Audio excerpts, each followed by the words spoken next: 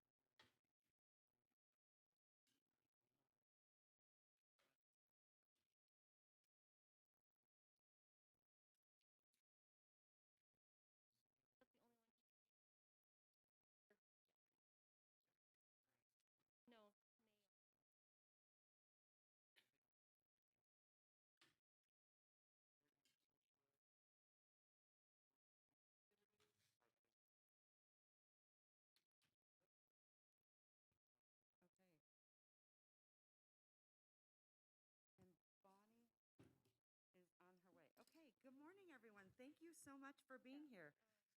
We are going to start off with the Pledge of Allegiance of the flag, and I would love it, and I just read the nicest article about you, my friend, Mr. Gordon Gassage. Would you please lead us in the pledge? Oh, hold on. All right. Hello? Thank you so much. It works? No? Sorry. Good morning, Madam Mayor. We're just getting this meeting started. So we're calling to order the meeting for February 22nd, a special meeting of the Reno City Council. And we're starting with the pledge. I'm sorry, I didn't hear who's leading us today. Mr. Gordon Gossage. Thank you so much. I pledge allegiance to the flag of the United States of America and to the republic for which it stands, one nation, under God, indivisible, with liberty and justice for all. All right, Madam Clerk, I'm going to send it right back to you for roll call. Thank you, Madam Mayor. Sorry about that. You were clearly ready before we were. But here we go. All right. Councilmember Breckus. Here. Dewar. Here. Delgado. Weber, absent at this time. Jardin. Here. Reese. Here. Sheevy. Here. Madam Mayor, you do have a quorum of the Reno City Council. Okay, thank you so much. At this time, we're going to head into public comment. Madam Clerk, I just wanted to let everyone know, obviously, this is a special meeting. We will resume our regular council tomorrow. But I just wanted to let everyone know this is an incredibly important issue. I'm so glad that so many of you are at the table. Oftentimes, we see different issues and things that come up the council, and we don't get this kind of feedback and response. And we really need to hear from you. We think it's really, really critical. It's been a top priority of the council for quite some time. And matter of fact, and I know we'll get into presentations, I do just want to let council know, what I would like to do is to make sure that every presentation is heard. I want everyone to hold off on their questions until after everyone's presentation. Write down any questions that you have, and then we will go back after all presentations are finished. Madam Mayor, question on that. Thank you so much. I've heard the presentations are really good. And in prep, the staff had reached out to me and I asked if, like, it looks like our treasurer is on and is going to give a presentation. Is it okay if we go speaker by speaker? I think there are about 4 or 5. And they're going to present on different topics. So would you just consider that rather than waiting for an hour? Or, Oh, what do you mean? well, there, there's No, different I would like presenters. to wait till at the very end. Okay. And then also, I will add an additional 3 minutes. 'cause Oh, that's fine. Usually, we need a little bit more time, and then we will wrap it up, just in the interest of time. And then, Madam Clerk, just make sure we're sort of moving along, because I know a couple of people have a hard stop at about 4. So, okay. So right, you're sending just back to saying you. that our treasurer will stay on through all the presentations, so we could ask him at the end. Okay, thank you. Can I clarify also? I'm sorry.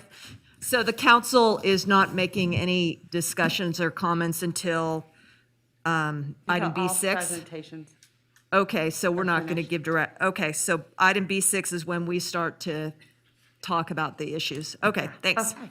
All right, Madam Clerk, back at you. Thank you, Madam Mayor. Our first item today is item A3, public comment. It should be noted for those in the audience that comments are to be addressed to the mayor and council as a whole. Comments heard under this item will be limited to 3 minutes per person and may pertain to matters both on and off the council's agenda. Please note that council may not take action upon any matter not agendized for possible action on today's agenda. When you are called on for public comment, please state your name for the record and begin speaking. The timer will begin when you say your name, and you will be afforded 3 minutes. Lastly, while in this room, please be respectful. Warnings will be issued by the presiding officer if there's disruptive behavior, and you will be asked to leave chamber if the behavior continues. Additionally, we do have quite a few participants out in the lobby that also want to participate in public comment. So I would ask, if you are completed with your public comment and not making a presentation, if you could exit chambers at that time so that additional members of the public can come in and also make their comment, that would be great. Our first commenter today is Lavon Reed, followed by Gordon Gossage, followed by William Mantle. Good morning, come on up. You look very patriotic, I love it. Good morning, Mayor, and good morning, Reno Council. First, I'd like to say thank you for letting me come. And I want to state that we do have a problem with the rent gouging in this community, in Reno and in Sparks. And right now in Reno, it's getting so ridiculous that as we built all these apartments that's supposed to be affordable, the 100 buildings in 100 days, that's awesome. But most people still can't afford to get into a decent rental place. And if you're on a fixed income and your disability, then you almost can't get into any place. I know because I pay $560 right now, and I live in a trailer in Sparks. I would like to live back in Reno, but I can't get anywhere. There's nowhere you can rent for less than like $1,200, and most of our bus drivers, who we've been working on the bus situation with 3 strikes, they can't even afford to get a decent rental place. So we have really got to work on this issue. And I want to champion the mayor because she has always put her head down and got to work behind the scenes and done a lot for this community. I don't think she gets enough credit, and we don't give her enough accolades to show you of all she's done, the improvements for Reno and Sparks.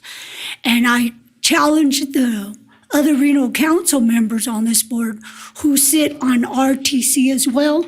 You need to change your thinking.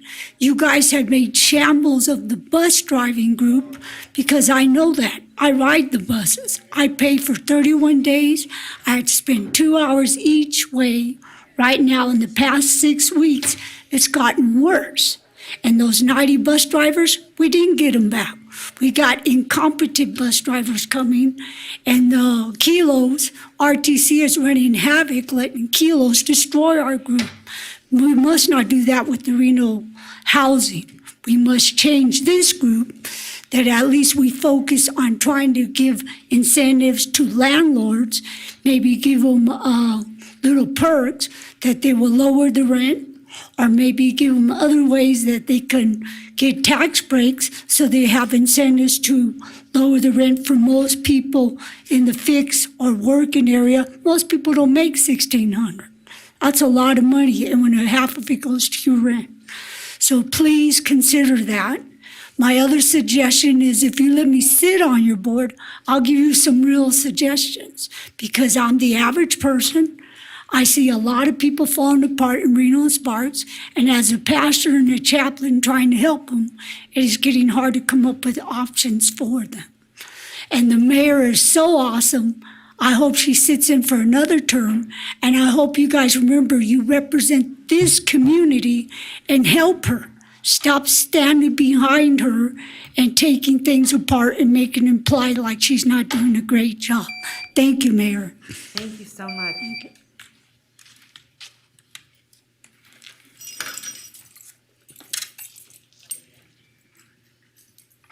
Gordon Gossage, followed by William Mantle, followed by Bill Sims.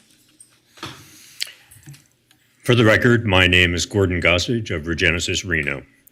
As we address our housing emergency together as a community, I'd like to share advice offered by our colleague Shane Phillips, author of The Affordable City. Shane details 50 solutions available to us. It's up to us to apply them to Reno.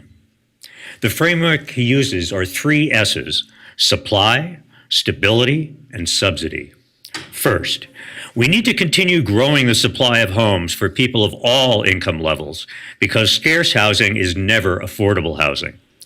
If there's one thing we should learn from our neighbors in California, it's that economic growth without housing production to complement it is a recipe for disaster. We must build more homes to accommodate growth and keep homes within all of 8-county Western Nevada attainable for all of our neighbors without drowning them in housing costs. We must give all more housing choices. We should preserve the undeveloped land that makes our home in Western Nevada one of the most beautiful places to live in our entire country. Second, although it's an essential ingredient, we have to recognize supply alone won't be enough. Building homes is the right response to addressing the economic realities of supply and demand, but we also have a moral obligation to protect our most vulnerable residents, where markets fall short. That means we also need policies to promote stability and security, especially for renters who have been harmed most by rising prices. Third, we need to intelligently deploy subsidies. Compared to most other places in America, our local and state revenues are low. Yet with the federal money flowing in, we have a once-in-a-lifetime opportunity to make investments providing benefits for our neighbors over decades. Building housing takes time. Stability policies can forestall evictions or rent increases, but they can't address underlying forces in the housing market. There will always be people who need financial assistance, yet our current programs are horribly inadequate. Our neighbors wait for years to receive federal vouchers. Local government programs only scratch the surface. It's time for our top employers with more than 50 employees to contribute to providing private sector vouchers administered by the Washoe Affordable Housing Trust. So this is not a Reno problem. We know failing to make smart investments in our housing supply and in the well-being of our neighbors will cost us for decades. These goals and policies necessary for success serve different needs. They operate on different timescales. We must massively increase our supply of homes. However, we must build recognizing the massive impact on existing communities. Some of our neighbors living here now may not be the ones benefiting from these inevitable changes. Regenerative thinking requires whole systems thinking. We must follow the 3 S's Shane Phillips outlines: supply, stability, subsidy. Conflict is a sickness we've created ourselves. We're paralyzed. Only radical cooperation now will end our housing emergency. Thank you. Thank you, Gordon. William Mantle, followed by Bill Sims, followed by Trevor Macaluso.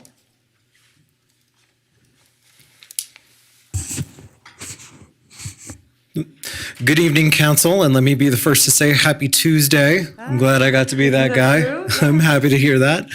I like that. I come before you today because 4 years ago, I ran for mayor, as probably all of you know, especially you, Madam Mayor.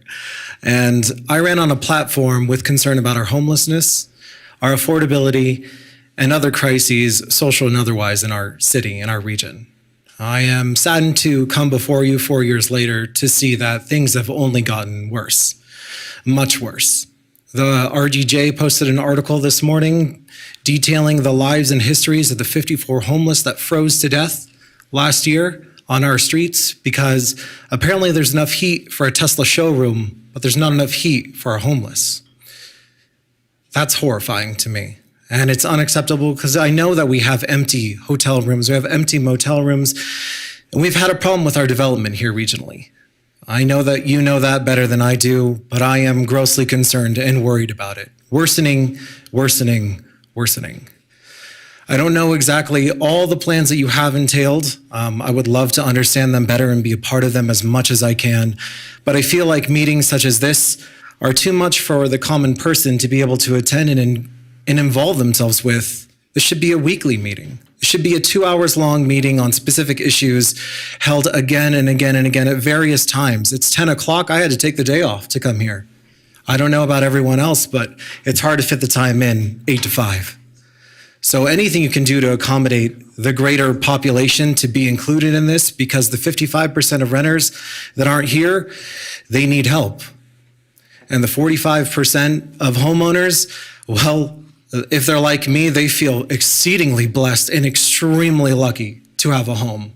I barely got one in 2020, and I certainly couldn't have one today. Not where I'd hope to live, maybe way, way out over on the border. I really implore you to do whatever you can to help as much as you can and include everyone more actively, because 10 a.m. meetings are not enough to bring in the community. And one meeting, as far as I know in the last 4 years, is not enough to address affordability. I wish you all the strength and diligence and guidance that you guys can explore and endure and express for us. And I do want you to know that I am running for mayor again in 2022 because I feel like we haven't done enough. And I want to put my hat back in the ring. Best of luck. All right, good, thank you so much, we appreciate it. And I would just say, I think that's a good point. One of the things, we just had a successful town hall, and I would just ask, possibly exploring maybe a 6 o'clock meeting via Zoom. We had over 400 people participate in that last one, so, and just to let everyone know, we will do a series of these meetings. I should have pointed that out as we start. But I think it would also be good to get some feedback sort of on the timing. So, all right, thanks. Madam Clerk. Bill Sims, followed by Trevor Macaluso, followed by Aaron Eddings.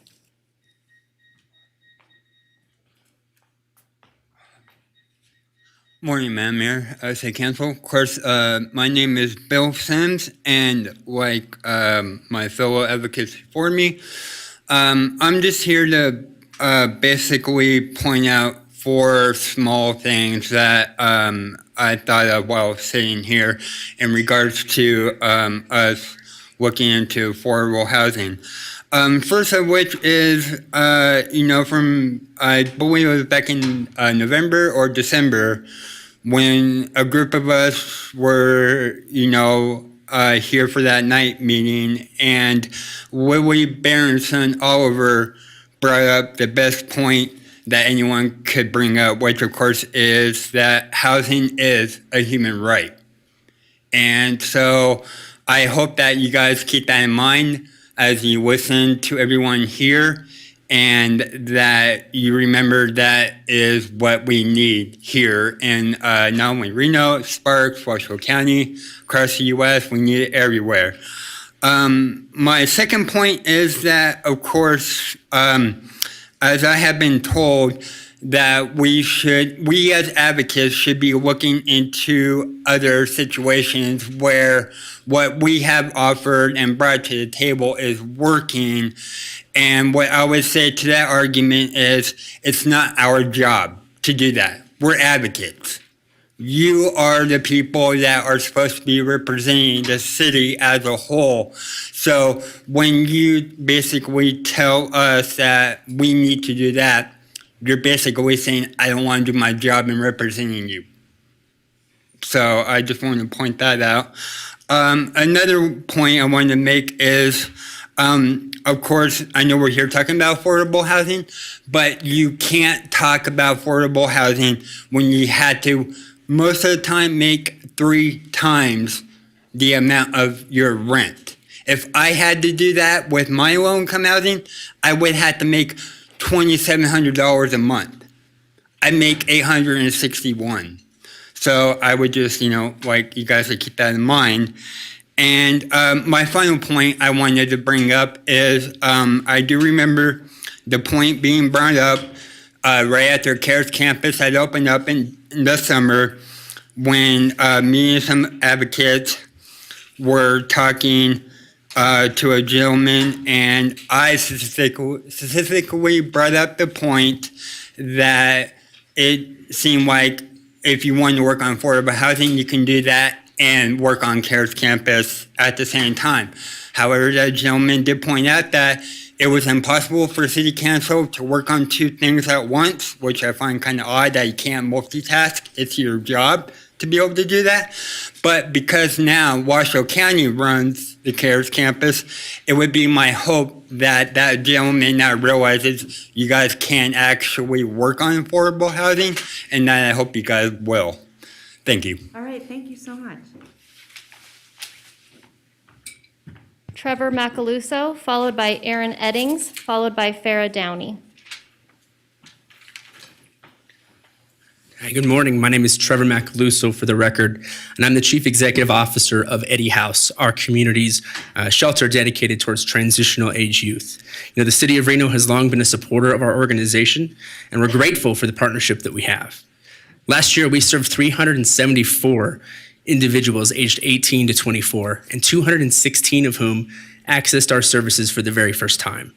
Both figures represent a roughly 10% increase over the number of individuals we served in 2020. This year, that was the year that we opened our 24/7 shelter on Willow. In addition to our shelter operations, which includes showers, meals, case management, clothing, etc., Eddie House operates a community living program. Our program works with individuals typically coming out of our shelter to help them grow holistically in their understanding of areas like financing, housing, careers, transportation, community, and health. Our 6-month community living program prepares these young people to live independently one day and reduce the likelihood of them becoming chronologically homeless themselves. Our biggest obstacle for our graduates who finish our community living program is affordable housing. Eddie House currently operates 2 transitional houses in the community for a handful of graduates, but the need is quickly outgrowing our capacity. What you're doing today is truly amazing. We appreciate this body is taking further actions to address the affordable housing crisis in our area. We are thankful for the City of Reno and for the Council for your continued steps towards taking supportive, innovative solutions towards solving this issue. I'm here today to say thank you on behalf of the individuals that we serve, and the Eddie House would love for you to consider including us on the next round of discussions around solutions to affordable housing as it addresses transitional age youth that we serve each and every day. We'd appreciate the opportunity to present on the projects we're currently working on.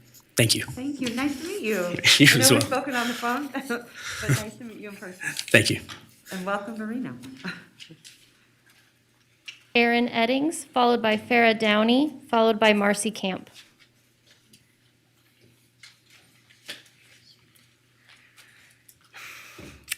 Madam Mayor and council members, good morning. My name is Erin Eddings, and I'm a case manager at Northern Nevada Hopes, a federally qualified health center in downtown Reno. I'm here today to share public comment on behalf of Hopes. Thanks for convening this meeting to focus on our community's urgent affordable housing crisis. Hopes is a safe place for our community members to access the physical and mental health services they need, as well as many additional ancillary services that help make that care as successful as possible, including case management, where we see the lack of affordable housing impacting our patients and our families. Hopes currently serves approximately 12,000 low-income individuals and families. Just over 54% of our patients live below the 200% of the federal poverty level. In the last 12 months, 1,540 adult Hopes patients have reported experiencing some form of homelessness. In 2017, 4,700 individuals were unstably housed in Washoe County, and the COVID pandemic has and will continue to exacerbate this problem. We know the affordable housing crisis in our area has and will continue to affect the overall health of our community. Each day, our case management team sees firsthand the tremendous obstacles our patients face trying to keep a roof over their heads and care for their families, often while working multiple jobs. Every day, my colleagues and I encounter patients who come in with pay or quit notices. Every day, patients tell us their rent is going up $100 to sometimes $300 with just a few months' notice. And these are folks that are usually on fixed income that are not going to come up with that additional money. Patients are receiving no-cause eviction notices. They're told they must evacuate their home as their landlord is no longer accepting Section 8.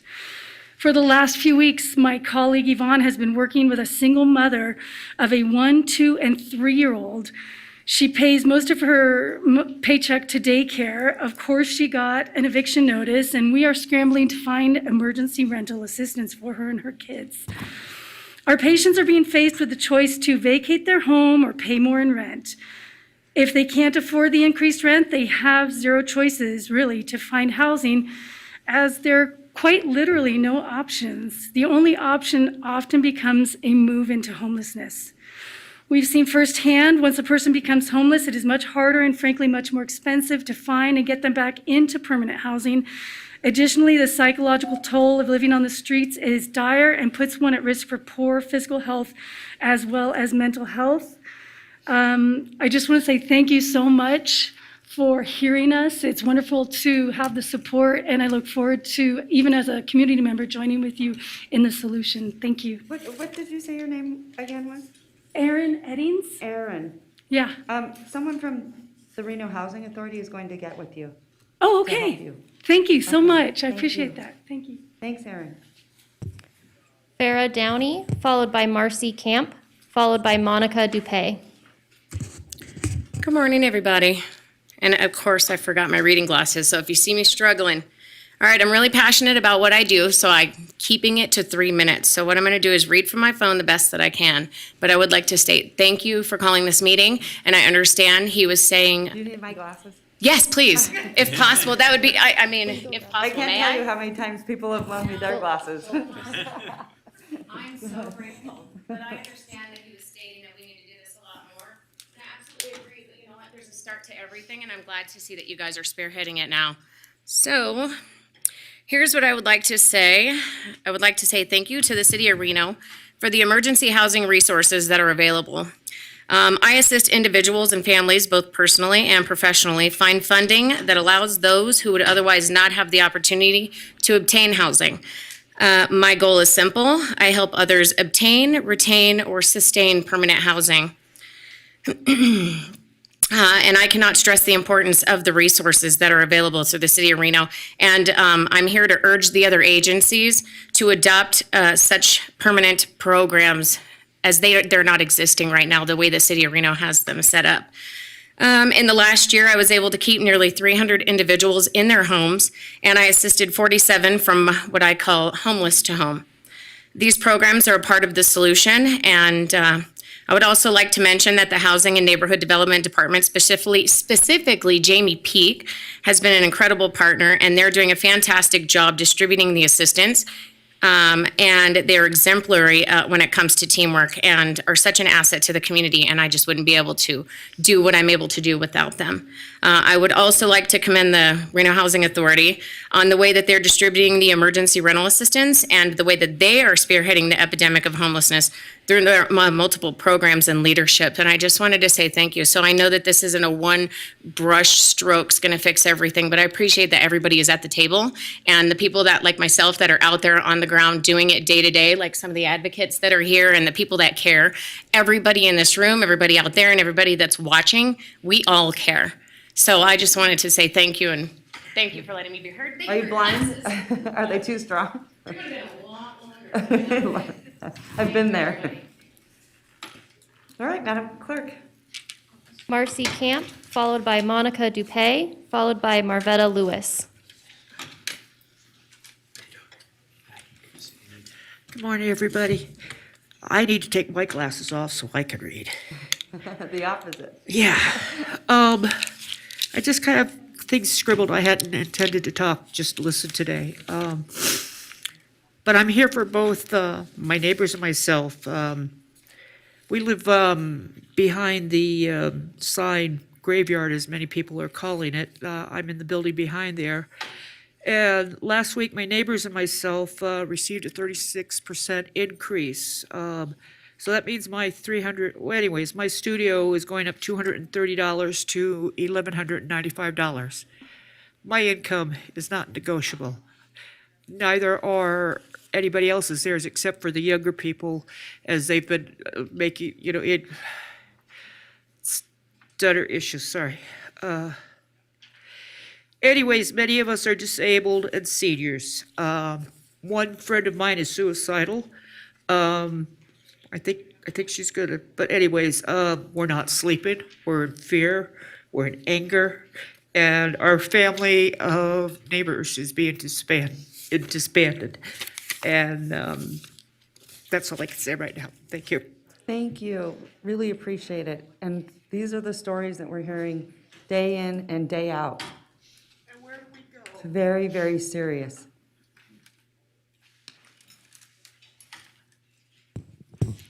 Monica Dupay, followed by Marvetta Lewis, followed by Nina. I'm just going to take this off so I could breathe a little bit while I'm up here. Thank you so much for having this meeting today. Good morning.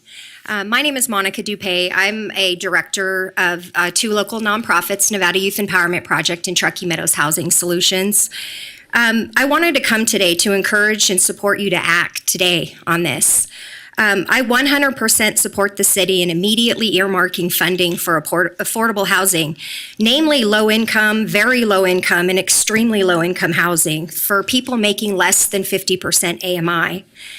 An easy way to do this, fast way to do it, is to earmark the funds to go directly to Reno Housing Authority to administer. They're our public housing agency, and they focus on housing development for our most vulnerable citizens, those making less than 50% AMI or making between $9 and $15 an hour. The market is never going to build this type of housing unless there are great incentives or policies to enforce it. So you have a rare opportunity today. Truckee Meadows Housing Solutions is presently seeking $1 million to close a funding gap for our 10-unit Gen Den. The Gen Den is an intergenerational housing complex consisting of 10 apartment homes, each about 400 square feet, with an entry foyer, a living and dining area, a bedroom, a bathroom, and a small terrace. The rents will be $500 a month. The units will be designated for seniors and young adults making less than 50% AMI, with age and income verified according to HUD standards. It's shovel-ready. It's due to break ground in May of this year. And it will provide an immediate response to adding some low-income housing units to our housing inventory. Whether we make the request through the city or through the Reno Housing Authority, our community would greatly benefit from a set of standards being applied to any project requesting these dollars to ensure projects are shovel-ready, viable, and a true public benefit so that we can make the most of this once-in-a-lifetime funding. Thank you in advance for your time and consideration and the hard work you're going to have to do. Thank you, Monica. Marvetta Lewis, followed by Nina, followed by Nicole Anadrapesis.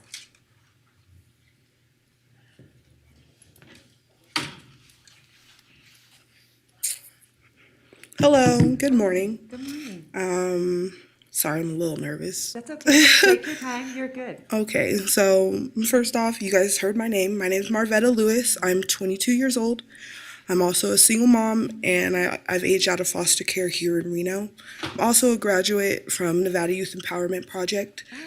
I am employed, but rents are it's crazy. It's crazy right now. I grew up here, you know, and just seeing the dramatic change as far as like being able to support yourself financially here is it just blew my mind. I'm an adult now, and now I can't even, you know, figure it out because everything's just so expensive. But let me get back to my speech here. I'm just glad to see that there are more people becoming aware of the needs of the low-income population here in Reno. People like me. This money is a big deal because it could be a big help. It's important for others to pay attention to this problem because we can't fix it on our own, you know, and I don't know, I think that's the end. You did a great job. Thank you. We couldn't tell you were nervous at all, so we won't tell anyone. Great job, Marvetta. Nina, followed by Nicole Anadropoulos, followed by Donna Clontz.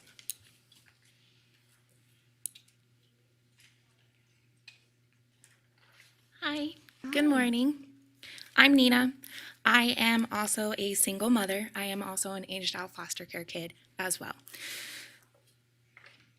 I work 2 jobs. I do over 60 to 70 hours a week, plus I'm in school, which adds another 30 hours. That doesn't give me enough time to spend with my son. And even working these 2 full-time jobs and trying to go to school to get the money for school, as well as pay for daycare and rent, which is $1,500 for a 1-bedroom, and I have to share that room with my 4-year-old son. That is really hard. So I encourage the city council members today to approve of this money for affordable housing. That would be in the best interest of not just me and other people that are going through my struggle, but seniors as well, or anybody that is struggling to pay rent. Thank you. Thank you, Nina. Nicole Anadropoulos, followed by Donna Clontz, followed by Paula McDonough. It's Anna Gapasis, by the way, but next time. I speak on behalf of an organization of the people. We're called Family Soup Mutual Aid. Once again, I am wondering why an allotment of 3 minutes per person in public comment is enough for this council. We've been begging for help with affordable housing for a very long time, and you're just now getting around to it. So, your tolerance of 3 minutes of free speech is lip service. I'm required to mention that I'm speaking to council directly, but I'd like the community to know that I am speaking to them as well. I trust they're listening. I'm not sure if council is. I'm asking as a working class member of this city for those of you who are as enraged as we are for your help, even though I know that you are stretched thin as it is. This city does not welcome us impoverished, us marginalized, and us treading vicious water welcomely. We are targeted, hushed, and compartmentalized, and our ideas and frustrations are generally tossed aside, only for those of elite and political and economic status to be set upon a pedestal to continue to wreak havoc and violence upon us. Affordable housing in this city is determined by business owners who do not reside in our zip codes. It is determined by out-of-state real estate developers. It is determined by ineffective and disillusioned politicians. It is determined by members of this council living in $3 million homes with 5 bedrooms and 4.5 bathrooms. Affordable housing should be determined by the people as it is for the people. The concept of affordable working class sanctuary should never be in the hands of those who haven't done a true day's work in a very long time. Houselessness has doubled in the past year. 54 known dead unsheltered in this past year, and that was under everyone here's watch. FEMA-style mega shelters have dominated the conversation, as those of us struggling to share our voice and provide resources to unsheltered people in this community are often offered 3 minutes to plead for resources and to stop violent sweeps of encampments in this area. So working class people of Reno, I am asking you to recognize that the members of this council and of our government do not represent us. They represent only themselves. We as a collective community need to impress upon them our distrust, our disdain, and our rage towards this circus that they have presented. We deserve, demand, and will accept nothing less than a seat at this very exclusive table. Discourse is imperative, but so is demonstration. And summer is around the corner. We will not applaud whatever half measures you, council, decide for affordable housing in this city, as I assure everyone that it will not be enough. I will not assume that this sort of bureaucratic mess will work out in anyone's favor other than your own, because I have seen it and I have been a victim of that violence. You have proven time and time again that your efforts are only paving the way for whatever rainbow-clad brand of oppression you seek to impress upon those struggling within this city. This community is exhausted in offering answers when these problems, when you refuse to listen to them. I implore the people of Reno to get involved with one of the myriad mutual aid organizations within this community and recognize that we as a network are a threat to the powers that be. Get involved, get unified, and please join the fight, everybody. All right, thank you so much. Donna Clontz, followed by Paula McDonough, followed by Paula Pennington. Good morning, Council and Mayor and Mr. City Manager. Morning. So nice to see you. My name's Donna Clontz. I live here in Reno. I have been the leader of the Senior Advisory Committee for the City of Reno in the past. These days, I'm more spending time with Washoe County Senior Advisory Board and with the Age Friendly project that this council approved several years ago. I gave the clerk a copy of an article that I wrote in January that was published in the Senior Spectrum newspaper that details a lot of ideas that all of us as seniors in the community came up with for using those funds. One of which is, and one of the most important, is affordable housing. The ideas for housing services were given by the Washoe County Senior Advisory Board to Washoe County Commission for use in their determination of how they would use their American Rescue Plan money. And one of those ideas involves hiring a navigator, a housing real estate expert person that would help people find those homes, whether it be inside a housing authority kind of system or even affordable apartments in the community that they could qualify for, as well as emergency services to help them if they're homeless. The age-friendly action planning team came up with several ideas for housing. One of them is to help support people with who are fixed income seniors, low income seniors, to find some support funds that could help their landlords offer them a longer term lease so that they would know what was coming in the next few years. The other idea has to do with working with a housing authority to create a fund that could help matching funds for landlords who are willing to be part of the regular housing authority voucher program. So those things, in addition to the need for building more affordable housing in our community, are things that all of us care about. As you go about your decision making, as you're talking about especially the workforce housing, that kind of housing also fits the needs of fixed income folks here in our community who've been here for most of their lives, who've been your taxpayers and your voters for so many years. And we would urge you to take them into account as you're considering ways to build that kind of housing here in the community. So thank you so much for putting all of these informational items on your agenda today. I think we're all going to learn a lot from all of the experts that are here this morning, and look forward to working with you on making some of these things happen. Thank you. All right, thank you so much, Donna. Nice to see you. Paula McDonough, followed by Paula Pennington, followed by Ann Buha.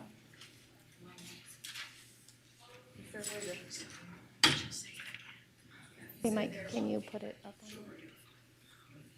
I don't know if I have it right side up or not. If you just put it the direction you would look at it, we'll go ahead and get it up on the board. All right. Thank you. Oh, good, okay.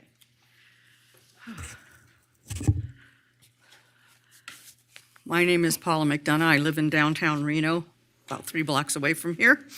And I want to invite everybody to this vigil. It's an interfaith candlelight vigil that'll be taking place tomorrow evening right across the street in City Plaza at the Free Speech Stage. And it's to remember the 54 homeless, unhoused citizens of Washoe County that died during 2021. And at the beginning of 2021, the census of homeless, I believe, was about 392 people, and at the beginning of this year, it was nearly 700. So as you can see, the population is growing, and 54 is quite a large percentage of 300 or 400, roughly, people. So anyway, I want to invite you to that, and I just want to say that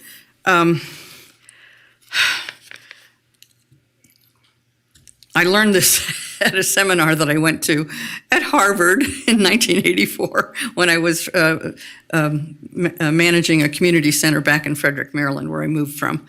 And the homeless population is comprised of three different demographics. About 1/4 are homeless due to addiction problems, alcohol, drugs, that kind of thing. About 1/4 are homeless due to mental health issues. Thank you, Ronald Reagan, for closing down all the mental health hospitals with no plan B. And the other half are what's known as situationally homeless. And they are people who have either been priced out of the place they were renting, or they lost their jobs, or they just aren't making enough on their job to be able to find something they can afford to rent. So affordable housing is very, very important. On what I make, I've been retired now for 8 years, and on what I make on Social Security, even with the new advance we got, if I had to rent a studio apartment at today's prices, I would have about $100 left every month to pay for food and utilities. And that would be all. And that's impossible, as you can imagine. So I just want you to consider these things as you're coming up with your plans for affordable housing. And I want to invite everybody to attend the vigil, which will be tomorrow evening right across the street. Thank you very much. Thank you, Paul. That was excellent information. Yes. And you'll all be getting a copy. Thank you. Paula Pennington, followed by Ann Buha, followed by Jack Scheffler. Additionally, if you are in Zoom and you would like to participate in public comment, please at this time raise your hand.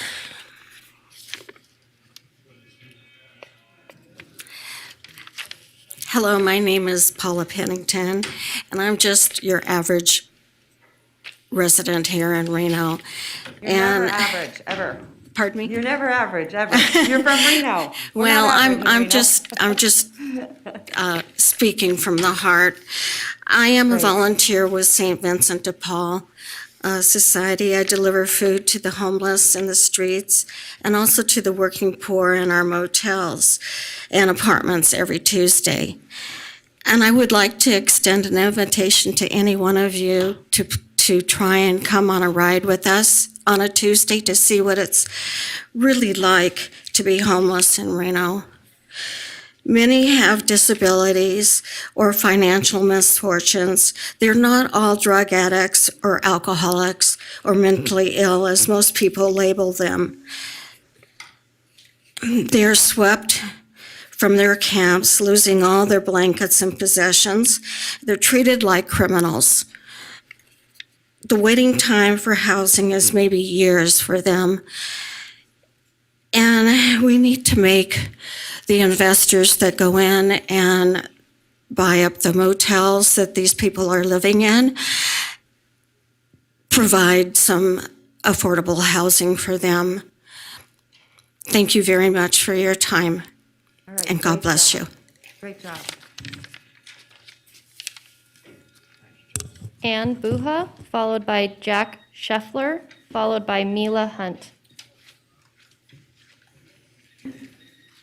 Good morning. My name is Ann Buja. I work with Paula every Tuesday morning. We bag up food, we box up food, we take it to the hotels.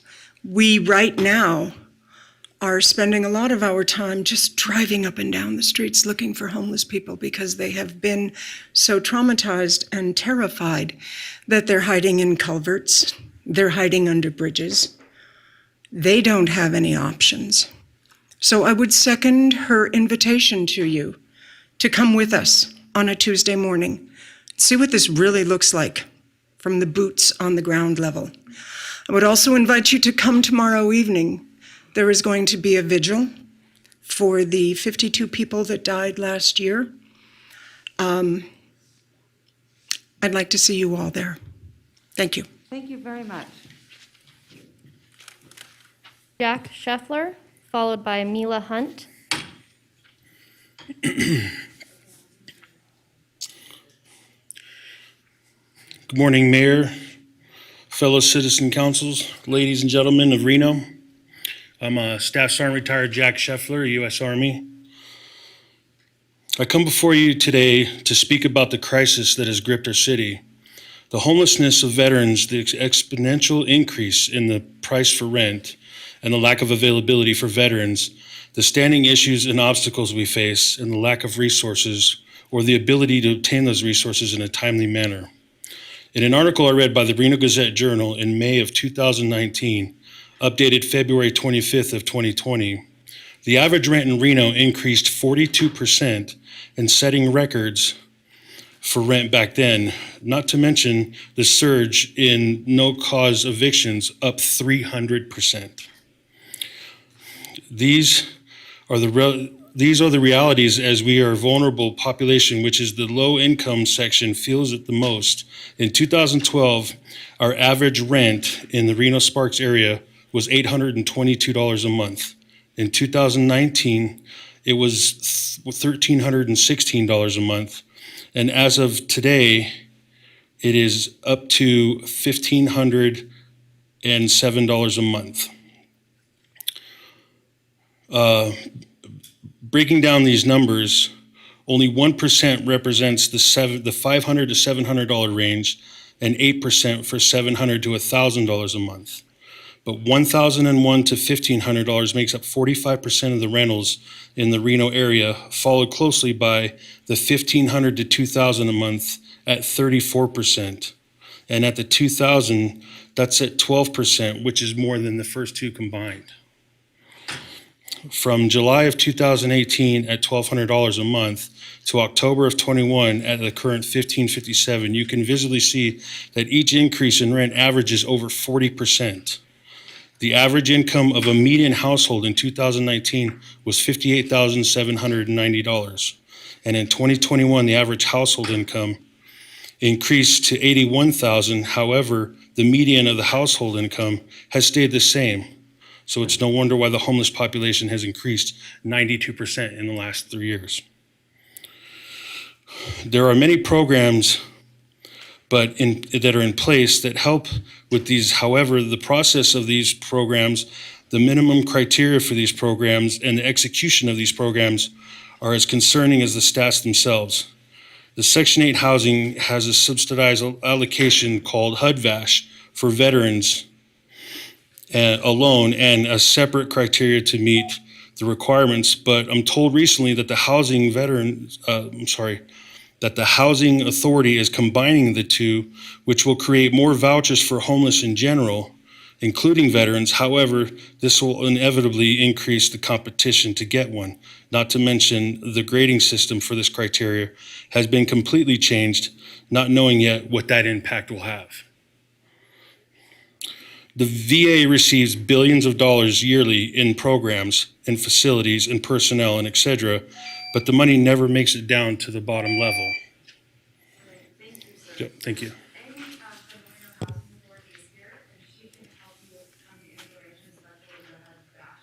Okay.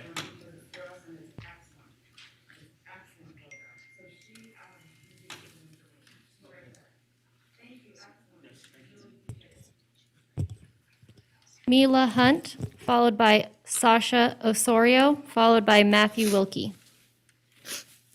Hi. Hi, good morning. Good morning. My name is Mila Hunt, and I'm very emotional because I'm here for my son. I'm not here for me. My story is my son is mentally ill, and I never thought in my life I would deal with this. He was a 4.0 quarterback at McQueen, but mental illness is no respecter of persons. I never worried about housing because I owned a home, and I knew I would take care of my son for the rest of his life, like any parent would. But during the pandemic, I had to sell my house, which was fine. Obviously, it was at the height of the market, so I did okay, and I wasn't worried. I could still find my son housing. My son is on Social Security. He makes $800 a month. He didn't qualify. Finding my son an apartment was like purchasing a home. And I'm really good at tasking, and it was really hard. And I did. I found him an apartment, and it was $1,000 a month, and it has increased to $1,300, which is okay. I'll work a million jobs to pay for my son. That's not the problem. The problem is something that I'm experiencing right now that I never thought I would experience. Social Security told me I can't help my son. My son is living beyond his means, and that my son needs to be in affordable housing and government housing. I don't even know what government housing is. So I'm maneuvering my way through the system, and I'm finding out that there isn't any, and that my son's going to lose his Social Security, or he's going to have to pay back being overpaid for every time I gave my son $1, and I fed my son, and I bought him gas. They want the money back. They can have it back. I need a place for my son to live, not because I can't work 4 jobs, because I'm not going to be here forever. I'm 60 years old almost, and I'm living every day to set my son up for when I die. My son can't depend on me. I'm giving him a disservice by taking care of him. I thought I was being a good parent, but I'm realizing I'm killing my son, because when I'm gone, nobody's going to go pay his rent. Nobody's going to go pay his power. He's not going to have Social Security because they're going to take it because I'm helping him. I never thought this could happen in America. So I got my son on the list. It was hard, and I'm good at tasking. I don't know how mentally ill people would get themselves on a list. I don't know how they would follow up. I don't know how they would have 3 times the rent. They told me that if I get him an apartment and they accept Section 8, that he'll go higher on the list.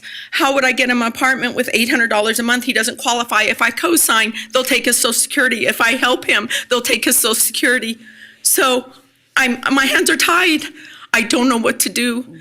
And I'm okay right now, but when I'm gone, my son will be one of those homeless persons. Every time I look at one of them, by the grace of God, there goes my son.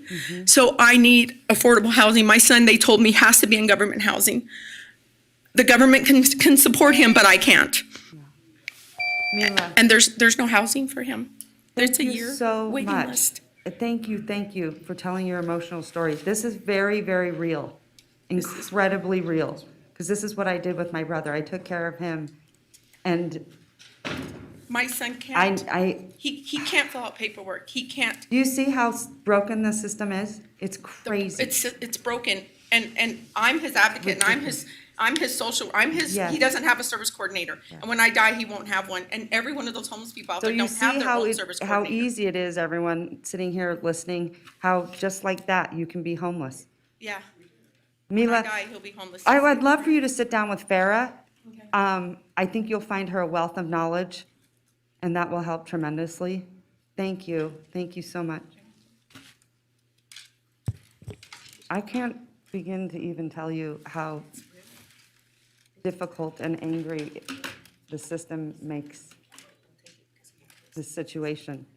And I mean, it goes from the federal level right down to the local level. And the federal level needs to be listening to us. They need to hear the local governments. This is where we work 365 days. We don't get to hide out over here. And it's been incredibly broken for far too long. And especially, we're talking about housing, but then we also talk about the mental health piece of it, which, my God, we are failing. And that's the pandemic that no one's talked about. That's the one that no one wants to talk about. All right, sorry. Go ahead, Mickey. Our next public commenter is Sasha Osrio.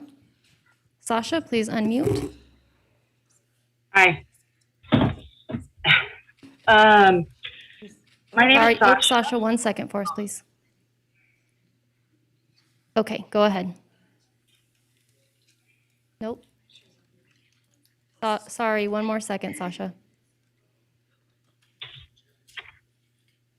Sasha, can you hear us? I can hear you. Can you hear me? Okay, great. Yep. Please state your name for the record, and you have 3 minutes. Okay. My name is Sasha Osorio. I'm a UNR graduate student and teaching associate. My current main focus has been affordable housing. There's 6 points I wanted to touch on with you guys. One of them is the RHA. The second one will be community involvement. The third would be renter aid. The fourth is community panel. The fifth is city council's responsibility to their citizens. And the sixth would be community and student voices. The first thing when I was looking over the agenda for today is I'd really like to caution City Council on involving RHA when it comes to affordable housing. You've already heard a few stories of people, well, there was 3 already that had spoke about how they would be cut off if RHA was involved and made this low income housing instead of affordable housing. The 2 are separate issues, they're completely different. The second one is community focus. I think that we need to look at involving the community members in setting standards for rent. Something reasonable for affordable housing is apartment complex that goes based upon somebody's paycheck stub, and they require 30% of that income to go towards their rent. There's no hoops to jump through. There's no ridiculous amount of paperwork. There's no cutoffs, nothing like that. Actually, the third one I wanted to focus on was renter's aid, but that's for the people that rent. That's for like me or Cindy down the street that owns a home that rented it out, and then the COVID cut off rents to where they didn't have to pay rent, and then these people lose their homes that they were renting out, even though the prices were reasonable. And then corporations came into Reno and decided to take advantage of that, buy them, and rent them out for twice the price. We really need to consider a bailout for them. I'm going to skip over a few things. I think a big point I want to make is that you guys as the City Council have a responsibility to empower your citizens and involve them in these critical debates, which is not happening. Proper rationalization will only come from a diversified community voice of those affected and those who are not affected as well. We need to stop setting guidelines for how people should live because not every person is the same. And I would be honored to help out and to serve as a community member at voice and also as a UNR student voice. There's a lot of students struggling with housing right now. It's ridiculous that don't qualify for low income housing because they're still under the age of 25 and under their parents' income, but their parents can't really afford to get them a place in Reno. So I know quite a few students who are homeless right now. Let me see if there's anything else. I guess the biggest point I want to make is that we need to set an example, and if we do this correctly, we could set an example for the rest of the states in the United States. And I think it's important that we really do get on it and get our community involved. That's it.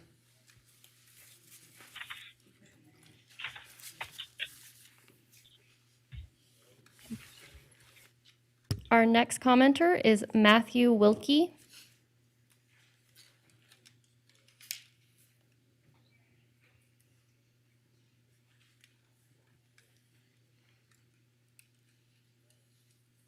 Matthew, please state your name for the record and begin speaking.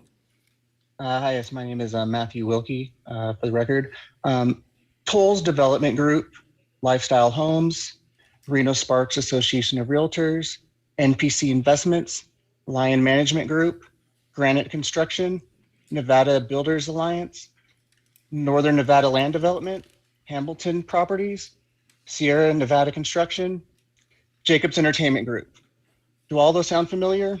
I hope so. Just between all of your previous elections, these groups have donated over $100,000 to each of your campaigns, not to cumulative to your guys' campaigns. So it is great. It's fantastic to have these meetings. It's great. You know, I took the day off to be here, obviously, but it's great to have these meetings, but it doesn't really mean anything when these are the people that put you behind the dais. When these are the groups, these are the businesses that hold the decisions. So we need to start having changes.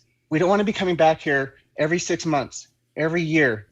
It's 100% increase in homelessness, an almost 900% increase in homelessness when John DeCarmine was here laying out what he needed to at the CHAB.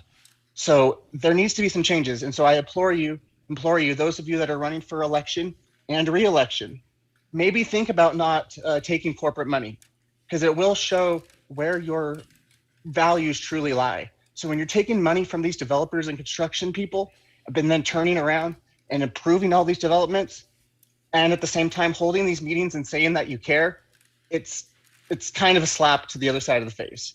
So I implore you, don't take corporate money, and please help out your fellow neighbor. Thank you.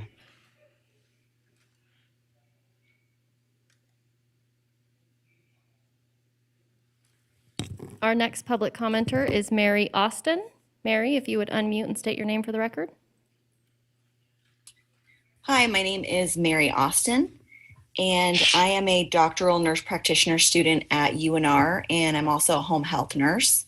I've been a home health nurse here for 8 years, and I've seen patients in motels past and present.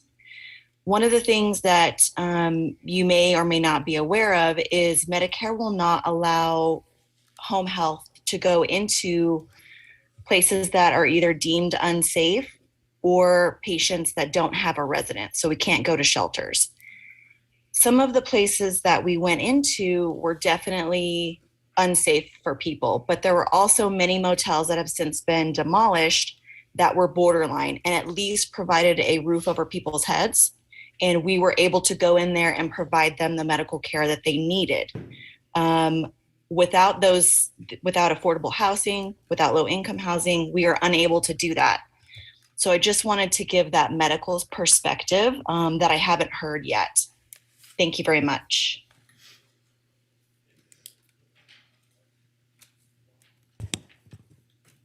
Our next commenter is Juliet Hassenflug, followed by Doralee Martinez.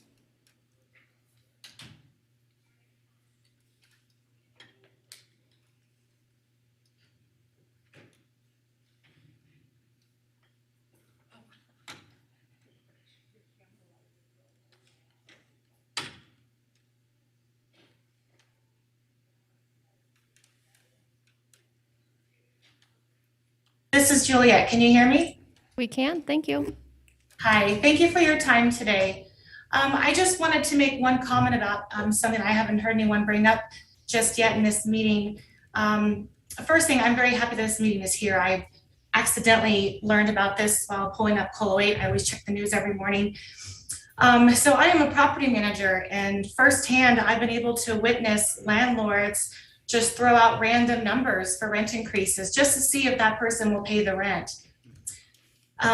That's very disconcerting to me because, for one, I am the one who has to tell that person, hey, your rent's going up $200, $300, and I'm sorry if you can't afford to pay it, you have to move out.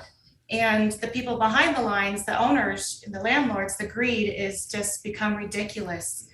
And I just want to make a comment that maybe we should look into rent capping or discussing how the greed is become such a problem with local, I don't even want to say local landlords, probably investors coming over from California that's turning our housing into a chaos. It's very chaotic over here. So just wanted to put that out there and thank you for your time.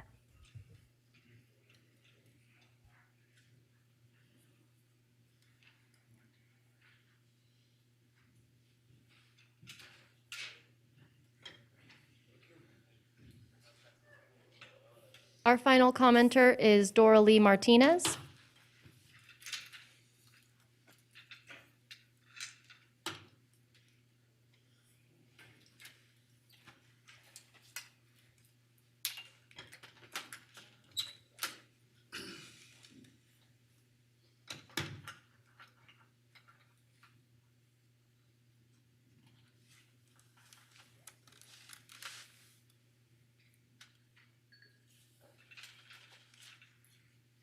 Please state your name for the record and begin speaking. Good morning. Could you all hear me? We can, thank you. Oh, good morning, Madam Clerk. Thank you. Great job. Good morning, Mayor and the rest of the council. I wish I could say it's so nice to see you guys, but it's a pleasure hearing your voice via virtual. I'm so grateful that you guys are doing this meeting for affordable housing. And like the prior speakers, I would like to echo what they said regarding those who are making $800 or so a month. Please keep that in mind, twice as much, that type of salary, that type of item.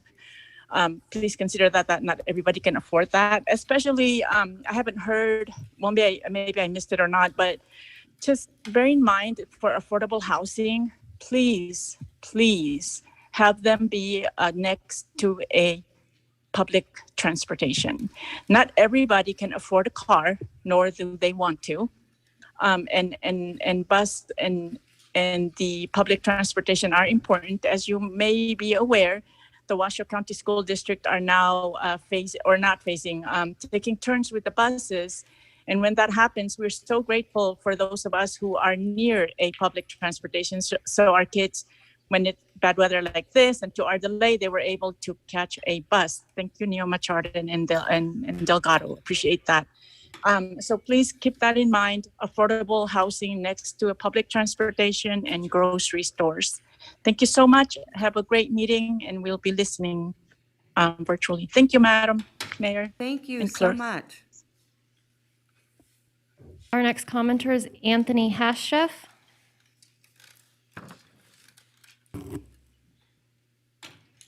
Anthony. Anthony? Hi, everyone. Can you hear me? Hi. We can, thank you.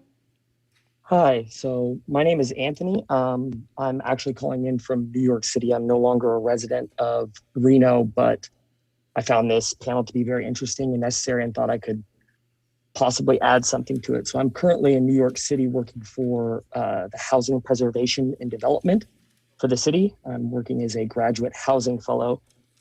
And I was just wondering if the city council has thought about retooling zoning districts to include affordability requirements.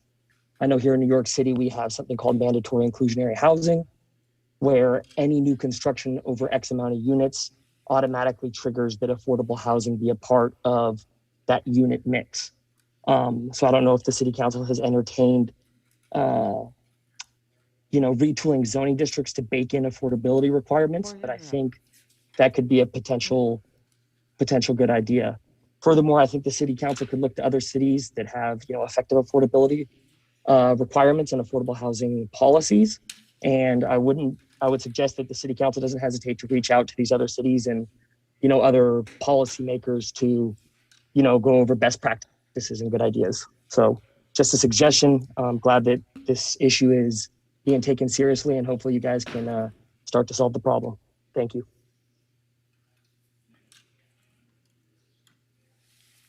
All right, Madam Mayor, with that, we have no additional live public comment. It should be noted for the record that we did receive one comment, which was general in nature, received prior to 4 p.m. yesterday as a concerned comment. Additionally, we have 3 public comment voicemails, which we'll transition to at this time.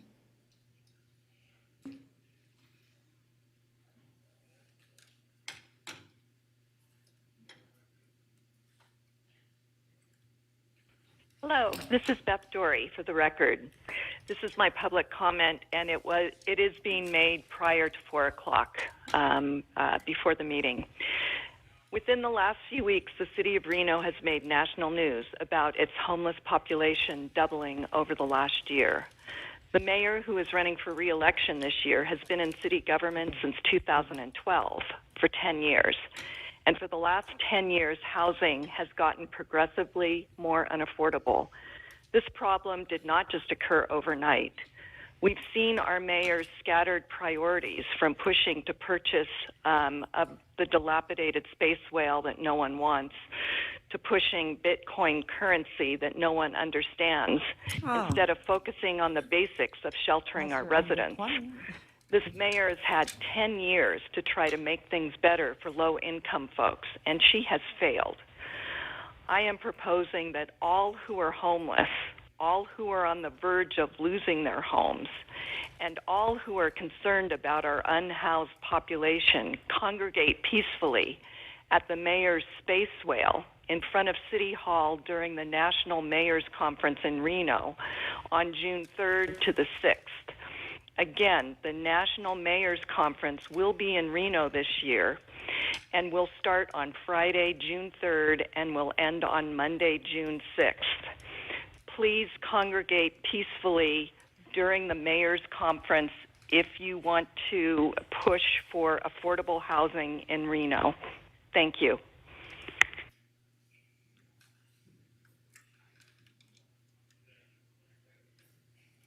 Hello, my name is Mallory Johnson. I've lived in Reno my entire life, and I'm a concerned citizen about the housing crisis. More and more people cannot afford the high prices of rent, causing a ripple effect of problems, including more people sleeping on the streets. The homeless shelters are overcrowded and come with their own set of issues that also need to be addressed. But going back to the root problem, the city of Reno needs to prioritize people over profit. Please make more affordable housing accessible to all the people here in our city. We really do need this from you. Thank you for your time and have a great day. You need to hold these incoming developers of apartments accountable for putting more Reno residents out on the street, homeless and suffering. I have been retired for 8 years and make a decent income of over $2,600 a month. I'm single. Now, with 2 bad knees, I'm forced to look for a job to stay in my West Creek apartment in Northwest Reno. I've been in the same apartment for over 16 years, keep it immaculate, have no letters in my file for rule violations, and I'm facing another huge increase in June. I started out at $680 and now pay $1,120. They are going to raise my rent somewhere between $1,450 to $1,600 a month. We pay water, sewer, trash, and electric. Our amenities are a laundry room where the equipment has only been replaced one time in 16 years, and a gym that's the size of some people's walk-in closet. I'm still looking at the fall leaves and tons of pine needles behind my apartment and bedroom window, which is a huge fire danger. Not to mention 6 dead shrubs outside my dining room window. I maintained those shrubs for years, and they were huge and lush until they hired the cheapest landscapers in town, and they killed them. But we still pay with fire dangers and no view. I worked in property for 5 years as a leasing agent and manager, and what our mayor is allowing to happen in Reno makes me regret I ever voted for her twice. Please do something. Thank you very much. You may reach me at Linda Howard, LKH, @gmail.com. Thank you.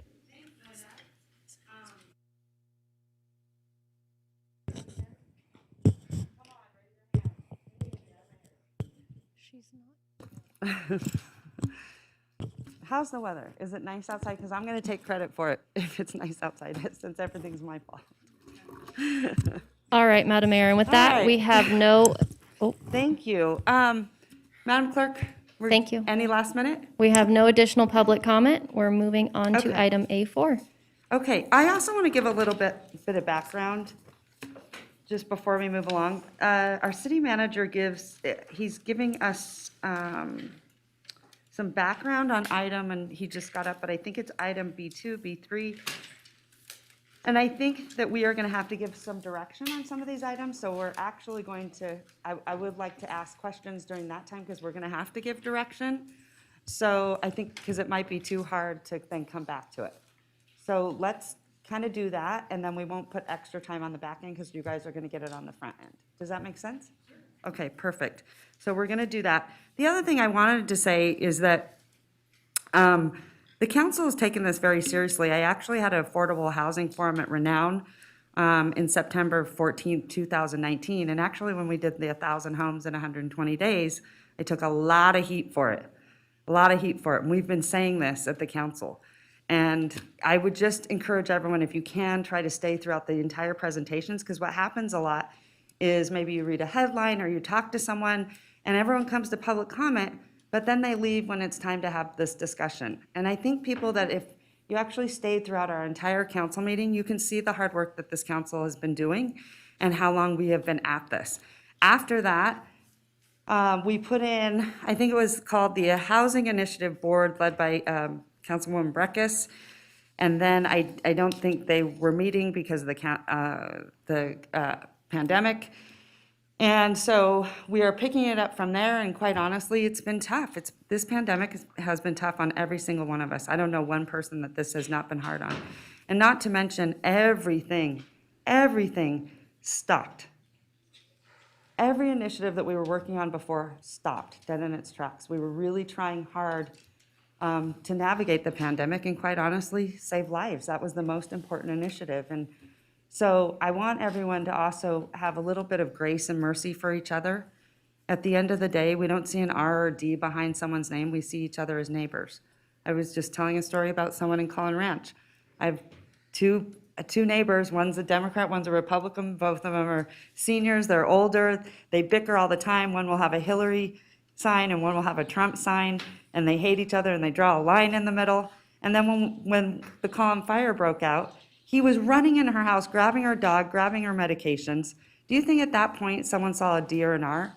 No, they saw each other as neighbors. So let's bring that back. And, you know, I get it. I signed up for this job. I can take, you know, the sort of comments that I get. You know, I stay off Facebook for a reason. But at the end of the day, I would just ask to love each other a little bit more. We've been through a lot. People have lost a lot. They've grieved a lot. And have a lot of compassion for each other and our homeless. Many of you are out there doing amazing work. I know this firsthand. Farrah and I have been through a lot of journeys together with our homeless population, right? At the motels. We've been there. I've known, Naomi's been there. Councilwoman Dewar, there's many times I've called each of them and said, hey, come and help me at this park in the middle of the night. Hey, I need clothing. Every single one of them have been kind and compassionate. So it is really hard to hear when people say you're not doing enough. And guess what? Anyone can run for office, and I would encourage you to do so. Honestly, it takes all of us. So please get involved, run for office. I think that's great. The more people we have at the table, the better off we will be together. You know?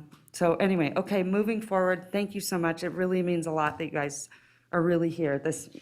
It does, because honestly, without you guys also pushing, we don't get to make the sort of inroads that we need to make. So again, I'm grateful. Okay, we've got some great guests. I'm really sorry to say we have our treasurer, Zach Conini, as you would say. No, Coning, who's a good friend. And we also have another good friend of mine, Eric Jimenez. Hello, thank you for being here. Mr. Treasurer, it is so nice to see you. And I think a lot of people are saying, okay, what's Madam the Mayor? treasurer doing? Madam Mayor, if I might, I'm sorry, we didn't approve item A4 yet. Oh, okay, we can do that. All right, I have a motion. I have a second. All those in favor say aye. Aye. All those opposed? Motion carried unanimously. All right, getting back to you. Mr. Koning, how are you feeling? Uh-oh. Uh-oh.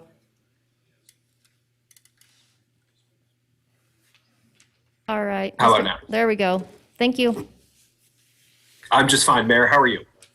Hi, it's so nice to see you. So everyone, welcome our treasurer of the state of Nevada, the one and only Zach Koning. Thank you for being here. Probably some people are wondering why you are here. And also, one of the reasons why I have so much respect for you, we work closely together.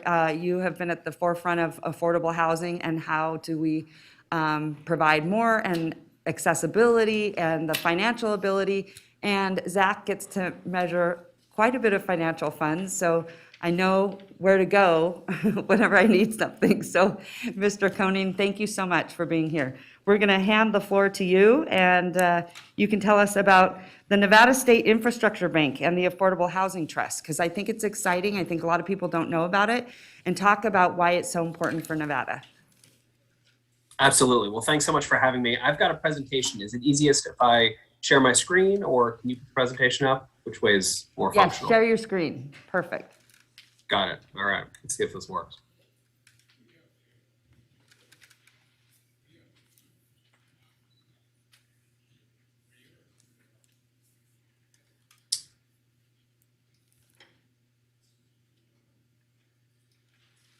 How's that? That look all right? Looks great. Okay, perfect. Well, thanks so much, Madam Mayor and Reno City Council. It's good to see you all, if virtually. I have the pleasure of being Nevada State Treasurer Zach Conine, and I'm here today to talk a little bit about some of the work that the state has done on affordable housing and some work that we are doing. Moving on, I think we heard a lot about this during public comment, and I don't need to spend too much time here, but we have a deficit of about 105,000 affordable housing units in Nevada. Nevada is also about 84,000 units short for extremely low income individuals, those earning less than 30% or so of area median income. As we've seen both in Reno and around the state, rental prices in Nevada have outpaced the national average from an increase perspective. Average monthly rents in Reno and Sparks have increased more than 21% since 2020. To afford a one-bedroom home in Reno without being housing burdened, a person would need to have a household income of at least $51,000, right? We know the problem is magnificent and large, which is why we're doing some unprecedented things. Now, during the pandemic, we were able to do some great work, I think, to help keep people in their homes. And Madam Mayor, you referred to this a little bit earlier on. We needed to keep people in their homes in order to keep them safe. That was step number one. But step number two is making sure they can be there as we move forward. Early in the pandemic, some people don't know this perhaps, but we were able to work in our office with banks, credit unions, mortgage servicers to make sure that foreclosure protection was available to Nevadans before it was available to the majority of the rest of the country.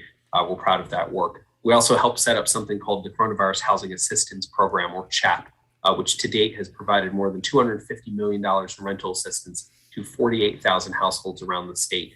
21 million of that has gone to support more than 3,000 households in Washoe County.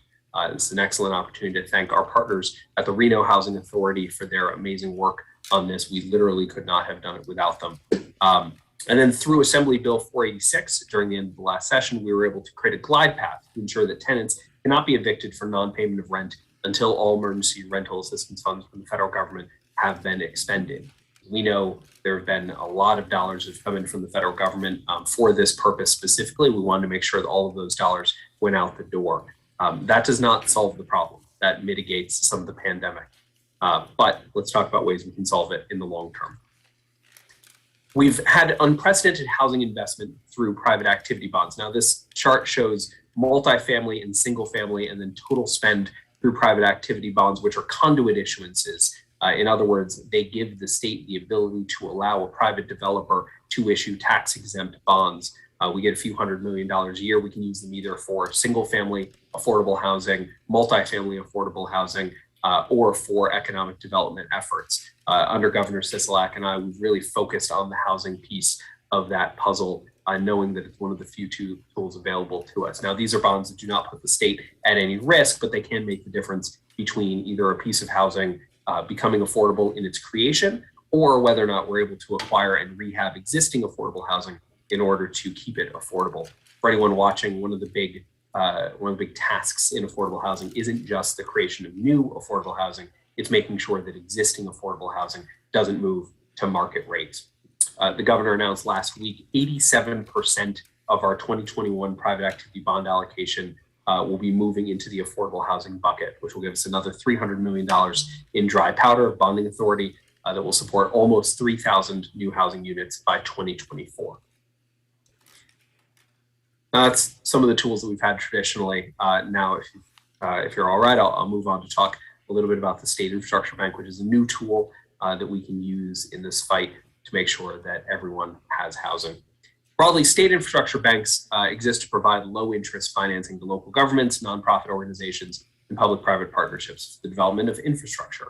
We created a bank originally at the state in 2017 in preparation for an infrastructure week that didn't show up for a couple of years. But the creation of that bank gave us a tool that then in 2021, we were able to shift and broaden so that it includes very, very broad and focused uses for affordable housing and other things. But originally the bank didn't have the ability to do any of that. It was transportation projects and utility infrastructure. Not a single dollar went out the door. So in 2021, through Senate Bill 430, we expanded the types of projects that could be funded, and then you see a list on the board today. Social infrastructure is the one that we're specifically here to talk about because in social infrastructure lies housing. And so we were also able, through our office and the state's highest credit rating in history, mentioning, we were able to borrow additional dollars, which we were able to use to put $75 million into the State Infrastructure Bank for the first time. So we were able not just to create the tool that we need, but in order to fund it for the first time so that we could do something with that. $75 million of general debt, general obligation debt will be used for the capitalization of that bank. Now, within social infrastructure, we can finally finance these projects that we couldn't do through private activity bonds, and we haven't had the capital to do historically. So these are projects, capital projects like healthcare, education, affordable housing, homelessness, food security. Affordable housing rose to the top of that pile very quickly. As you know, Mayor, we were at a couple of them together, and also some of the members of your council joined us. Thank you for that. The governor and I and legislative leadership did the Every Nevadan Recover tours, right? That Nevada Recovers listening tour. We went all around the state, more than 120 meetings. And the topic that we heard about most frequently was housing. How do we get more housing? How do we make sure that the housing is more affordable? How do we have transitionary housing? How do we have housing for veterans, housing for everyone else?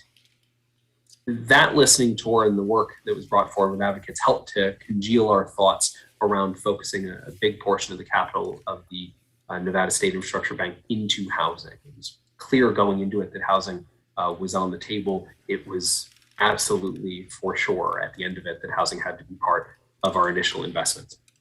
So we put together a capital allocation plan for that $75 million. $20 million will go to affordable housing. We can talk a little bit more of that in a second.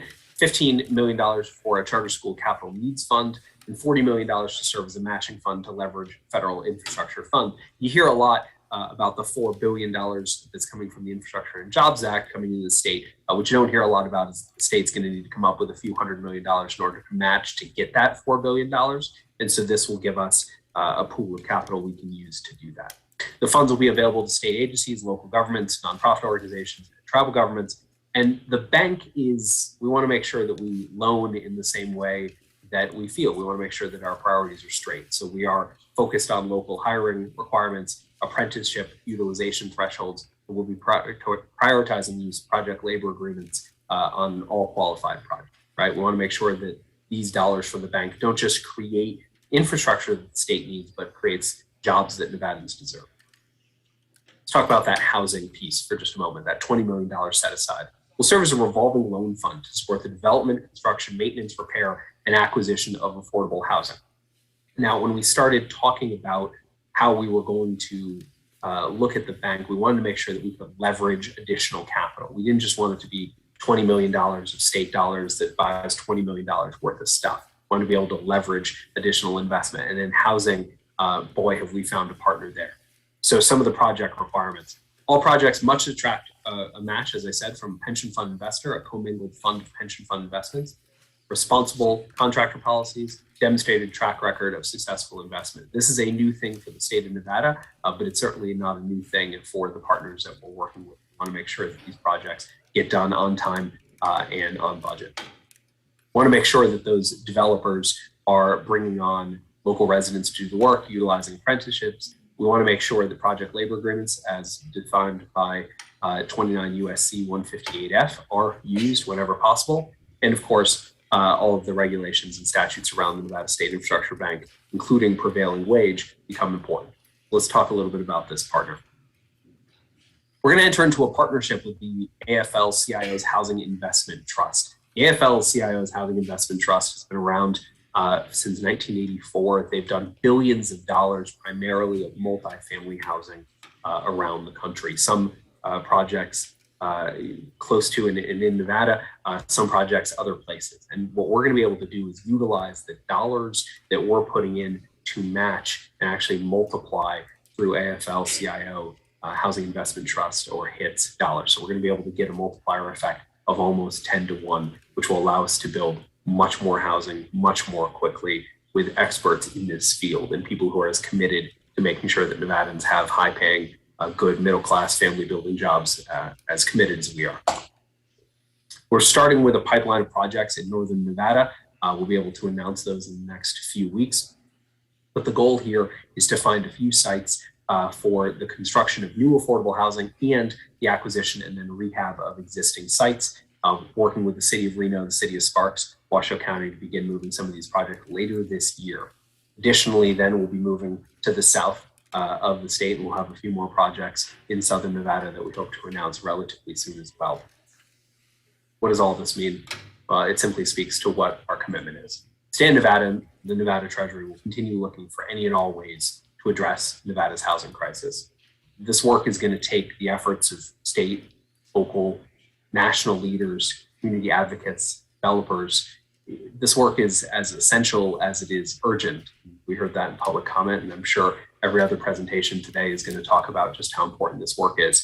We're going to need to try things we haven't tried before. We're going to have to take some risks, and we're going to have to remember to always go back to our moral compass, which says unequivocally that housing is a human right, and we can't stop until all Nevadans have it. But again, I'm Zach Conine. I have the pleasure of being your treasurer. Happy to take any questions. Happy to take any questions later. Appreciate the flexibility and grace, Mayor, and having me here today. And just really happy to be in this fight with you. All right, thank you so much. And really, I'm so grateful for all your hard work. You and I have been on the phone countless times, hours. And honestly, I've never seen this kind of dedication from, your, like, I guess in the state treasurer's office, typically, we don't really work with them. I guess we've learned you held all the money. So we know to work with you. But anyway, no, just funniness aside. But anyway, just wanted to tell you thank you so much, because your dedication really means a lot to us. So, all right, any questions for the great treasurer of the state of Nevada? Go ahead, Councilman Reese. Thank you, Mr. Treasurer, for being here with us virtually. I want to start by something you were sort of ending with, and that has to do with the affordable criteria that you're evaluating. Obviously, we have some constraints with HUD.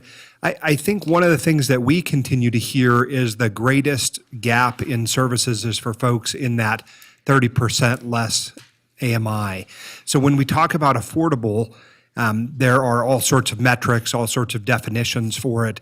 But I wonder where we are as a state in acknowledging that, the metric that comes out of the HUD discussions is not truly hitting the target, meaning the folks who are most vulnerable are not in that 80% range. I mean, they may be, they are. I think the numbers would bear it out. But I'm really thinking more about folks in the very lowest part of it. Obviously, I think as a society, we have an obligation to support our most vulnerable persons, and how we treat our seniors is a reflection of the values we have. But I'm just wondering, what tools can you bring to bear? I was with you on several of the outreach events that you had. I think you had about 873 in about a month. I wasn't on all those, but your team kept us informed.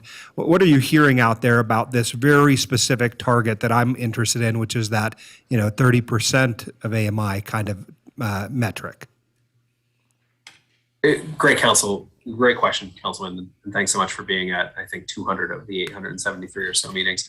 The long and short of it is, all housing ends up helping our affordable housing process, right? This is a supply side problem as much as anything else. So building housing, whether it's workforce housing in the 100 to 120% of AMI, affordable housing in that 40 to 60% space, or sort of that low income housing in the 30% AMI or less, all of it is valuable for us, right? We believe through the AFL-CIO's Housing Investment Trust, we'll really be able to focus on that 60% level, which by definition creates and relieves pressure on the houses or the apartments in the 30% range, just like it'll relieve pressure above it in the marketplace. I also believe there are some efforts underway at the state level to explore ways that we can use ARPA dollars to really specifically target those 30% AMI individuals. And so I think we are constantly looking for ways that we can make it pencil, right? So depending on the requirements of that developer, the requirements of the market in general, we're focused on making sure that we can get that done. And I'm sorry, I might have just filibustered some of your time. I'm not sure how that works. No, that's okay. I might come back to you because I have a general question about the infrastructure bank. I mean, it sounds, and I'll leave this for the second pass, but let you think about it. It's a fancy tool. I want to make sure that we're not just talking to hear ourselves talk about fancy tools, right? And so if the public can't understand what an infrastructure bank is, it really doesn't sell the importance of the tool to our public. So I want to maybe come back to that after my colleagues have had a chance to ask some questions, and then just pick up with that thread of the conversation when I do. Thanks so much. Appreciate you. Madam Mayor. All right. Go ahead, Vice Mayor Jordan. Thank you very much. Thank you again, Treasurer, for being here. Appreciate all of your valuable input and all the time you've put into this, and the tour that you did, the listening tour. I do think that was absolutely fantastic. I did want to ask you, when you talk about the infrastructure bank and through your process of determining some of the allocation of those dollars, did Did you discuss a percentage that was going to go towards the different buckets, for lack of a better term? Like, was there a shovel-ready percentage that you were going to allocate? Was there a longer range percentage that you were going to set into another bucket? And I'm looking to mine some best practices that you've gone through that may inform us as we move forward. Absolutely, Vice Mayor, and thank you for the question. I think broadly our focus is on projects that can help Nevadans as soon as humanly possible. So we have been focused primarily on shovel ready or near shovel ready. And I think that one of the ways that we've shifted our thinking there a little bit is not just shovel ready, right, ready to go right now, but shovel worthy of going right now, creating the highest return for Nevadans. One of the reasons why I think I'm the chair of the infrastructure bank and the Treasury has leaned into this work a little bit is because we do focus on investments. You know, the concept of getting a little bit more out of a little bit of opportunity given up now is what we do. And so when we look towards those allocations, the focus primarily was on how do we get the most bang for our buck as quickly as possible. That's why you see that $40 million allocation going to infrastructure match, because we expect we're going to be able to spend some of those dollars, get the match, and then get it returned back in the bank. The infrastructure bank, and I think this is important, and perhaps goes to Councilman Reese's question a little bit, exists as a bank. We use $75 million of state bonding responsibility and affordability in order to start it, but it is supposed to make money and sell property, right? So that we can go and loan money at our lower interest rate to get projects off the ground, but then we get paid back so that we can loan it again. It's not a mechanic to grant. And so a lot of our work isn't just what's ready to go, but what will actually pencil, what makes sense that this isn't $75 million of one-time spend, but simply becomes a down payment on the work that we need to do in the future. Thank you very much. Very helpful. Councilwoman Dewar. Yeah, thank you. Thank you so much, Mr. Treasurer, for being here. Great presentation. I just was thinking about, in my earlier career, I managed a similar thing. It was called the AB 198 program, and it gave water grants for small water systems throughout the state. It started at 25 million, it went to 60 million, and I think it sits at 125 million. These bonds were issued above the state's bond cap. There's also a wastewater revolving fund loan. The things I think they could take away from this is that in each of these programs, there's a couple staff dedicated that know that field very well. There's a board existing today called the Board for Financing Water Projects. So 5 people with expertise on issuing these grants. We're incredibly successful. These were grants for water, not loans. The wastewater revolving fund is a loan repayment project. So what I'm wondering is we already have some stuff at the state for grants for loans, board set up, staff, you know, each of these requires staffing. And I'm just wondering if there are some takeaways without reinventing everything that you could use these existing people that are excellent at issuing money, figuring out need. In the water area, the grants range from $1 million to, I think I saw the largest one was $8 million. In the loans, they're much bigger because again, they're, you know, it's bigger capital and those loans can go to bigger communities.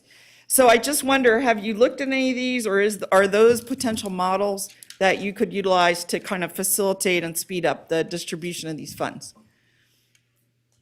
Yeah, absolutely. And we've got a ton of, thank you for the question. We've got a ton of awareness and insight into those processes because of course, eventually all those bonds come through the Treasury, right? Exactly. So we're pretty familiar with how they do that work.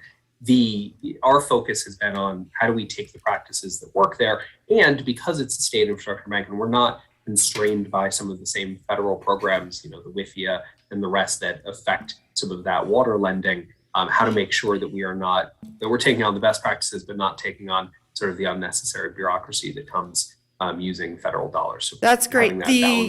If I may, sorry to interrupt. The AB 198 though is purely state funded. It is not federally funded.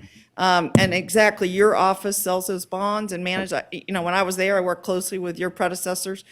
I'm just wondering whether using IFC or using the existing boards, you know, and staff that are used to looking at the financial dollar, you know, if that would help you, or are you planning to add some staff just specifically for this? So right now, the State Infrastructure Bank is primarily Eric Jimenez, who's sitting in the office and carrying the weight of the world on his shoulders, as always. But we are hiring an executive director and some other staff as supported by the legislation. We also do have a board, which includes the heads of the Department of Energy, GoEd, Business and Industry, and Transportation. So we've got access to all the resources we need. I really do appreciate that. I guess the last part would be, when do you think you can actually issue, some of these bonds? This year. In the next few months. Wow, fantastic. Yep. Thank you so much. All right. Any other council members have any questions? Go ahead, Councilman Reese. Thank you, Madam Mayor. I have just sort of one last question. I want to return to what I was asking about earlier so that the public understands, Mr. Treasurer. So the infrastructure bank is not, it's not a grant. It's not free money. It is a bonding capacity which allows investors, and it could be, in this case, it sounds like one of the primary ones will be the AFL-CIO, which I think is fantastic for a variety of other reasons. But it is a way to help finance projects. It is not, we'll call it free money, right? And I think that's probably the issue, is that some people think about banks and they think about it in the most simplest terms, most convenient definition. And so I want to make sure that we are adequately explaining it to the public. This is money that would be available for bonding capacity to help finance the projects that could be built in our community. Is that a fair way to characterize it? Yeah, and thank you for the question, Councilman. And even more simply than that, the state is borrowing money using our general obligation debt ability, right? We're borrowing money paid back by property taxes all around the state. $75 million of that is going to capitalize the infrastructure bank. The infrastructure bank will be able to make loans, not issue debt, not issue bonds, but make loans directly to these sorts of efforts, whether they're on the infrastructure side in order to pay the state's part of a matching fund, or co-invest with the AFL-CIO's Housing Investment Trust in order to build affordable housing around the state.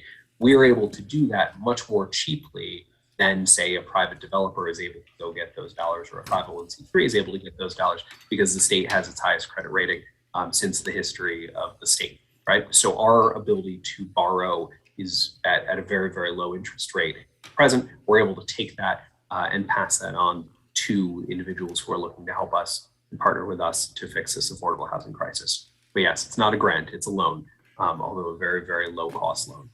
Well, and everything matters, right? Because right now we're talking about land costs have increased, labor costs are obviously increased, the construction materials have increased. So the cheaper they can borrow the money, the more likely we are to get projects quickly and into the market. Yes, sir. Yeah, thank you so much. Appreciate you. All right. Any further questions from council? Seeing that there are none. Thank you so much, Mr. Koning. Really appreciate it, and we hope you're feeling better. Thank you so much, Mayor. You look and, great. I'll see you all. You look great. So, yeah, that's all how we relative. expect you to always look great. But thank you so much for everything that you do. It's a pleasure working with you. You have been a tremendous help. And thank you for being at the table to help us solve this incredibly difficult issue with affordable housing. But we'll keep working at it. All right. Yes, ma'am. Thank you so Thanks much. for having us. All right. Take care. All right, Madam Clerk, I'm going to send it back to you. I believe item B2? Yes, Madam Mayor. So we are opening item B2 from a presentation from Kelly Mullen. All right, perfect. Kelly, the floor is yours. Thank you, Madam Mayor. Good morning, members of the council. I'm just going to get situated here while that presentation comes up.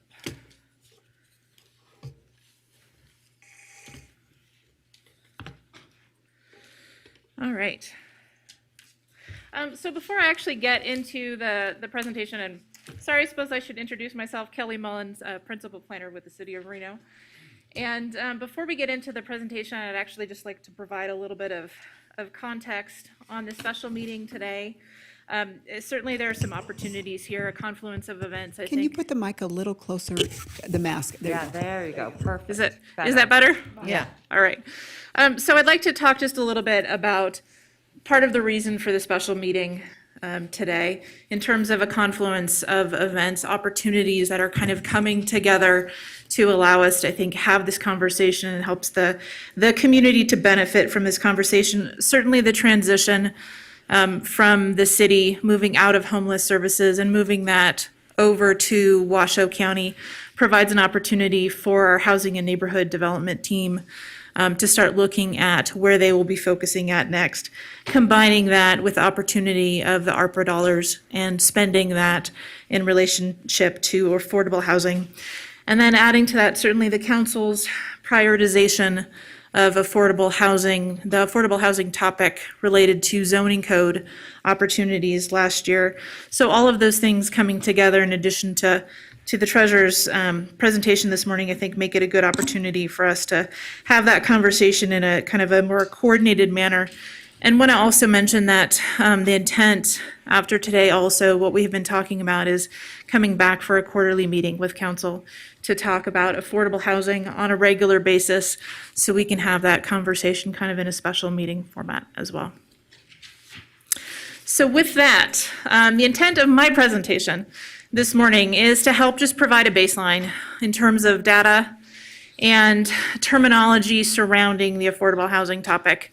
For my presentation, I will not be seeking any action, but really I'm looking to paint a picture of the current state of housing in the city right now in terms of housing availability and housing affordability, and then talking a little bit about how we expect to grow, where we expect to grow, some of the policies surrounding that, and then getting into what's going to actually lead to some of the subsequent presentations today, potential options for reducing that gap between what is needed by residents in this community and what is available.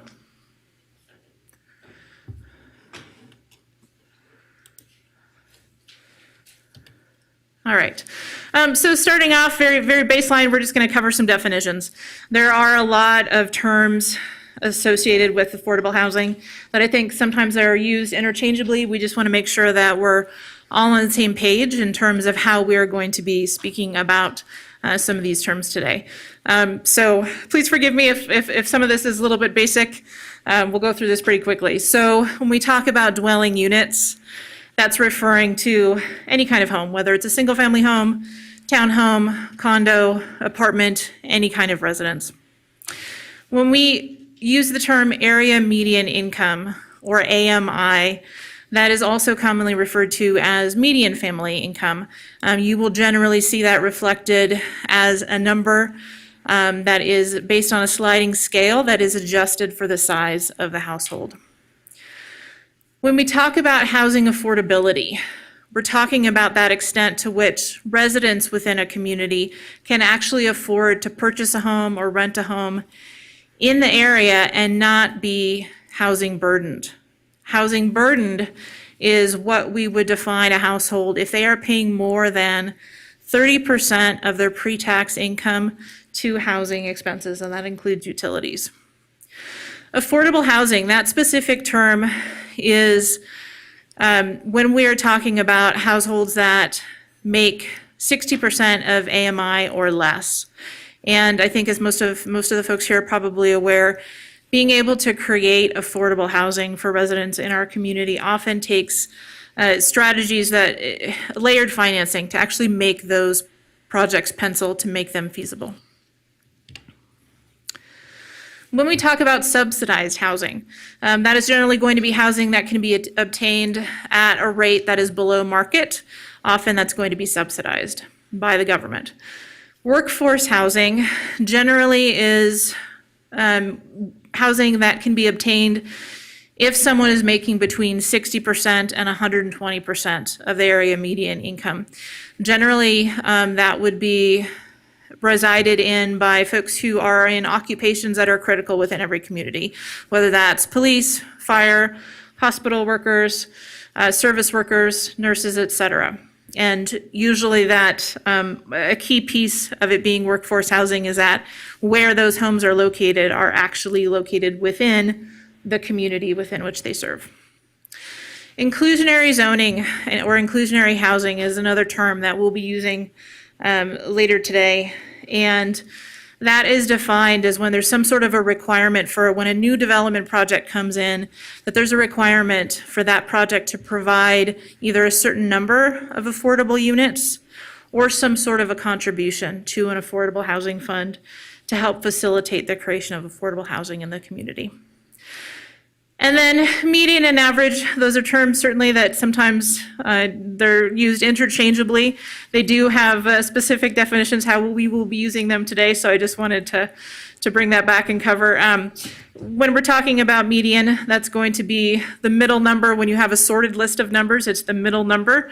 When we talk about an average, also referred to as a mean, that is calculated by actually dividing the sum of a series of values by the number of values. So you see the example up on the screen of an ordered list of numbers that ranges from 2 to 250. The median, because it is the middle number in that ordered list, is 12, but the average is significantly different at 41.6. One of the benefits of using median as a number, as a value to quote, is that that helps to eliminate the influence of outliers when there's something as extraordinarily high or extraordinarily low.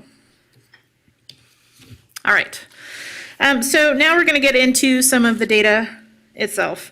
And I just want to offer a caveat here. We have been pulling data from lots of different sources. That data, as you know, when it comes to housing costs, when it comes to what is affordable or not, that has been changing dramatically over the last year. And so there is data and questions that you will probably have about some of the data. We will not necessarily have the answers to today. We will try to get them to you, of course, at one of those future quarterly workshops if we do not have that available, but hopefully we'll be able to answer your questions throughout. Okay, so this slide I'm going to spend a little bit of time on. We're talking about income and housing costs in the Reno area. I'll draw your attention first to the black box on the right.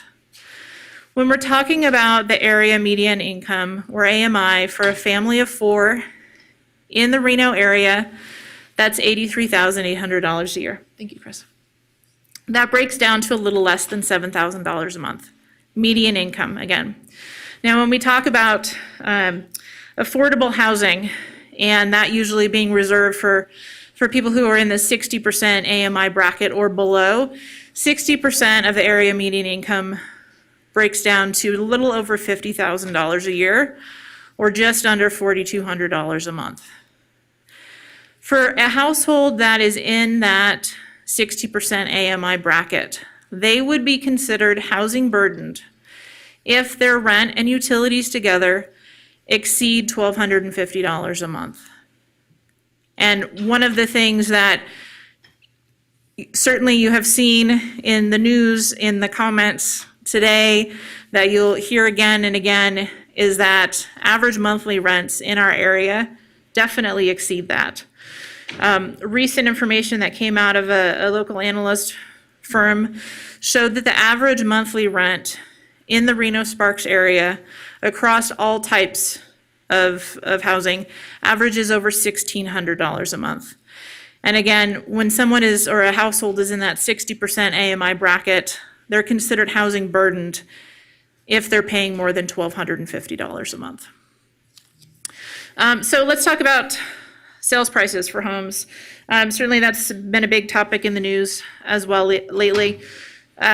Most recent number from Reno-Sparks Association of Realtors showed that in Reno alone, the median house sales price was $600,000. Those are the most recent numbers that came out for last month. Across the Reno-Sparks area, that median number is $570,000. Now, talking about just rent, I want to draw your attention to a comparison from first quarter of 2020 to the last quarter of 2021, so a 2-year period. First quarter of 2020, average rent in the area was $1,341. Average rent in the last quarter of 2021, again, over $1,600. So almost a 20%, over a 20% increase just in a 2-year period. Now, additional information that we have out from the National Association of Home Builders shows certainly that Reno and Sparks, our area is not unique. I think this is something that probably most folks are aware of, that jurisdictions across the United States are struggling with housing affordability. Across the U.S., 7 out of 10 households are unable to afford a median-priced home. Those numbers are actually a little bit worse in Reno. You'll see highlighted in gold information from the National Association of Housing Builders that they show that less than 23% of households in Reno actually earn enough to be able to qualify for a median-priced home. And what I want to draw attention to on this particular stat is that this was pulled from data at the end of last year. So that statistic is based on a median home price of $541,000. We are way beyond that. Again, City of Reno, our median home price is $600,000. And that stat is also based on a lower than what the current interest rates are. It was based on a 2.8% interest rate. So in all reality, in all likelihood, it would be fewer than 23% of households in Reno being able to actually earn enough to qualify for a home. They provided some additional information too. This is not up on the screen. But based on a series of assumptions around loans, they identified that a household, to be able to qualify for a $541,000 home, would need to earn $117,000 a year. Now, I think one of the takeaways from the information on this slide, certainly we've had a dramatic increase in housing costs in our area, and that has not come with a commensurate growth in incomes. When you add in inflation that everyone is feeling these days, certainly our region is hurting.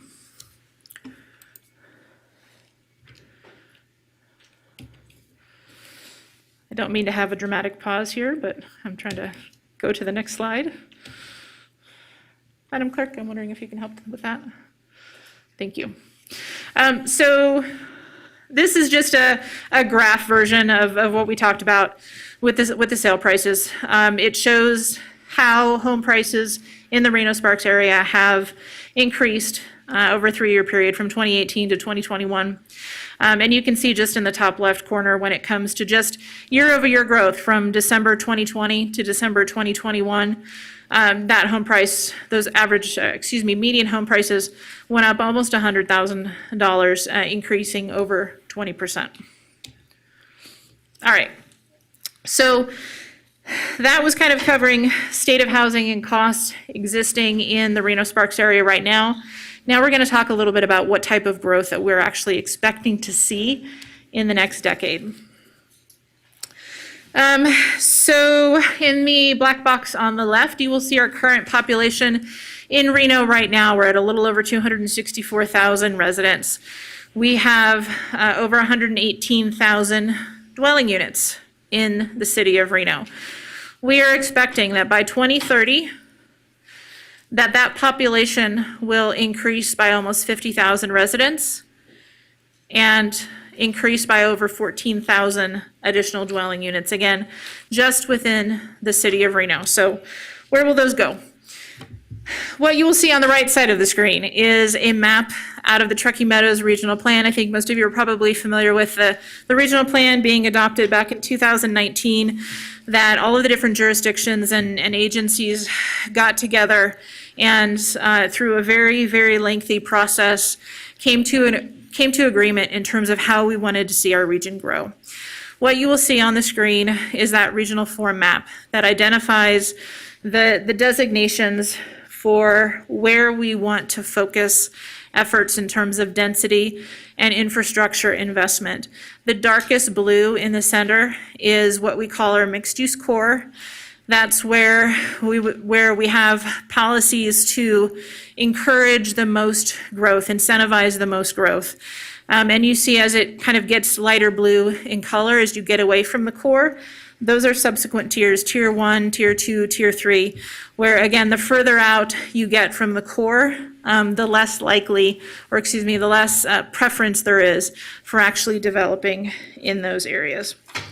And, when it comes to the infrastructure piece of that, certainly part of that policy analysis and reasoning behind focusing infrastructure investment and density in the core areas was to help with those long-term costs associated with serving infrastructure, maintaining infrastructure on the fringes. So now we'll talk a little bit about units that we actually have existing in the city of Reno and in the region and what we have in the pipeline.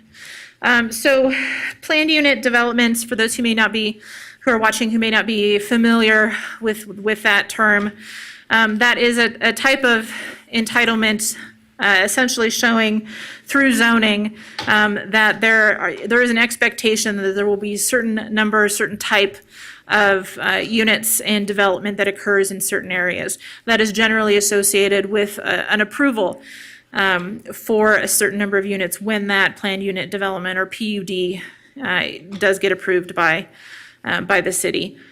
Within Reno itself, we have just under 40,000 lots that are approved under planned unit developments that are still remaining to be built. Regionally, we have over 55,000 units that are still out there in planned unit developments remaining to be built. Subdivisions are a little bit closer in the process to when development actually occurs. When a tentative subdivision map comes through, it's much more precise in terms of showing how that neighborhood is going to develop. In Reno itself, we have over 10,000 subdivision lots that are approved but still remaining to be built. Across the region, over 22,000. So there's a lot of potential inventory in terms of approvals that have occurred that are not yet on the ground.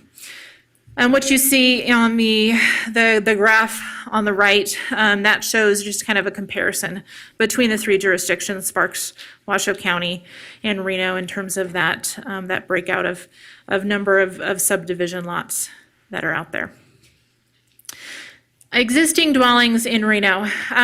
We currently have over 45,000 multifamily, so apartment style units, and over 70,000 single family homes in Reno. When we've looked at the last just 2 years,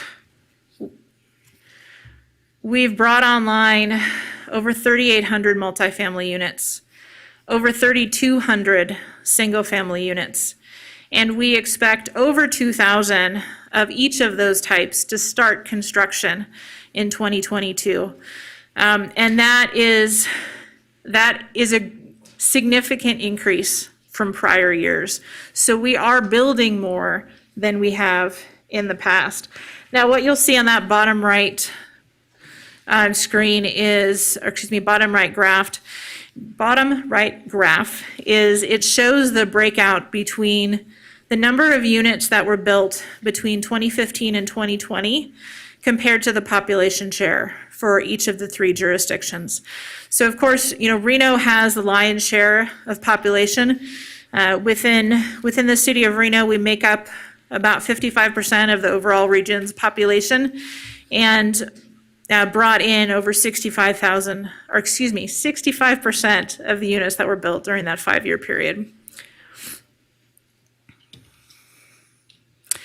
So what you see on the screen is our list of approved subdivisions throughout the three jurisdictions. Those are in bright green on the screen, and that is laid over the map that you saw previously that showed the mixed-use core, Tier 1, Tier 2, Tier 3, et cetera. So you can see from this that a lot of the units that are planned for the future that are coming up are kind of more on the fringes, not as much in that mixed-use core area.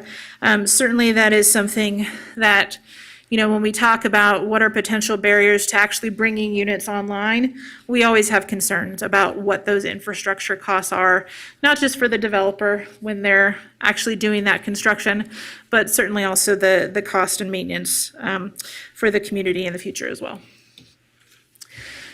The next two slides are focusing on apartment projects. I'm not going to go through the details on here except to say there are a lot of apartment units that are in the hopper, either under construction or in planning stages within the city of Reno and within the city of Sparks. So under construction right now across the two jurisdictions, over 4,000 apartment units. In planning stages, almost 6,500 apartment units between the two jurisdictions. And then this particular map, this comes from Johnson Perkins Griffin as well, from their apartment survey that kind of identifies those specific areas where the apartment projects that we saw on the last screen, where those are proposed to be located. The hot spots for what's under construction right now certainly are in the southeast and northwest Reno areas, and then hot spots that are coming in the pipeline. You see that the downtown urban area that's at last row on the table, that covers the downtown areas of both Reno and Sparks. Certainly there's a high number of units within that area. Also some hot spots in East Sparks and the North Valleys. So with all of that data, I know that was a lot of information. I think the takeaways here, the region is building. We're building a lot, but I think we're all aware demand is exceeding supply.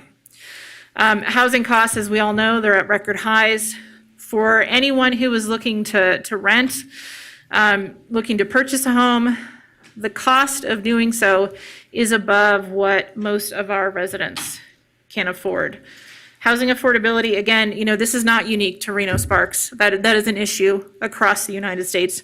Reno Sparks is not alone in that. But what we want to focus on today is what can we do to move the needle? We don't have a silver bullet that we're offering, but we do think that there are opportunities to make a difference. So how do we reduce that gap between our residents' income and housing costs? And again, just recognizing from the get-go that we don't have a magical solution for this. There certainly are many factors that are outside of the city's control. We certainly hear from BAN, from NAIOP, from contractors, enormous issues when it comes to labor shortage for construction, skyrocketing material costs, significant supply chain issues. Those have a very large impact on the ability to bring houses actually on the ground within the city of Reno and across the U.S. Certainly, the costs are compounded by rising interest rates and affordability when you start taking into consideration inflation being at a 40-year high. Those are all things that we would say outside of the city's control. But there are things that we would like to explore to try to help move that needle.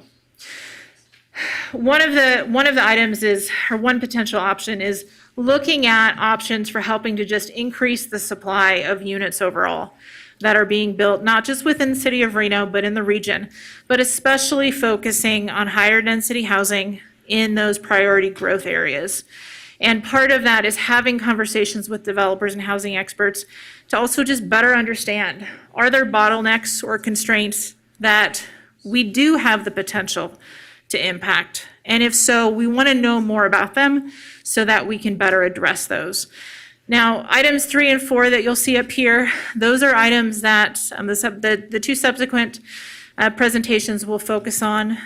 The Housing and Neighborhood Development Manager, Monica Cochran, will focus more on affordable housing production and the role of housing and neighborhood development and kind of strategic plan around helping to incentivize, support additional affordable housing in our area.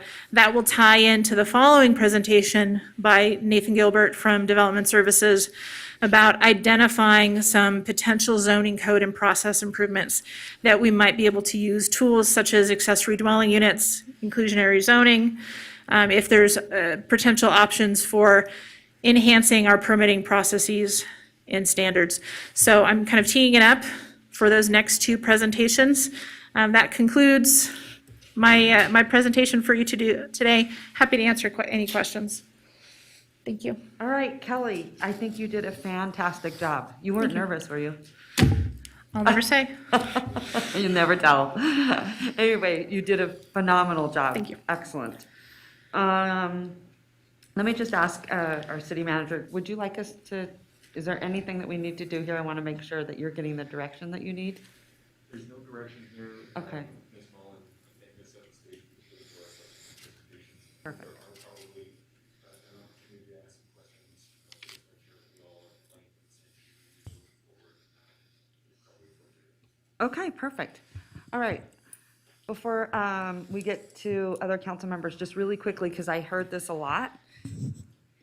I keep hearing these greedy developers. If the developers don't build this product, then who does?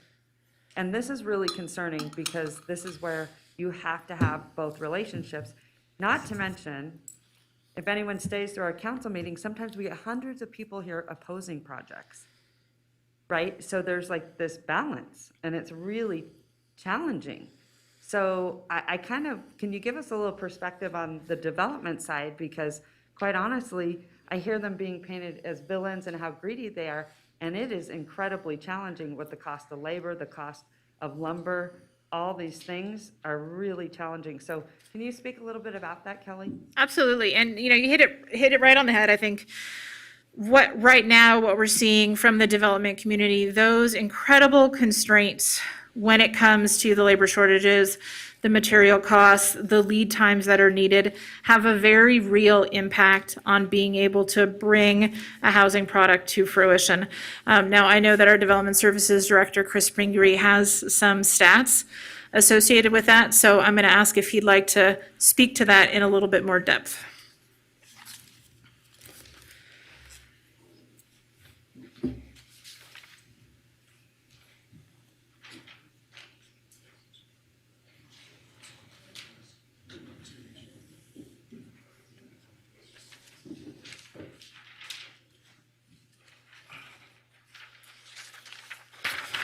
Good afternoon, everybody. Chris Pingree, Director of Development Services. What Councilmember Reese is passing out right now are some recent numbers that we have put together over the short period of time over the last couple of days. Just kind of relating back to your question, Madam Mayor, on the greedy contractors and developers. This is a great example dating back from 2017 to the current state of 2022 of where we stand as far as construction constraints, as far as pricing, and what our development community is experiencing today. We do have a few, this is a pretty in-depth graph of just basic construction materials and where those prices have historically gone from 2017 to today. As you can see in this chart, as you all have a copy of it now, you look at just the instability of the market we'll start with just the orange or the yellowish number, which is the yellowish line, which is lumber alone. And that price has fluctuated. It circled back in the summer of 2021, but as you can see in this graph, it just basically skyrocketed back up due to all things out of our control as far as tariffs and trade and lumber import. But as you can see through that number. Can I just go ahead. Interrupt for a moment? Is the public going to be able to see these same graphs? I don't think they get to see it right now. Yep, we've got it right here on the projector if you want to. Okay. Yep. Thank you. I just wanted to make sure that they can see the same thing that we see. Thanks. While they're pulling that up, on average, both the single family and multifamily developments, they've experienced, an increase in the construction schedule of almost a 35% timeline of where they were 3 years ago to where they are today, just due to, a magnitude of issues, including the labor shortage, which is a huge piece of that. And the biggest piece, obviously, is the supply chain and construction costs associated to building. So as we've seen the numbers kind of, ebb and flow up and down to where they are today, we still have not addressed the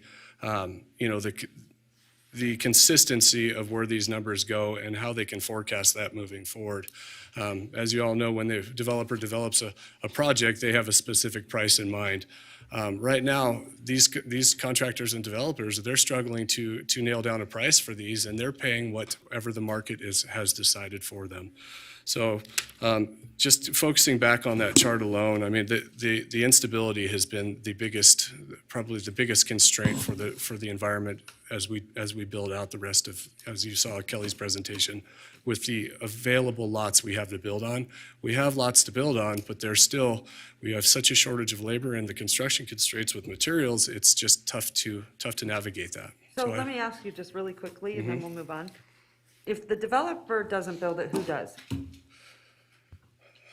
I guess there would be a couple options, and you're going to see some in Nate's presentation, and Kelly touched on it a little bit today, of private partner relationships, just the ability for us to work with the developers and provide some sort of subsidy or some sort of relief to make that happen on their behalf. We have the lots out there. The labor shortage is a nationwide crisis, and we're all struggling for the same labor. We never quite recovered from 2008 when we had, the Great Recession. We lost a big percentage of that workforce, and they never came back to the construction industry. As we all know, trying to get the youth involved in this program has been a challenge for the industry as well. We're just not seeing new entries to the market of labor. Yeah. So there are things in the pipeline and things that are working, but it's not fast enough, and it's Chris, definitely not adequate. let me ask you, who builds it if the developer doesn't? I don't have the answer to that. The affordable housing that we have today, who builds that? The developer, right? It's a developer, yeah. I mean, that would be the only, I mean, we'd have to. That's where everyone needs to understand that without them, we would not have affordable housing. We would not have other types of productive housing, workforce, all those things. Who else builds it? I'm just curious. That is correct, 100% correct. It's really hard to hear these greedy developers when you see the other side. And many of them, I want to remind people too, that in the recession, a lot of them got wiped out. Very hard to recover from that. When your credit is bad, they were left with, properties holding the bag, hard to come back into a market after that. And we never sort of recovered. We never even recovered at the city of Reno. I don't know if people know this. We let go of about 700 people here at the city of Reno. We're still trying to come back from that. I agree 100%. So, okay, thank you. Great job. I'm going to send it to Councilwoman Breckus. Go ahead. Yeah, thank you for the presentation. I think it was very good, and a starting point. And in my mind, a starting point of some work and thinking we should have done right when we adopted the master plan, because it kind of set us on a path. And I wrote about that in my Substack newsletter over the weekend, about how we need to really understand, track the land supply, the housing market, and then pull out threads of understanding of what our job should be. Public infrastructure investment, our police and fire coverage, and also, the public policies that we want. So I'm just going to throw at you some questions that I have that I think, my hope would be we adopt a methodology, we can all agree upon it, and then we understand the implications of the data that's coming forward. So for example, those 700 and how many of those units, single family, in Reno have been built under 760? And what are their characteristics? Bedrooms, locations? That would be interesting, right?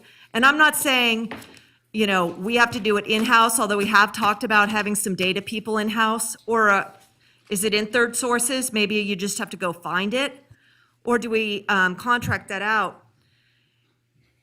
What is the average rent of those apartments that are under construction now? When we did the master plan said that even if you build higher rent multifamily, that might create some room for other people to move into those more newer amenitized apartment units. That's a concept that was out there 4 years ago. Let's answer it, okay? And I think there's a way to do that. I know you know what our mix between single family and apartments are right now, right? Of what we're building. but where's the demand greater right now? Okay, that's been a question that I've had. I think we should always have a conversation and understanding of, even in this time of a lot of federal dollars coming forward, what percentage in the city and region is going to be subsidized if we don't adopt new policies? I think that's going to be very important. I really want to know what are the characteristics of the units that have come on that have met those affordable quotients, because then how do we replicate those? I think we need to get there. Another thing, Ms. Mullen, you showed how many subdivision units we have in Reno in tentative, and I know you track where they're at on final, but your map showed unincorporated ones. And so, let's zone in, zero in on the subdivisions that are being built in Reno, because those are, within our greatest control.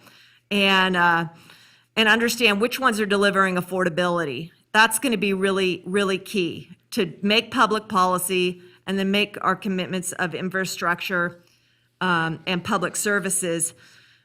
And I'll tell you, I saw last week, for the first time in a while, a trend change that I've seen now in 3 development cycles, and that is someone asking to extend a tentative. And when you start to see someone to extend a tentative, it went to the planning commission. In my experience, that means that has signs that things aren't going. Why aren't they going? What's the problems? I think we really need to have a complexion of what's going in. Councilwoman Breckus? Oh, yes, Mayor. 20 seconds. I'm giving you more time. Okay, so thank you, Mayor. I think that in terms of the information that we're doing, and I appreciate the thought that, what we can control, what we can't control, right? We can't control the materials, the fact that we don't have a modular building mechanisms in this country at this point that we probably should have. So let's really narrow in, but I think we still need more understanding. And that's what I got a lot out of the master plan when we had those consultants come in and told us how to work to understand what our housing complexion was and our needs were. And we just haven't taken the data, agreed about how we're going to calculate it, understand it, and then pull those threads of where we need to do public infrastructure investment, where we're best able to serve that, and what product they're delivering. So let's get there with the methodology and bring it together in whatever way you need. That's my diagnosis. Thank you, Madam Mayor, for giving me the time to talk. Councilman Reese. Thank you, Madam Mayor. I think there are a couple things that this presentation highlights for me, and the first is that we have got to have the hard conversations and be willing to have them. What your presentation says to me is that it costs somewhere in the neighborhood of, $400,000 per unit to bring a thing onto the market. And that is consistent across most jurisdictions in this country currently. Well, we can't be saying we're doomed, throw up our hands and do nothing, but we also have to address that to the folks who just say, well, force people to build affordable housing, right? We don't have that ability to do it, and builders cannot build it. If it's $400,000, whether we force them to do it or not, it's still at a break-even point. That's like a $1,900 a month unit. So that means what we either have to do is have massive public investment in housing, or we have to redo entire portions of zoning code to think about things like ADUs. My colleague from Ward 1 mentions, her Substack. I found the Substack very interesting. I think your writing is often very interesting, but it has no answers, right? It's talking about what we could have done had we done it some years ago, and the threads that you want us to pull on. We're at a crisis point. We don't have time to vote against every project that comes our way and then say, let's look at what we can do, right? The thing that your map also pointed out, I think is important too. All those green parts that Ms. Mullen's map showed, they're on the edge of town where we don't even have infrastructure there in place. And the reason why they've been approved but not built is because it costs money to get out to those places. So why aren't we having more conversations about the more focus interior parts of Reno where we can build up rather than out, right? And I think that is part of the issue that we're having.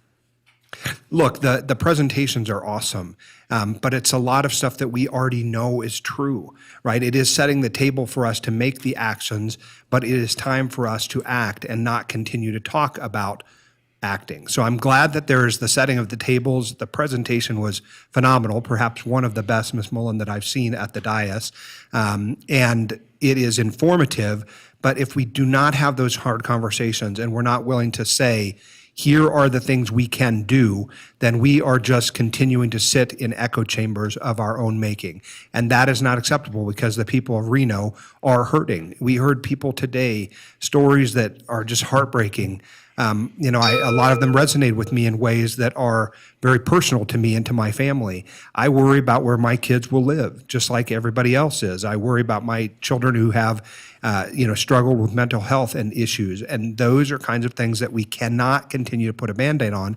And I don't think that anyone on this dais wants to do that, but it's action. It cannot just be words, right? Well, and as a whole, I mean, we hear everything that's being said today. Our next presentation by Mr. Gilbert will kind of dive into some of the options that we have of where we want to move forward, and this body will have that choice to send us in which direction you guys are looking to go.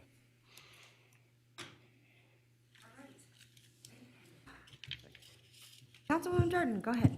Thank you very much, and thank you for your presentation. And I agree, Ms. Mullen, your presentation was phenomenal and gave a lot of concise information, up to date.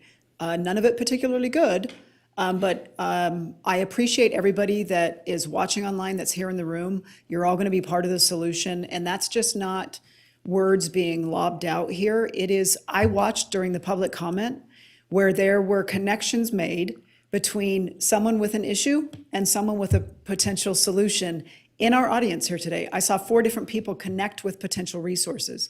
I think, Madam Mayor, as we move forward with your meetings that you have suggested every quarter, that we invite those service providers in our community that may have an issue to a problem within our community that's attending that very meeting. Because I do think there was some solutions within the crowd, didn't know who to go to, and they maybe have an outlet. So I think that's incredibly important, and I do think that's a missing component. Can we go to page 15 really quick, only because I think there might have been something left out on that page, and I just want to make sure, unless I was looking at something incorrectly. And when I say page 15, all the other pages had a number on it, and that one did not. And it was the Reno Sparks apartment projects. And if you look at Ward 2, 5, and 8, and 9, I'm sorry, those aren't, yes, areas, sorry, 2, 5, 8, 9, it showed 0 construction. And I'm in Ward, the Northwest, and I know is that an error?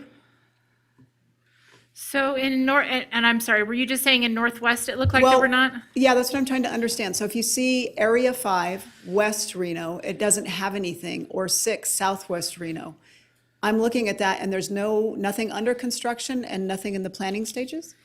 So on those pieces, let me loop back with you. This sub-market map is from the Johnson Perkins Griffin folks for the apartment survey.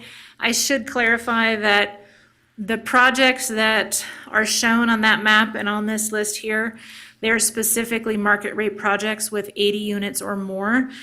So it's not going to be reflective of affordable housing, senior housing, student housing projects with fewer than 80 units. Okay, but you can understand if someone from the public is looking at Certainly. that sheet, they're saying, wait a minute, there's no construction going on in West Reno. Okay, Absolutely. that might just need a little refining as we go forward. Thank you, Madam Mayor. That's it for now, thank you. Okay, Councilwoman Dewar, go ahead. Yeah, thanks so much. The data was amazing. I mean, it's so good to have a firm basis that we all are sharing information on which to base decisions. A couple of the things I didn't see, or maybe it would be worth repeating if they were there, Kelly, were what % of people are renting? So historically, I've heard 55% of people in Reno rent, and that would include apartments and houses. Do we have that number, or is that something we can get for future? We can get that. Okay. So right now, I've been working with 55%. So just so everybody knows, that's the number I've been shared by regional planning.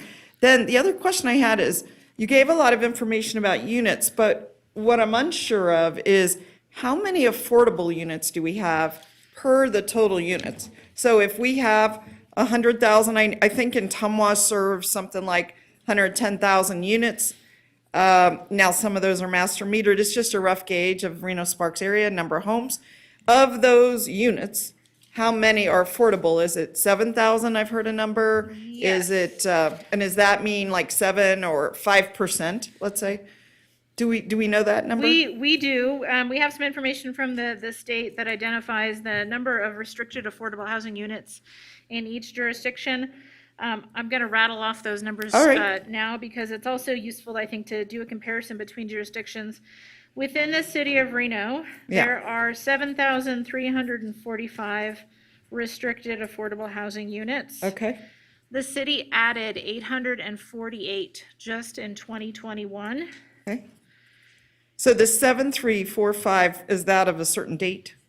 That is a good question. I know the report was just released within the last week, so But it it's should usually be like through a year, 2021. maybe a year later data, a year earlier data? I will check on the end date Okay. for it, but it should be through 2021. And Okay. then that is actually the city of Reno's share of affordable housing units makes up 87% of the affordable housing units in the region. So in Reno, Sparks, and Washoe County. So my question there, of the 7,345 that are restricted, you said 848 were built. Is that within the 7,345? Yes, it is. Okay. And then you're saying of those 7,300, 87% are in Reno. Okay. So of the, sorry, no, just in Reno, there's 7,345. Okay, got it. With Sparks included, it goes up to 8,455. Okay. So there's a little over 1,100 in Sparks and none in Washoe County. And just ask one more question before I end my round. The mayor asked a really good question about who builds this stuff. And I have been very inspired by the affordable builders who, to my understanding, they agree to a stipulated profit. So it's not that their profit is elastic. They show all their cards of what it's going to take to build. They build in a developer profit that everyone agrees that's okay. And that's what they do. And they've continued to do it. There's another one coming right on in Brinkby Grove. The 622 units is, to my knowledge, or a portion of that is affordable. So those are amazing people. We did a 80-20 affordable down at Summit. It's the only one in the state.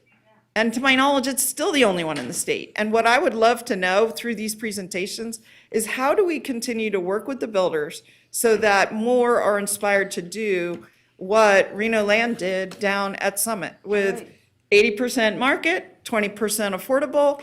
And in fact, I understand it ended up being 75% market, 25% affordable.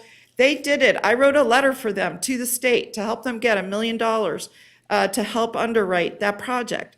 But no one's asked me for a letter since, So those are some questions we'll have for later, but I just wanted to let you know where we're going. Thank you. And the reason that is it's so incredibly hard to do. It's brutal. Yeah. It's brutal. So the big question for us is how do we make it less brutal? That's where we're at the state level, pushing and saying you've got to make this process so much easier. And that's why developers don't do it, because it's almost impossible to do it. That project, by the way, is phenomenal. It is. It's amazing. Okay, I think we're going into our next presentation. I think you have several people, but. How come it's not coming up? Bonnie, Devin. Bonnie, I don't see you up there. She put up her bottle. Her talking stick Oh, I'm over not here. paying attention to that. All right, there you are. Okay, go ahead, Councilwoman Weber. Oh, thank you. I just wanted to check and see, we all have lived through the last 2 years during a pandemic. How does that apply? I know you were talking about supply chain labor, but we haven't realized that in every way, our whole lives have changed. Everyone's lives have changed. How do we picture that in what's happened with affordable housing, any housing, and those families that are in the development, are developing, are families that live here in our community as well. Many of them are. So, but how did the pandemic really hit them? Because they kept building, from what I understand, right? But they started off with a project, and through the pandemic, the prices are going up.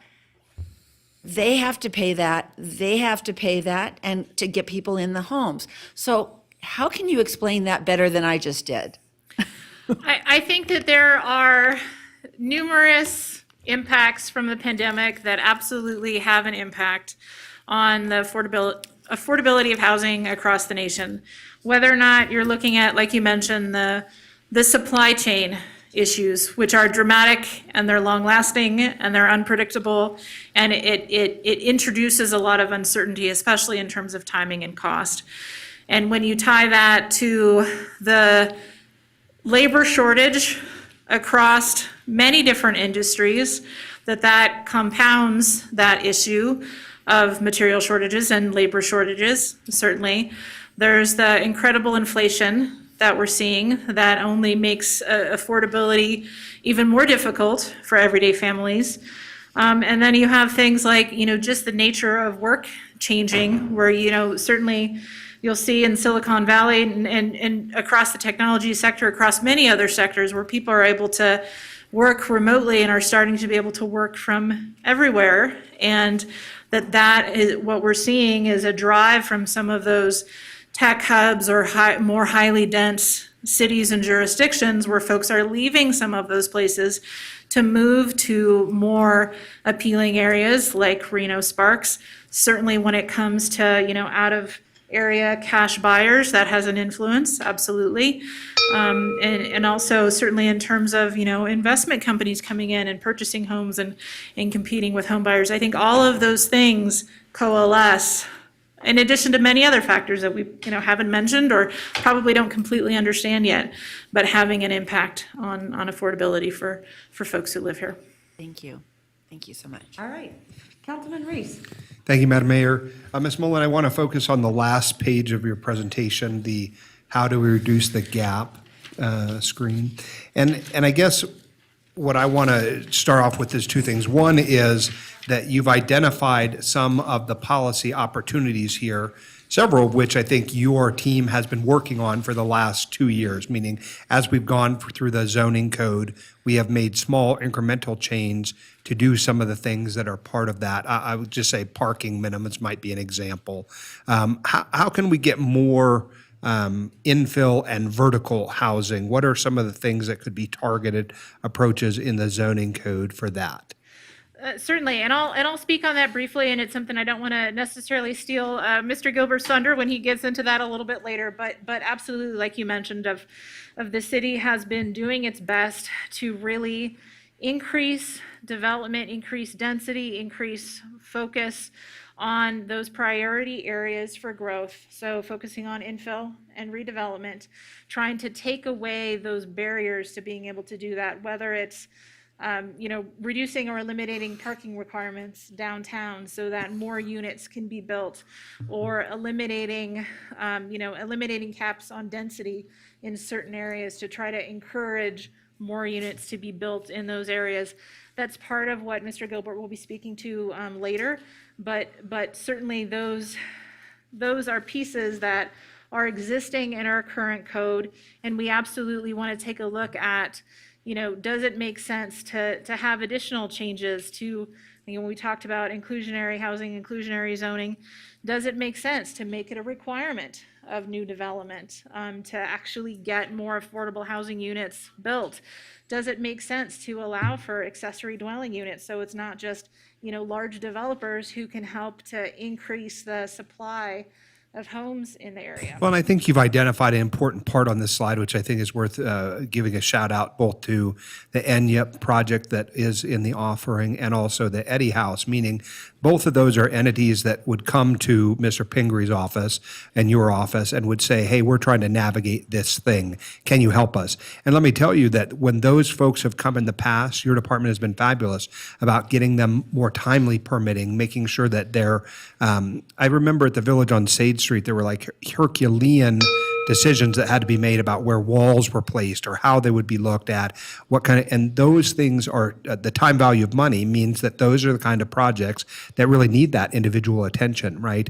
And they're things that we can get behind. The next gen project by ENYEP, by all measure, would be one of those kind of things because it's in a very unique spot along a railway, and it's going to have some unique things going on with it.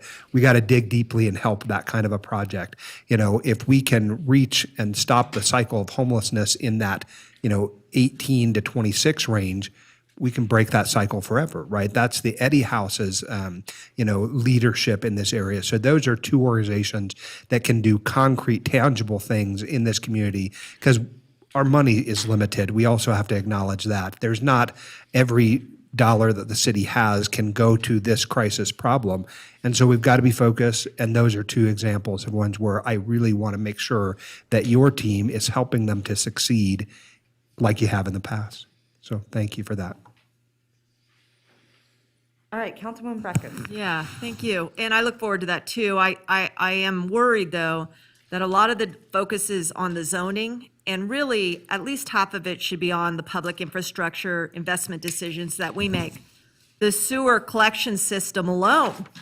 Are we rebuilding lift stations to pump up and over, the hills in North Virginia? Or are we working on modernizing and expanding the collection system in the infill areas? Because that's an encumbrance to achieve that. So I really hope we're having a two-pronged discussion, infrastructure decisions to advance that goal and the zoning. But I want to highlight, again, the methodology, and that's the Johnson Perkins. They do a great job. I mean, everyone, they've done it for years, it's very consistent, but it's 80 units or more.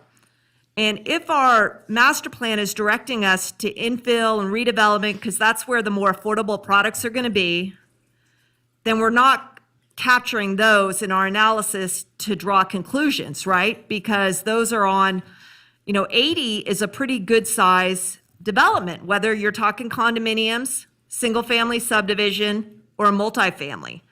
And I'm sure somewhere in your office, you could look to see who came in and paid residential construction tax, RIF fees, and pull out the 80s or under, if we have to do it ourselves, if someone else isn't, and then sample those for price points. And then we can understand a little bit more what's coming online, what's working, what's not. I think that's a methodology that I know the default has always been to Johnson and Perkins, but we as a city organization have not invested in our own data to understand the housing supply and what the market's doing to make the policy and the investment decisions that we need to do. So I really would encourage us to think a lot about that and take that next step.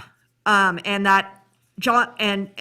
do that in highlighting the limitations to the Johnson and Perkins, because if you're looking at 80 above, it's very hard to build 80, that size in the core. So we're really missing a full picture. Thank you. All right, Councilwoman Dorr. Yeah, thank you so much. Before, I know it's shifting to our afternoon session, so I just wanted to make a response to some public comment that we heard today. A lot of what we heard from the public was about rent gouging is the term that they've used and term I've used.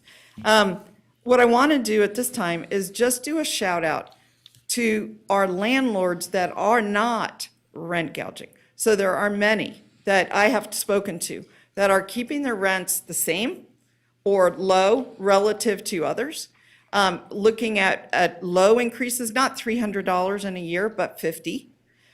They have increases in costs. They have increases in water, sewer, and that if that's provided. So they are doing a Herculean job to help us keep things where they are. And I've heard over and over from people saying, my landlord is amazing, and they've done a terrific job. On the other side, we seem to have, and I want to say most of those seem to be local owners, that either own homes or apartment buildings. On the other side, what I've seen is larger corporations, maybe hedge funds, maybe real estate investment groups that have a portfolio of apartments. They might be spread over multiple states. And someone in the public said, Well, they're just throwing numbers up on the wall to see if it'll stick and they can get it. And I have heard that from people that are very knowledgeable in the industry. They've said that there are algorithms or models that generate these rent increases. It is separate from incomes, which is about affordability and what people can buy. So it generates a rate irrespective of what people can pay. Even the people that have lived there, we heard 22 years, 14 years, 10 years in the same apartment building, no upgrades, but now the rent is increased 50% or 100%, in a short time. So I guess in this list of how do we reduce the gap between income and housing costs, and you have 4 items that you've identified, where you talk about options 2, and it's, to me, it's about the red tape. How can we get more developers doing the right thing? But also on the rental side, remember 55%, that's my current number, rent. How can we have a dialogue with those? And I think this is beginning with I've spoken to the Nevada Apartment Association. They said they've had a dialogue with their members about how can we get them to not just raise rents. I mean, there's making a good living, there's making a very good living, there's making an extremely good living, and then there is greed. And somewhere in there, and I've been able to work with individuals who then go work with the portfolio, and they've been able to reduce their rents from these large numbers. How can we build partnerships with these owners of the portfolio to do the same thing without it being one by one by one by one? So thank you so much.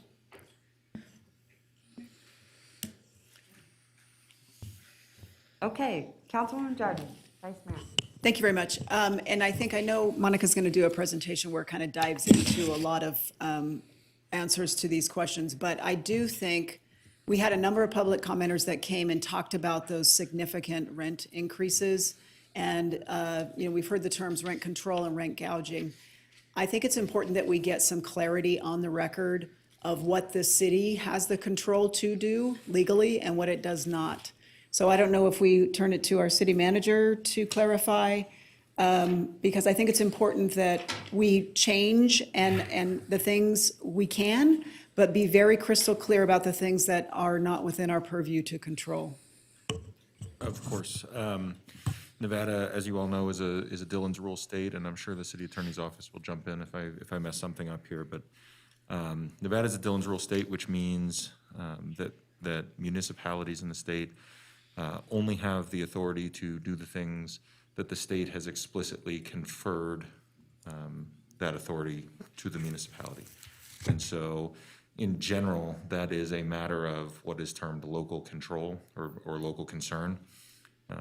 As you've seen from the various presentations today, rent, construction costs, things of that nature are probably not in that segment. They're probably not matters of local concern, despite the great concern all of us have on an individual basis. And so, no, a true rent control ordinance is not, at this juncture, a thing that we believe we have the legal authority to pursue. Okay, so I just want to, you said not of local concern. I think we are quite concerned about it legally. Is it fair to say we do not have the legal authority to implement policies as it relates to rent control or rent gouging? Is that fair? Yes, that is fair. And just for clarity's sake, the local concern, it's a term of art that's in the statute as it relates to what we do and do not have authority to deal with. So it's not a remark on who's worried about what. No, and that wasn't it. My thing was I didn't want us to leave here today with an impression that maybe we can, as Councilwoman Dewar has said, there has been some individual conversations and those sorts of things in which we can pursue. But as far as a legal authority to implement those sorts of things, it is not within our purview to implement those. That is at the state level. That's correct. Okay, thank you very much. I just wanted to get that clear. Mr. Manager, can I ask a clarifying question? I'm not sure, and maybe this is for our legal team. We've had other folks who have approached us and said, well, you should say that investors cannot buy the new construction, or you should say Californians cannot buy them when they're leaving and coming here. Do we have the legal ability to interject ourselves into the private transactions of real estate. I mean, it's one thing to talk about the supply and all of the demands that are being made on the system, but there is a segment of the population who rejects supply and demand type style economics. And so it's hard to, have that conversation when we have these legal constraints. So I'm trying to understand what is our ability to, throw up barriers to people who would sell or buy and bar the Californians from coming here. I like Californians, so I'm not sure it's me who's making that claim, but I'm just trying to understand legally what our options are. It's been a long time since someone has asked me a dormant commerce clause question, and so I know that the answer is no, but I'm going to hand it to them. So, thank you for the question, John Shipman from the City Attorney's Office. 2 points would be made. There are some federal law and some constitutional constraints and prohibitions on what we can do that are, this is the type of thing in a certain respect that, as Mr. Thornley's pointed out, the dormant commerce clause, when this country was originally founded, we had 13 colonies, and that was kind of what was happening. One colony would discriminate against another colony, so we put into our Constitution language that says you can't do that for purposes of commerce. So we've got some constitutional prohibitions in the ability to discriminate against, for instance, people that are from another state. Then the other point is, there's a lot of misconception out there, in following up on Mr. Thornley's point, is that in other states, yes, you see rent control in some of these bigger jurisdictions, but in those cases, those are generally either those cities are home rule cities, which the city of Reno is not, or there is statewide legislation in California, for example, that sets out a framework for the adoption of a rent control ordinance by a local authority. So we don't have that here. And so all we are left with here is essentially what we have in NRS, and that really leaves kind of landlord-tenant relations to the private sector, and we don't really have the authority to step in and really regulate that. So hopefully that'll give some background. Mr. Manager, may I ask the same, similar clarifying question that Mr. Reese asked? I read in the last 2 weeks that the Clark County Commission, which is probably the most influential legislating body in the state, did have some discussions about this and are preliminarily thinking about asking the legislature for those powers. Don't we have some coalition of the larger jurisdictions that we think and talk about approaching the state together with? And have you had any conversations in that coalition, as I understand it, about that topic? We have a coalition of large cities. Of course, Clark County is part of NACO. Now, that doesn't mean we can't run that down. I read the same articles. Oh, you did? Okay. So you could approach them and ask them what they're thinking about as we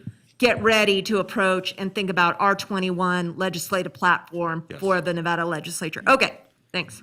And I guess I'm the last one. It's because of the point Councilmember Jordan made to you, Mr. Manager, and that you answered. We've heard this answer before, and we know this. And that is why I've suggested that we work on dialogue with these large builders to know that if they build it and they have rents that people cannot afford, that we're going to have a bunch of people that are losing housing, and we're going to have places potentially that remain unrented, and they'll be giving incentives. They'll have priced themselves out of the market. The other thing is that, the mayor did the 1,000 homes in 120 days, and it didn't have an affordable component, but it doesn't mean we can't initiate a similar kind of thing with the affordable component and provide incentives to affordable builders. And I hope to hear about that, because she did a great job with that. And I think that we could build on that and take the next step with incentives. So I'm hoping to hear some about that later today.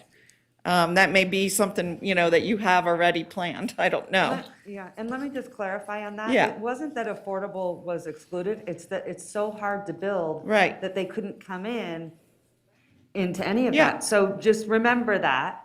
Yeah. And again, we did that so that they could have more financial ability up front to get shovels in the ground sooner. Right. Not to mention, I remember I took a lot of flack for that.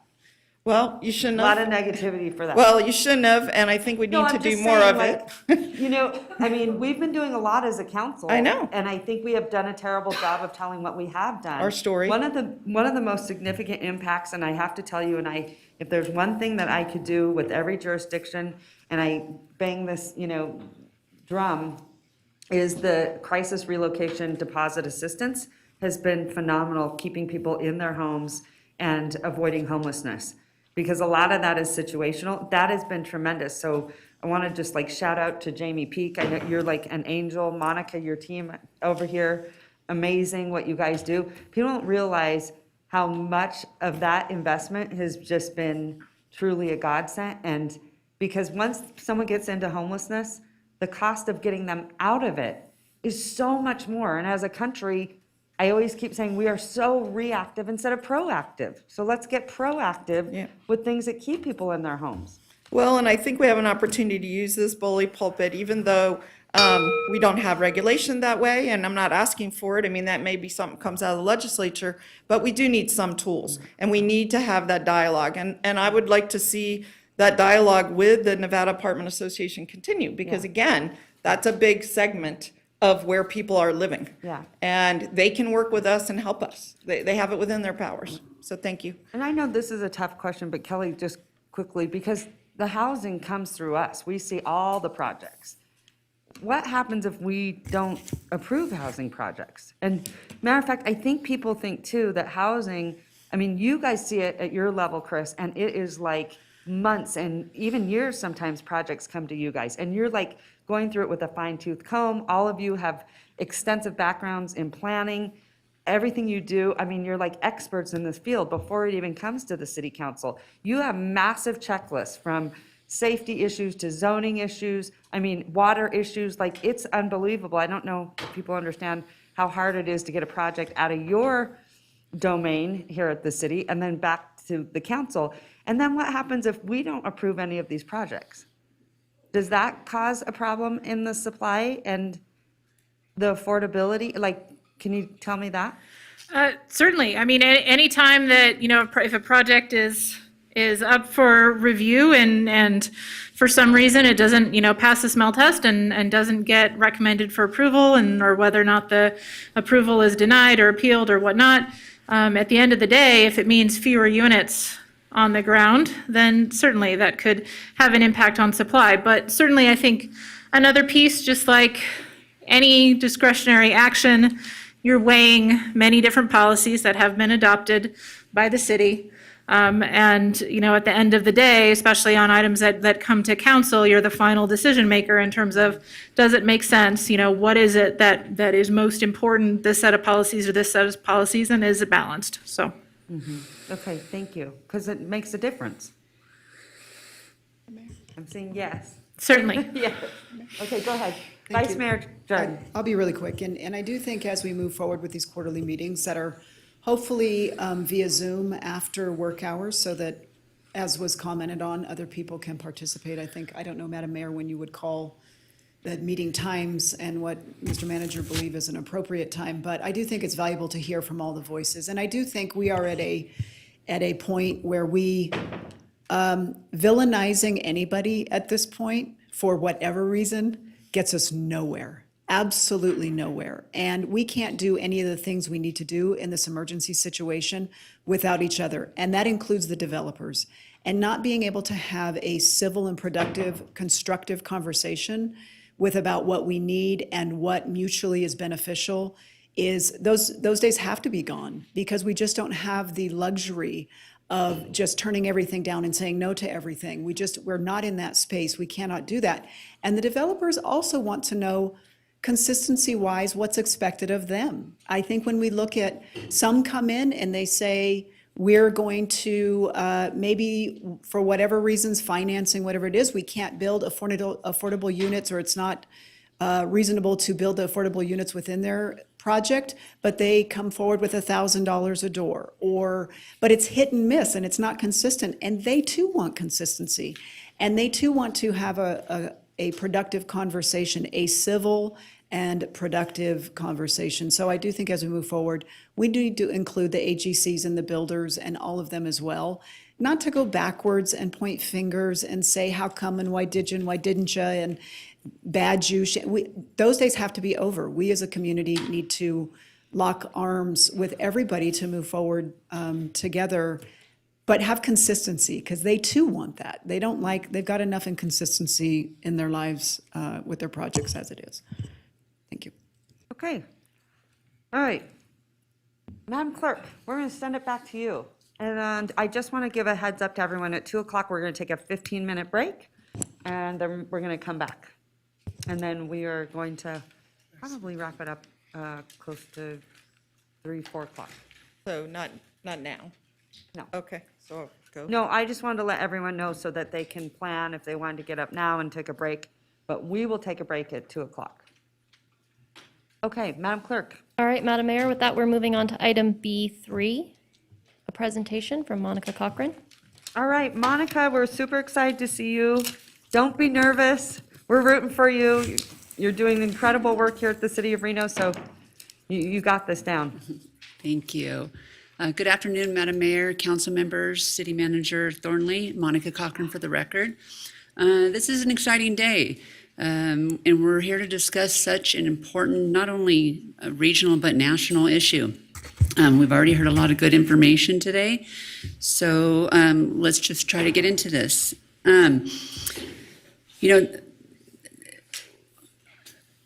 This is really an important issue. We hear about it every day, whether it's housing, affordable housing, homelessness, it's everywhere. Why? We know we're in a housing shortage.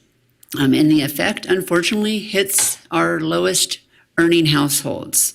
And this is why we're here. This is why lawmakers across the country are talking about exploring creative ways to increase production. So my part here today mainly is to discuss the Housing and Neighborhood Development Division's roles, some strategic planning that we've done so far over the past few months, and get some direction related to those efforts. Oh, thank you. But first, I wanted to give a little bit of background on the Housing and Neighborhood Development Division, HAND, as we usually call ourselves. HAND has primarily operated as grant administrators for all the HUD grants that come into the city. These grants are related to certain areas, such as homeless services, affordable housing, assisting lower income families. So naturally, we've evolved into serving that clientele, those populations, with these grant funds that the city's received. And for years, really, our focus was homeless services and sheltering. And with regards to affordable housing, our role around that was really the administration of the home program. So that's kind of where our focus was. But our population has increased, and so is the need for comprehensive efforts. And I'm going to see if I can work this because I'm a little challenged. Mickey.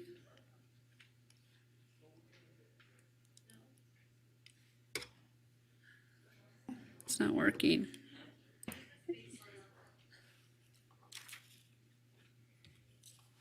Okay, forget the technology. Okay, so in 2019, the Truckee Meadows Regional Planning Agency developed a regional strategy for affordable housing, which is also referred to as the Enterprise Report. This plan lays out 5 regional goals for affordable housing, which our proposed mission and goals are aligned with.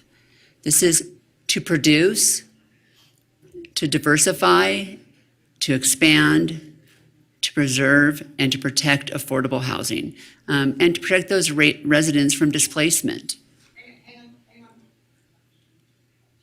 I think we just broke one. I can dance.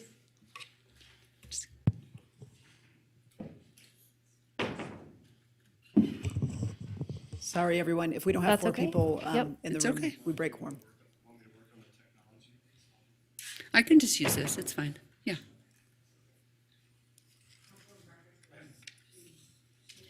But she decided not to. You knew that. Ms. Cochran, sorry about that. I meant no offense to it. And I know the presentation is important stuff, so. We won't wait for Councilwoman Breckus. We'll just go ahead. Yeah, we're good to go. Yeah, we're good. Let's roll. Okay, so I will move forward.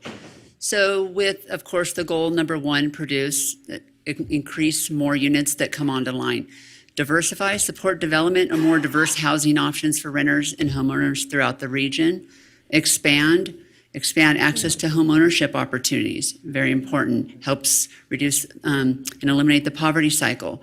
Preserve affordable units. This is very important. We talk often about units that will end their period of affordability, and then protect residents from housing displacement. And we talk about that a lot with our deposit and rental assistance.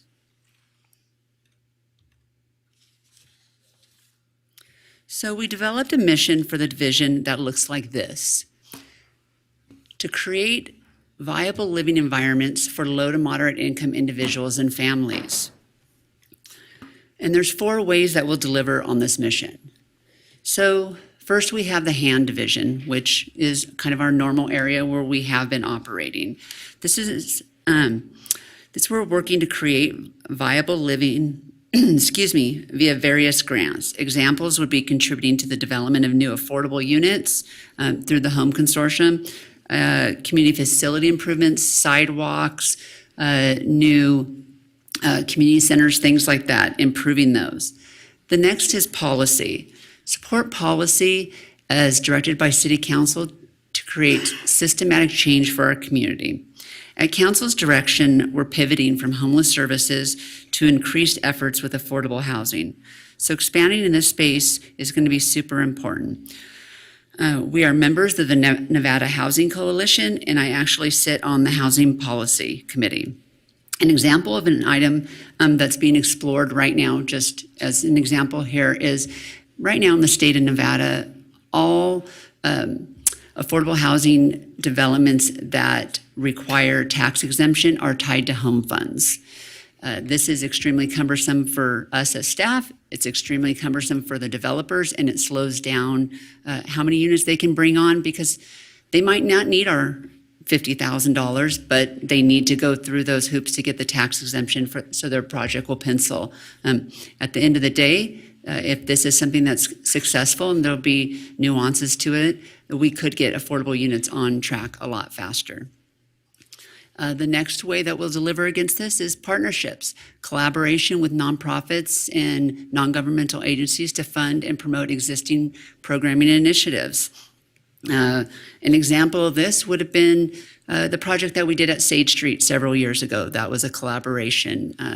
The Hope Springs, that would be another example. And moving forward, possibly purchasing some older motels and partnering with other nonprofits or entities to run those units and rent them out and convert them into permanent housing. The last one, other city departments, collaboration with other city departments to direct and manage initiatives. This is also super important because this work goes beyond our division. There's planning, there's public works, there's all these other departments in the city that we need to collaborate with. I guess a recent example of something that would fall in this area is the fee waivers. That is a collaboration between several departments in the city.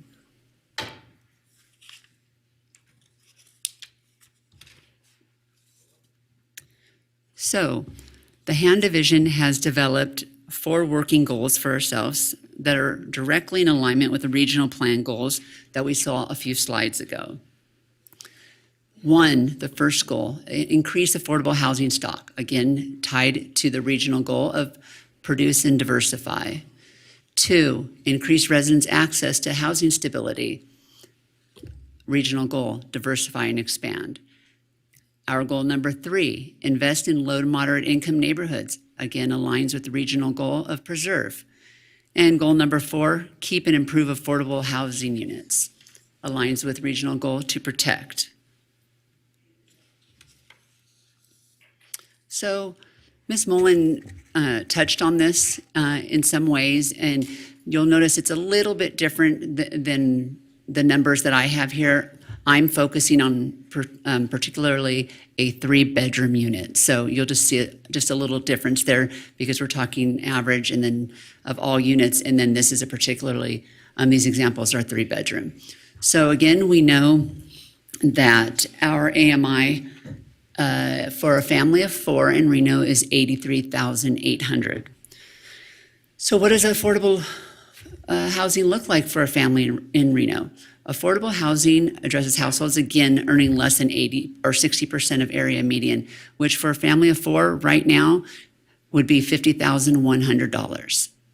What is workforce housing? Again, this is those households earning 60 to 120 AMI. Those would be our new teachers, nurses, police officers, things like that. And we do have, generally affordable housing is defined as 60% and below. We have other programs that could help us in this area in the 60 to 120. They wouldn't be as deeply subsidized, but there is some work that can be done here.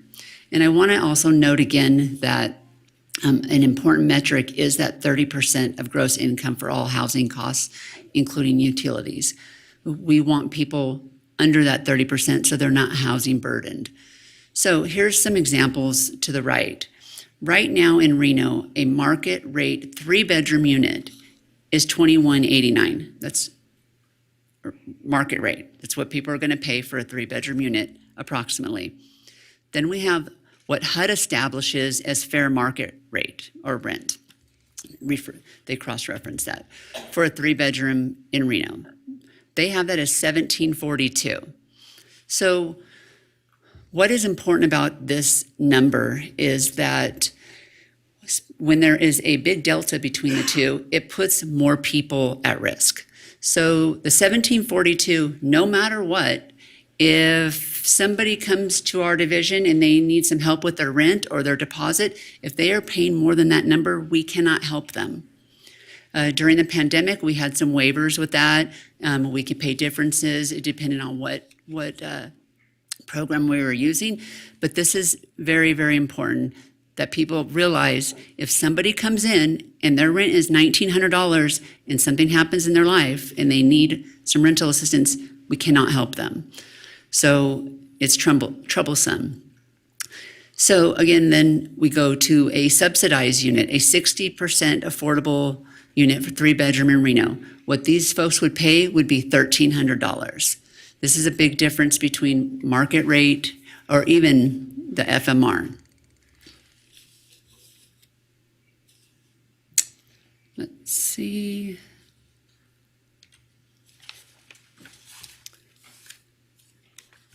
Okay, so before I go over this slide, I just again wanted to note and reiterate something that the treasurer said earlier. All housing is needed. All housing is really good at no matter what side of the spectrum it's on, because it takes pressure off each point in the market. And so we really need to realize that. We know the 30% and below is super important. The 60% and over, it's all important. And because what's happening right now is that it's so bottlenecked that there is pressure at all points in the market and people aren't being able to move up. And it's really particularly hard for those low income earners, sorry. So I'm going to start on this slide with the left-hand column, which says chronically homeless, no stable income. So this is an area where we're proposing that we don't focus going forward, as this is really going to be the county's lane now. At council's direction, we have been pivoting out of homeless services, and transitional, permanent supportive, rapid rehousing, those are the programs that would really support those coming out of the shelter or coming out of homelessness. To the left of that slide, you'll see transitioning and maintaining stability. So this is an area where kind of a little bit of a gray area, and this is where because we get certain funds, and I'll just in particular ESG funds, they are really geared towards helping with housing stability and those at lower income wages. So In this area, some examples would be our Reno Works program, just some creative environments to help get folks out of a rapid rehousing situation into transitional into a permanent housing, maybe hotel conversions. That would help for some low-income earners, sorry. So then the next you'll see, I'll start going down kind of in the range of where we're proposing that we would operate. So next you'd see the the housing rehabilitation. So an example of this is the neighborhood renewal program that we operated several years ago, and due to COVID and the partnership that we had with Habitat, them not being able to run that program for us anymore, it kind of dwindled. However, we are excited to possibly be bringing back to council a partnership with Rebuilding Together Northern Nevada to help operate in this space. That way we don't have to kind of run the program internally. They do the same work. It's efficient. It makes a lot of sense. This would be really in that 30 to 80% AMI range, and would really meant to help people stay in their homes. You know, it fixes roofs, heaters, windows, things like that, and we really want to keep people in their homes. This would tie to our goal number 2 and goal number 4. The deposit and rental assistance. Again, this helps people sustain housing, and we're again operating in that 30 to 80% AMI range, depending on what funding sources we're using to help those folks. And that aligns with our goal number 2. The transition from rent to own. This is a space we haven't operated in previously. This would be the workforce housing or partnerships with other organizations that can help us create affordable units, maybe for purchase in perpetuity, or maybe some hotel conversions, things like that for the higher income earning individuals. And this would really touch on really all of our goals. The next is to maintain and increase affordable units. We currently operate in this space as the lead of the Home Consortium. In 2021, we contributed to the approval of over 700 affordable units. So through that process in 2021, we approved over 700 units coming into the pipeline to be built. And again, we in this space have only been operating as the lead of the Home Consortium. This ties to our goal number 1. The next area you'll see is investing in low to moderate income neighborhoods. Currently, we do this by utilizing CDBG funds, and this is to invest in neighborhoods that more than 51% of the residents make 80% or less than area median. And this is tied to our goal number 3. And then you will see the facilitating purchase of property and management. Again, this is not a space that we've been super active in, but a good example, again, would be the Village at Sage or partnering for old motel conversions to permanent units. And this, again, would align with our goal number 1 and number 2. So something I also wanted to show just was some numbers on some of the work that we have been doing, some of the things that we just talked about in this space. And, you know, this slide really shows the impact we've had on the community with rental and deposit assistance. And this helps people stay in their homes. This is really, really a lot of work. From July 1st, 2020 to December 31st, 2021, we assisted 1,832 households. That is not including money that was granted to the Housing Authority to run a chat program. That is the program that the city of Reno operates. So in those 6 quarters, it was 1,832 households. This equated to 5,304 months of rent, and we expended over $4.7 million. You know, and as long as federal funds allow, we can continue to operate at this level. If anybody's watching or is here and needs some assistance, they can go to reno.gov/housing. It is also listed on this slide. I think this slide is pretty impactful. What you really can see is if you look at Q2, and I would point if I could, but I don't have a little thing. So Q2, 21-22, and compare that to Q2 of 2021, you can see the increase in how much more need there is in our community for this service.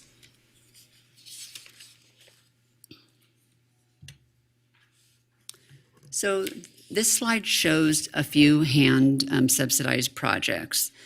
To the top left is one of the vintage affordable units in South Reno, the one at Steamboat. They utilized some home funds and some other layering to get this project done. Just this one particular unit created 360 affordable units. The other two projects, one is Trainer Pool, which was super great success, and the other one is at Ottawa Park. These also use CDBG funds. None of these projects would have happened without the infusion of these federal funds. And I just want to show here that, again, in 2021, with the goal of maintaining and increasing affordable units, we contributed $1.5 million into that. And in 2021, we contributed $1.3 million into improving the neighborhoods for our low to moderate income households. This is a lot of money. It is leveraged with some other funds, but most of these projects would not happen without the infusion of these funds.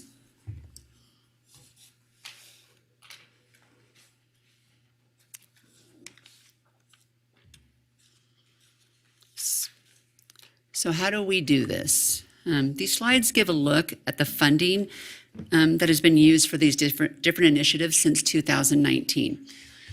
You can tell there's the pre-COVID, there's during COVID, and what we're expecting so far for the next year. Basically, the work that we have historically done in this division, and when I said that we have administered the federal grant funds, I've said that because that is the funds that we primarily used to get these initiatives done.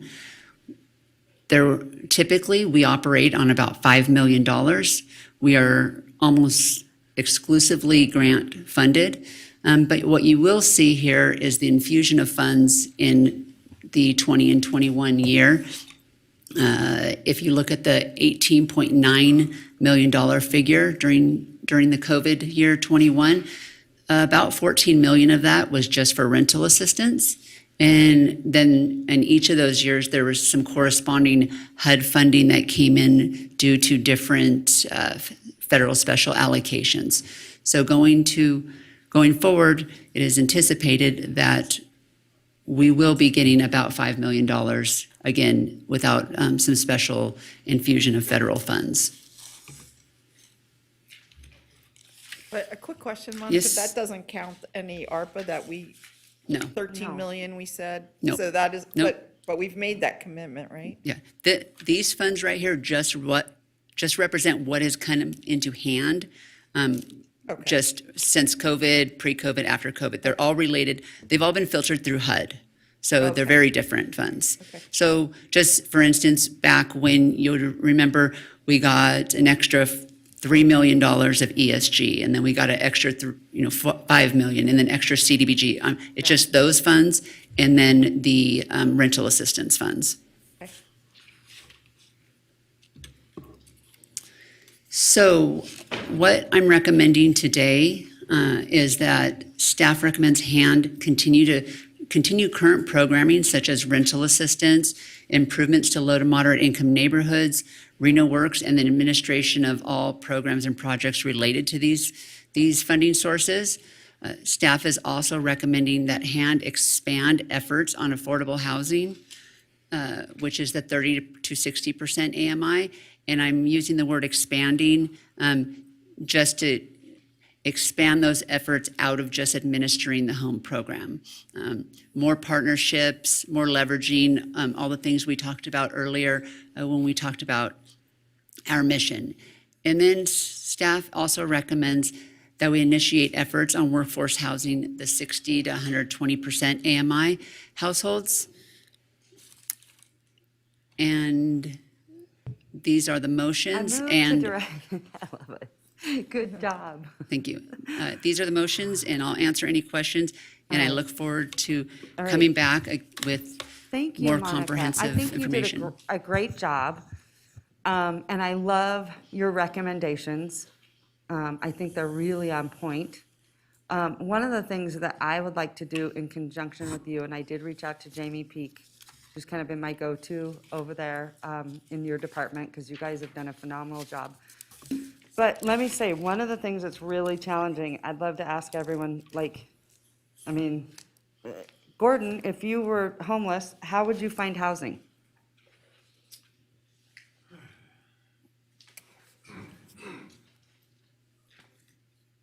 Okay, Madeline Barak? I would say the only thing I could do. Oh, she left. She got lucky. She got lucky. But I would like, if anyone in here, Amy, you can't respond. And probably Britton Griffith, you can't respond either. Does anyone know how to get housing if you're homeless? Why have we not asked that question? You're not allowed to respond either, Mr. Expert. Do you know? Yeah, just come up really quickly, because this is a question most people don't know. I've, for the record, Reverend Augustine Jorquez, and I'm very blessed at this moment not to be homeless, not to be without a warm place to lay my head down and have dinner at, and lunch and breakfast, and have a refrigerator, for that matter. So do you know? So, yeah, well, I know that it can be difficult maneuvering through that. You go through the shelters, and you check with the shelters. You check with the local housing authority. You check with some of the churches. If you're a senior, you go through like the senior services. Yeah. And the window is very small, and it's very hard to navigate. what do you mean by the window's very small? A lot of people don't know that really As in the only way to get time-wise, chronologically? the access. Or, the resources. Yes, so, But it's the paperwork, it's the bureaucracy of it that's. and then plus, if you have That's mental difficult. health issues, you might not be able to understand it. With the So mental health, anyway, as someone had shared earlier about the Social Security, and I know Yeah. of two other instances where, because of Social Yeah. Security restrictions, they're Yeah. not able to get the proper housing. you're exactly right. Thank you, So, yeah. Pastor. Thank you, thank you. But you hit the nail on the head. Most people do not know how to get housing. And when you get to the paperwork, it is incredibly challenging. It's unbelievable how difficult we make it. And this is where I would ask you to have your support and everyone that you're working with. It's also very fragmented, because I know it firsthand that the county is off doing whatever their housing looks like.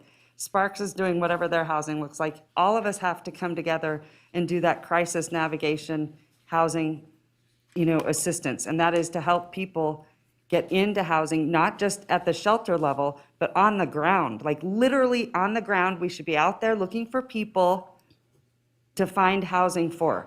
And then the vouchers too. So it has to be a whole synergy. Everyone comes together literally from the ground up. Anyway, okay, I'm going to ask questions from council, and then we'll let you speak, Pastor, in a minute.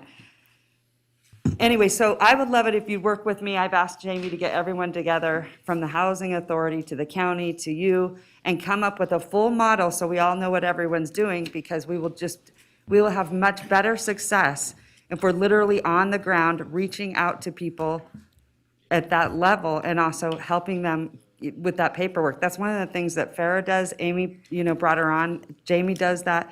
I mean, the work that you guys do to get someone into housing is phenomenal, but it is hard to navigate for people. And you heard that woman that was sitting here, she's gone, I think her name was Miranda. And she was like, I'm very resourceful, and, it sounds like she has means. And if she can't navigate it, how is someone that's going through trauma and homelessness, and also, if they have mental health or addiction issues, they could never navigate this system. I don't know what we're doing. It's crazy. But you are doing the work, and I know you guys are, out there, because I call all the time, Jamie's amazing. That's Yes. Anyway, Councilman Breckus. Yeah, thank you. And good presentation, Ms. Cochran. I think your group has done a great job with all the money that came in during the COVID, very acute situation, and standing up those programs. So good job.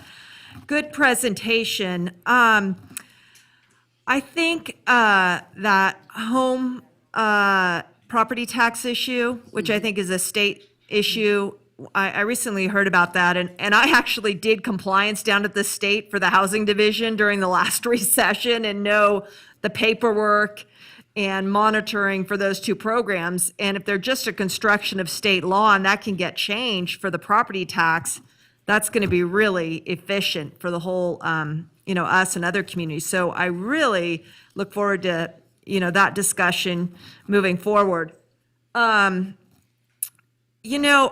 Another thing is, and I'm glad CDBG is in your world, and you showed the neighborhoods. I think there's a recognition that needs to be called out, and that is, with the price of housing, the materials, the inefficiencies of labor, and so on, not building modular, we're moving into different housing types. We need options, and some of that, particularly if you move infill, is your private space that you yourself inhabit shrinks, and sometimes you're vertical. And with that, the public spaces are so critical to be able to have a public park down the street with barbecues to hold a family gathering or something. And so I think they have to go hand in hand, and that's, going to be a coordination with another department like the Parks Department, but and the walkability to those places and the connection. So the public spaces become so critical, and I'm glad that it's in the mindset of the people who are dealing with housing. Now, let me ask you, on your assistance, does that include utilities? Yeah. Oh, what we provide? Well, yeah, that housing cost, you can't be paying any more than the $13.90, I think it was. Oh, the 30%? Yeah. Yes, that includes utilities. Okay, so if you got all these utility bills over here, those will count for you or against you in the assistance?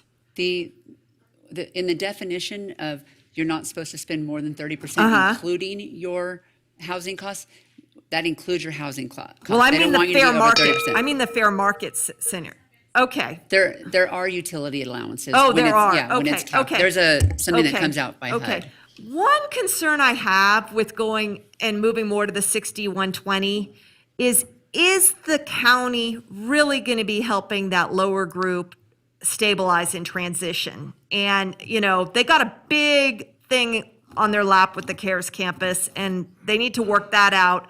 And I'd hate for us to move beyond some things, because the need is really those very struggling households. And if we're going 60-120, so I'm a little nervous, and I would feel more confident knowing, and maybe I just don't know it, what the county is going to be doing with the transition beyond the sheltering. And then all right, Councilman Breckus. Okay, and then and those who are watching, we stick to a real strict timeline for the members of the body, 3 minutes. And so it has to come back around to me to ask my next two questions. Okay. Thank you, Madam Mayor. You're very welcome. I just want to make sure that it's fair. I always say this every meeting, that it's fair that everyone gets their turn and comments on the record. That's really important. And also, I do want to point out, I try to give every council member way more time, and we do that. So, and I always have no problem doing that for Councilman Breckus, and I always do. So, May I answer that question? Yes, please go ahead. It is my understanding, yes, that the county will be focusing in that 30% and below area for affordable. Their efforts are going to be being put into transitional housing, permanent supportive housing. So That is my understanding. That's the space that they're going to operate. We've had conversations Okay. about this, and I believe that their commissioners met a few weeks ago, and I think that was the outcome. But that is still something that I actually have some meetings set up with some county staff to make sure that we're in line. Okay, I'll follow up on that theme when I get to talk again. Thank you. All right, go ahead, Vice Mayor Jordan. And then, or I guess we can go to Councilwoman Dewar? Oh, okay, thanks. Either or. Okay, I want to go back to that issue about the bureaucracy. We've got to do something as a body. We have special monies coming in that are not, I don't believe, tied through HUD and so on, to set up programs that do not require this level of paperwork and bureaucracy. I tried to help someone just get SNAP. That's a food stamps. That was so difficult for me with a master's to navigate on the website, get the forms, get them submitted, and they have to do this at a regular interval to maintain eligibility for SNAP.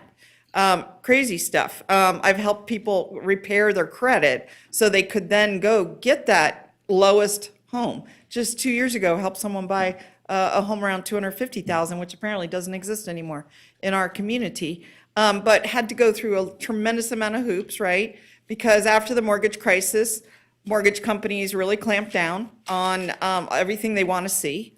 And I really think we have a role in helping there, and your department, I think, or division, as you called it, actually plays a part in that and can play a part in creating new systems that are less onerous and have less red tape.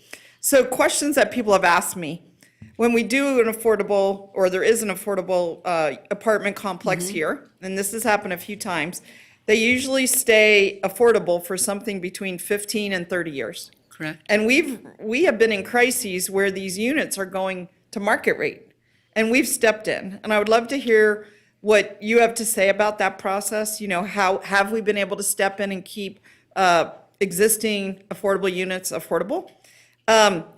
What happens when someone moves into an affordable unit and maybe they do get a job, even a better job that we wanted to them? Do they price themselves out? Like, do they have to earn between a certain amount to even stay in that affordable unit that exists?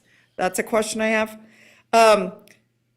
We need, I think, to the mayor's point earlier, summaries of programs and a clearinghouse so that this finding the place, whatever the place is, it has is much easier, very much more simplified. It doesn't take let's say, a person at your level, Monica, to sit down and negotiate with them. I really support this concept of navigators, if that's what they are, to help people navigate the process, because this process that exists is very complicated. And I could easily see people giving up, so easily. And then they go to our homeless shelter or on the street somewhere. So these are the kind of questions I have. And then finally, how much affordable is out there? We heard 7,300 units. I still haven't heard a percentage. Like, is that 5% of all the units we have in the Reno or Reno-Sparks area? Or is that a tiny bit, a lot, a bit? I suspect I know the answer, but do you have any answers to any of those about keeping people in their units? What's been our experience keeping things affordable? Okay, I'm going to start with keeping things affordable. So, yes, there has been some developments that have come up and their period of affordability diminished, and it's a super complex issue, and I have somebody in the audience from the housing division that can explain that way better than I can. But we have a role in that. But yeah, so we do, because of the different layers of financing, there's a lot of people involved, a lot of people monitoring. We monitor with respect to the home dollars that go in. So we're all kind of looking at it. There have been some things put in place in the recent years, some legislation during last session that passed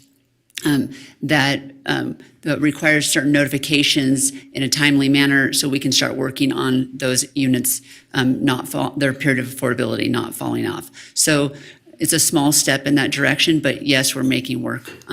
We're making work there. Some other things that we have done to be creative in that area, when some units are going, when we see that they're going to be coming up in X number of years, we start talking with those developers or property management companies about maybe the infusion of more federal funds for some rehab, and then we add another 20 years on. And so that is a way that we stay active in that space. And as far as the percentage that you asked with the number that Ms. Mullen gave, I don't have the exact percentage. I'd have to come back. What? Roughly. 6.2. Okay. Thanks, And then Kelly. can a person earn money and stay in these units, or if they get a better job, do they have to move out? It depends. It depends. That's fine. Okay. Okay. They don't go just get ahead, kicked Vice out Mayor right then. Dutton. Okay. Thank you very much. I do wonder, I support all of this that you have proposed here. I think HAND is a great program. I think what you're doing to facilitate the work in the space that you are doing is tremendous. I do think defining clearly, rather than lanes, I like to call it rungs on the ladder. So if we could, maybe as we move forward into different meetings, we could define the rungs on the ladder. In other words, the emergency sheltering rung as it relates to the Nevada Cares campus is the county. And the next, I would say, 2 rungs are the counties as defined by this as well. And then the city's rungs are the 3, 4, 5, whatever it may be. And just for simplification purposes. I like that. Thank you. And I did want to know with regards to some of the funding that we give to those, as the mayor said, that call in, and we don't know where they're going to fall in the needs category. They may not know what's available. I know the county has the 211. Is that what it is for housing? Is there an opportunity for when it gets to our rung on the ladder, or answers in which we can help them find or solutions to the questions they have? Is that something that kicks over to us to then find? Or does the 211 become the clearinghouse for all questions with regards to sheltering, housing, et cetera? I'm just trying to find, where is the simple place to begin the process to find services, housing, et cetera? To me, that kind of sounds like a regional dispatch. It kind of does, but I'm trying not to lay it all on the county, Right. but to say, if someone dials 211, I think they've got a good basis by which to start. But if, once someone takes in that 211 call and they say, oh, it's somebody who's in the 60 to 120 AMI, Reno, that's their rung on the ladder, does it get transferred to an operator? They usually refer them to us, and sometimes they'll come through Reno direct to us, saying I was referred by the county, or I need help with housing. Usually they come in just through our phone number that we have that's listed on our website for rental assistance. And I know if it's vice versa, if somebody comes in and they're not 30%, we don't just say, oh, we're not helping you. We figure out. You do a warm handoff to find out where that help is. I'm just trying to find a way that we as a region can streamline the information process so that they're not ping-ponging between numbers, jurisdictions, people. I mean, let's not have them have a, charter television type customer service experience when they're trying to get housing. They shouldn't be put on hold forever or transferred incessantly and not getting the answers they want. Trying to find a way we can all get there together. And that's probably something we could be creative and work on. I can tell you that one thing that I hold dearly is not ping-ponging people. Many times they land on my desk, and yes, I can just say, can you please do this? Or can you? And many times I call them myself and try to figure out who I need to get them in touch with. Sometimes it's something way more than we can offer. Yes. But I can't. And that was no reflection on you. Yeah. I'm just saying, if I'm the person calling for the first time, maybe not knowing what's there or who to contact, where do they begin in the most Right. simplistic form, and how do we streamline them navigating their way through the process? Right. And I apologize for calling out charter, but not really. No, and it's just something that I hold dear, because I know how it feels. Like nothing worse than calling someone and you're like, I want to speak to a representative. It just drives me crazy. But what I can say to that is that we talk about a lot of the Housing Navigator, and we started a pilot program with VOA about 1.5 years ago, and it was the bridge housing program, and we also still have our veterans transitional housing kind of in the same realm.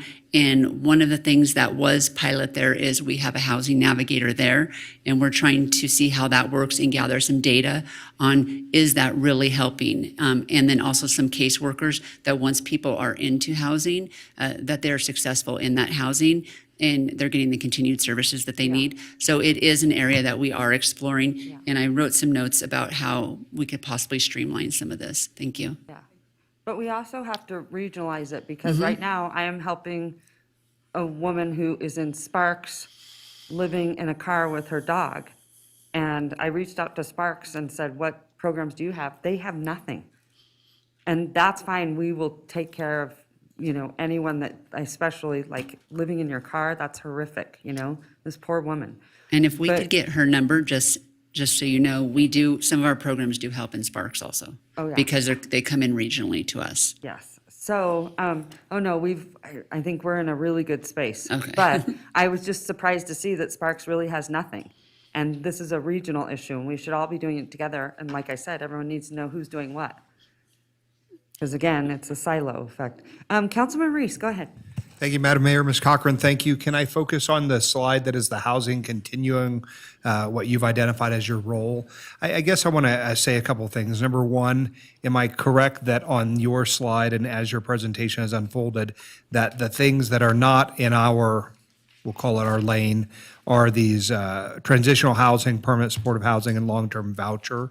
Is that why they're sort of darkly listed on this? Yes. Okay, so just making sure I understood the slide. The second thing is, I understand most of the assistance programs that you provide, and they seem to me that they are almost like one-time money, or sometimes they cover like up to 3 months. Is that a fair characterization? Of some of them, yes. And with the rental assistance, one of them goes up to 15 months. And is that only in cases of like extreme some hardship, or was it related to COVID, or is it about domestic violence? What is going on there? That particular one is in relation to the pandemic. So some sort of issue that's happened in your life related to the pandemic. So writ large, all of the programs under your control are what in total dollars? So like, could you give me a round number about the budget for hand? In general, Yes. usually about $5 million. But we got a whole bunch more because of the pandemic. And so you worked through all that, which was awesome. I guess part of what I want to understand is you've identified a bunch of potential options. I am interested in learning more about that transition from rent to own. So that's something that maybe you and I can talk about offline, because I do think that long term, as you break those cycles of poverty, it is important that you, if you can enter into ownership, then you do. And so I think that's something interesting. We also have, as a body, of course, I think launched the first shared equity program community in this region's history, I think, and maybe in the States. That's something that I'm more interested in. And then the last thing I want to ask about, and it might not be specifically through you, but it might be back to the manager or legal, is, you know, when you talk about the duration of assistance, I wonder if what we ought to be doing is exploring more of a universal basic income model. And it's something that I've asked the manager's office to explore with me as we understand, like, we've had all these conversations today, and one of the things that sticks out to me is a comment by the treasurer who said, you know, we have to be willing to fail, right? And so I'm trying to find what are the innovative approaches communities are doing, and perhaps one of them is a universal basic income that's a fixed dollar amount over a period of time, so the person isn't being helped for like the 3-month period that you talked about, but for a year, right? Because I think that may address some of the inequities that I see in the system in a way that perhaps, you know, we've got to try. So I'm interested in exploring that. I don't know if that's your department or if that's something that, Mr. Manager, you would be kind of working on or thinking about. Yes, of course, that's on our radar screen as we move forward. Councilman Delgado, go ahead. Thank you, Madam Mayor. Appreciate all my colleagues' questions thus far and look forward to the next presentation as well. These presentations already answered tons of my questions. To Councilman Reese's questions with respect to the $5 million, a big chunk of that, or I'd say the entirety of it, is based on grants. Is that right? All of it. All of it. to me, it's a question to our body as we go into the fiscal year, 5 million based on grants with all the quality of program needs that we have. Does that feel good for us to know that all of these programs are based off grants? If there's opportunities for us to look at our general funds in terms of where our biggest needs are. I just kind of look at that, and I always, with the organizations I ran or everything that I've been part of, to say that we're going to base a huge part of our quality of needs, especially in the communities that you're serving, based off of grants, that doesn't feel too good. So maybe that's a conversation for us to have in the future. In addition to that, I think what Vice Mayor Jarden spoke to was with respect to data and system sharing. Yes. I know those conversations with the CHAB where a third party came and said, which systems are you guys speaking to? So to hopefully not have as many duplicative services, or if you have individuals in the community that maybe experience one type of service in Reno, is also searching for services in Washoe. Has that been developed? Has that come to fruition, or do you know where that's at? Do you know what I'm talking about? No? Yeah, Okay. I do know. You're talking about at regional? Is that what? Yeah, at the CHAB, I know when somebody presents at the CARES campus, for example, or somebody presents at any kind of social service desk, that there's some type of trigger that's already alerted, or they're gathering their information and data so it's not duplicated at other jurisdictions. Kind of, yeah. That's some of the work that's been done through the Built for Zero initiative. If somebody, it's kind of like two separate things. That's a housing inventory. And if somebody comes forward and they need help, now we've identified them and they're counted. Then we also have HMIS, which is data that reports to HUD, and we don't know if someone's there unless they've retrieved some service, and then they go into that system, and then we can count them as either, say, in the shelter or the food bank or Catholic Charities, things like that. Just the frustration part, as much as I've worked in social services, that we all try to find a data collection space, and then you end up with 10 of them, and then so not really gathering anything. We're just kind of frustrating the individuals seeking services, right? And so my hope is, again, to the mayor's point, is the regionalization of information is going to be key as we kind of move forward. And my last question, Madam Mayor, is I'll wait till the next presentation. I'll get my questions laid out for the next one, but Okay, thank you. No, wait, there, I believe. You never go over. No. More often than not, the staff answer my questions, so we'll be ready on the next one. Thank you. Okay. All right, Councilman Breckus, 3 minutes. Thank you. One question I did have is, and it might have come up, it was mentioned earlier, and maybe it's going to be in the later presentation, is that housing trust fund that we stood up. And it came through development approvals, and they were usually, they were ad hoc at this table negotiations, or maybe, something a developer presented when they were coming through the appeal process. And, I haven't been supportive of it because I don't like ad hoc. I think it does add uncertainty, and I think also it's not really the bearing for decision-making when we have some of these very involved approvals. But the question is, are we going to make it a standardized thing as related to entitlements? And if not, we're going in different directions. How much money is it in it, and how is that going to be spent? It just seems like it's in some line item somewhere that I'd really like to have a little understanding of. So I'll just leave that there. The other one you did mention is the partnerships with the NGOs and the nonprofits, and some of them were here. And I think that their role in helping with this issue cannot be understated. But, as many of us who have served on nonprofit boards, there's a lot that goes into running a nonprofit organization of any scale, and they come from different scales. And I think we need to, one, look at the partnerships we've done in the past with some of these. Some, I think, were land that is still sitting as land. And what happened, evaluate why something didn't happen, what have we learned? Some have been successes. How do we replicate that? What's the long-term outlook for some of these organizations that got into housing space and now have an asset and a population they're providing services to? How are they doing as organizations? So I really, and I did quite a bit of research last year on this, I really think we need to understand not just, we need to take a step back from all these organizations and really understand, what they need to succeed in this space in different projects, because I think they are the ones that are going to be the innovators, fill in gaps. Sometimes money is not as flexible as you'd like for them to do that. And I would also say, since you said that the county's going to be working on the transitional, some of them, they're going to need those nonprofit partners also. So maybe it's a one size fits all, because sometimes these nonprofits work in both. They're doing transition, but then they want to get into tax credit deals. So it would be really nice to have that rather seamless of how you view and think about working with these nonprofits and the support that they need. So I think that's going to be a really key component, is the nonprofit arena. Thank you. Maybe that's what it is. Okay, Councilwoman Weber. Thank you, Madam Mayor. First of all, Ms. Cochran, I just want to say thank you so much.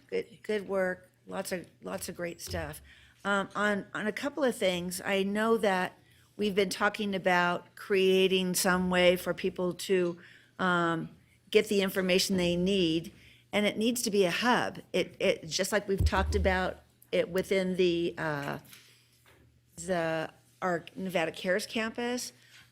We need to have a hub, and in this day of technology, there's no reason why something couldn't be created that somebody could call a number and at least hear, this is the department you need to be speaking with, or be able to express or get the information out there.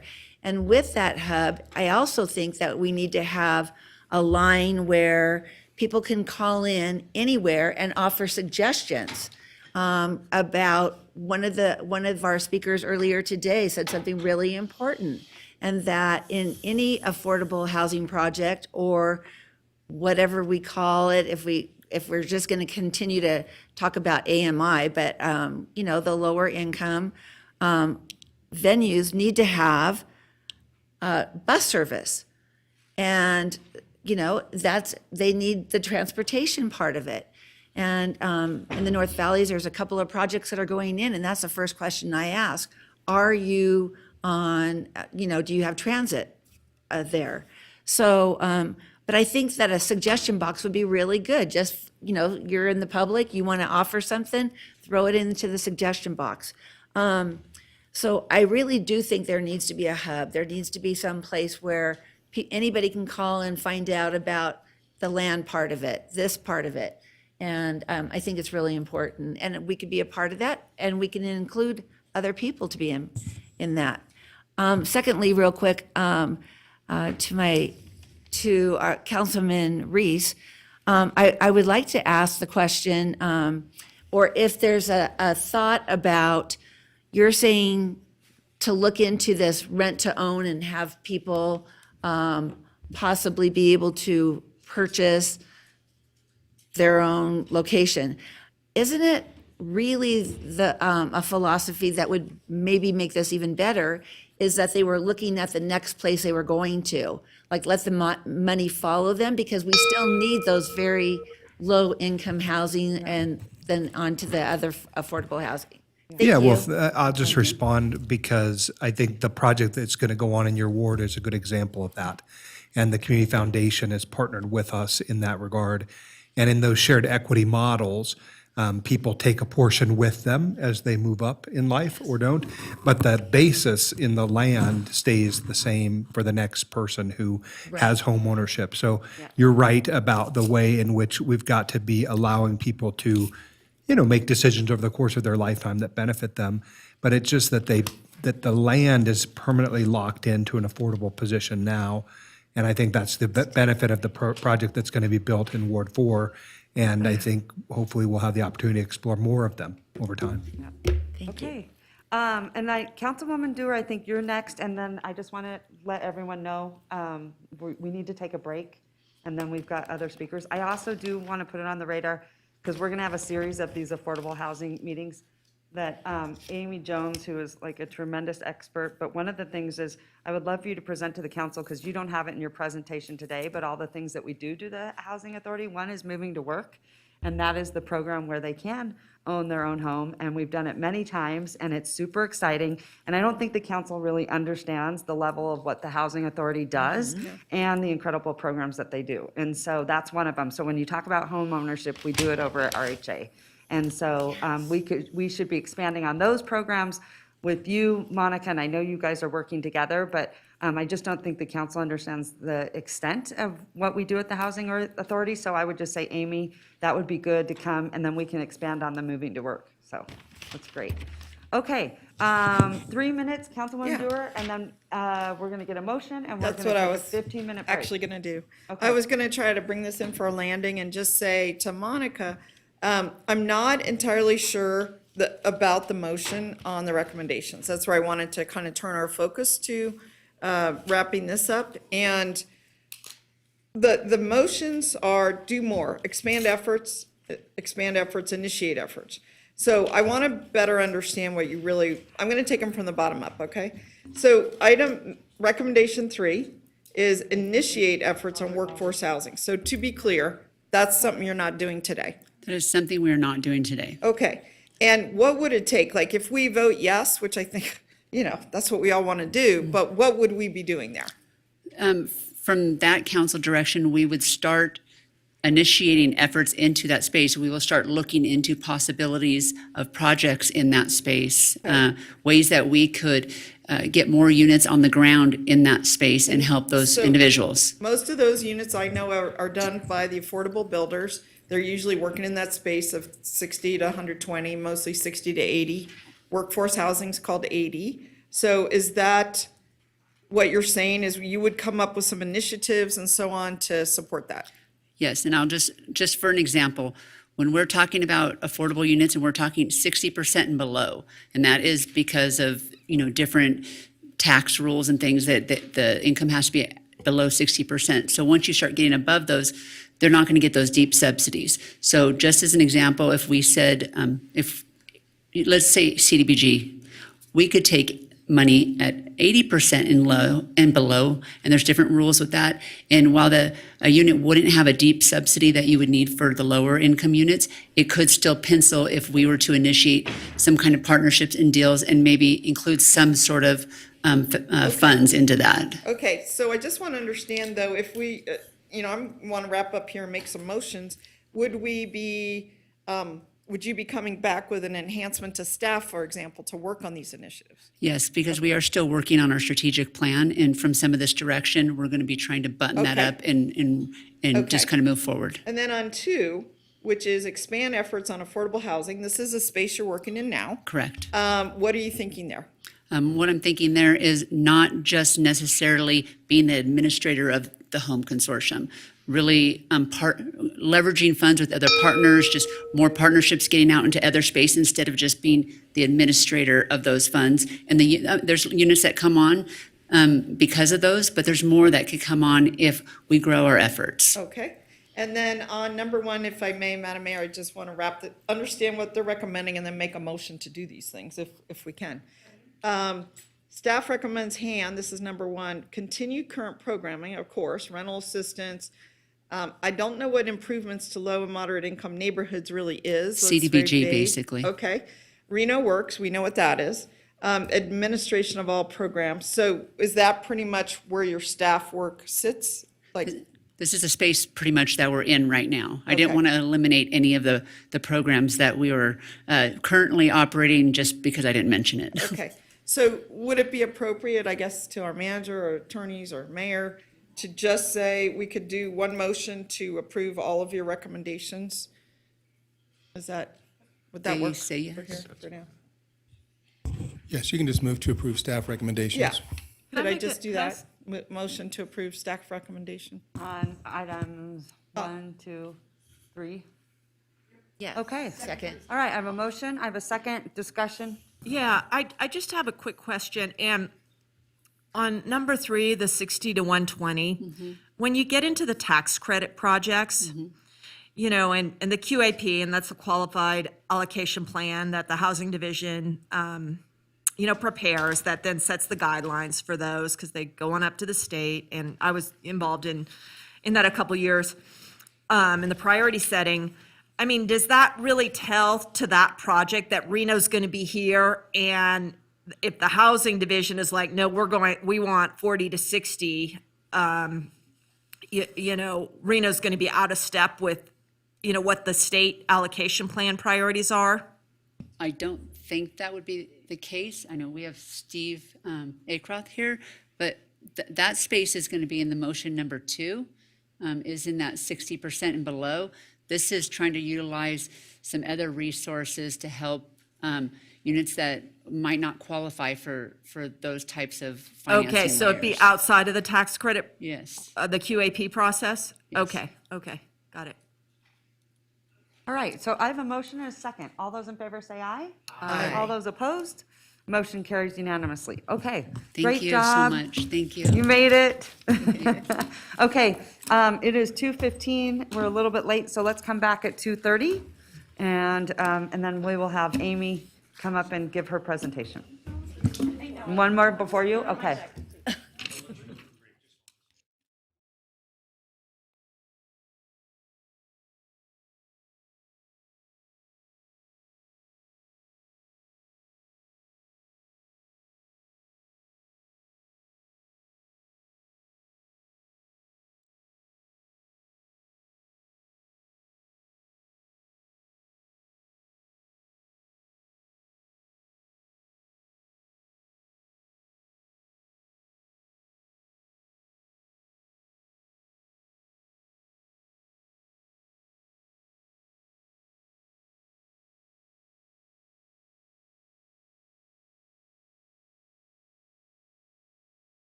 Just came by bringing some services to see what it is that you need, how we can help you to try to get off these streets, man.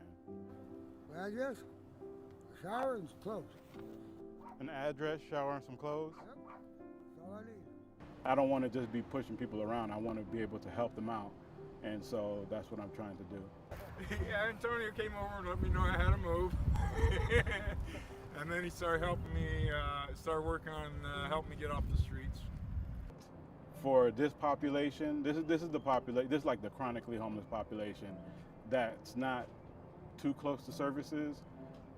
They basically need the services to be brought to them, and that's the only way it's going to work.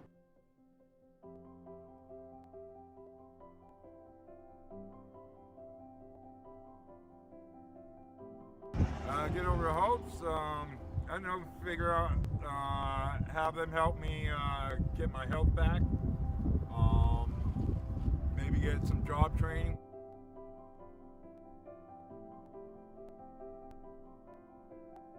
So Bill, if you need anything, man, you know how to reach me. Yeah, I got your phone number still. Just let me know if you need my help with anything. Yeah. Feel free to contact me, man. I will. All right. Okay. Good work with you, man. Good work with you too. All right, man. Thanks for the help.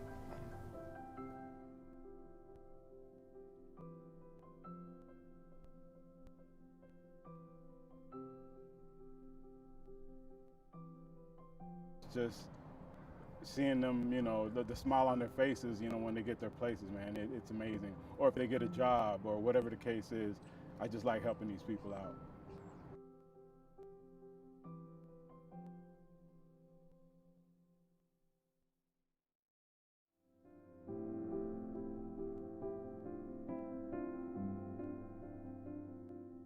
Surviving every day, trying to stay away from some of the bad things that happen on the street, and I'm excited about going to Sage. So right now we're getting Mr. Oyer into the village at Sage. He was actually camping outside of Sage, and so we did a cleanup there a couple months back, and then I came across him, and he told me that he had income ID, social security card. He had everything that he needed to move into a place, but he didn't know how to do it.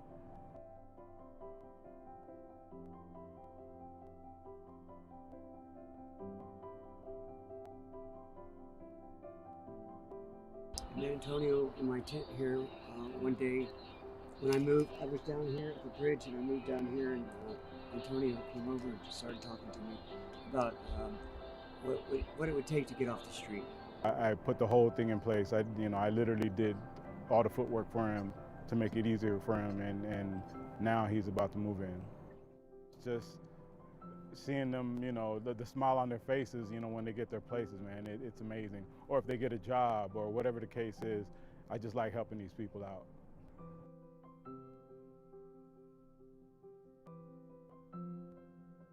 I truly believe that anybody can climb out of their situation, given the right support in the right direction. I truly believe that.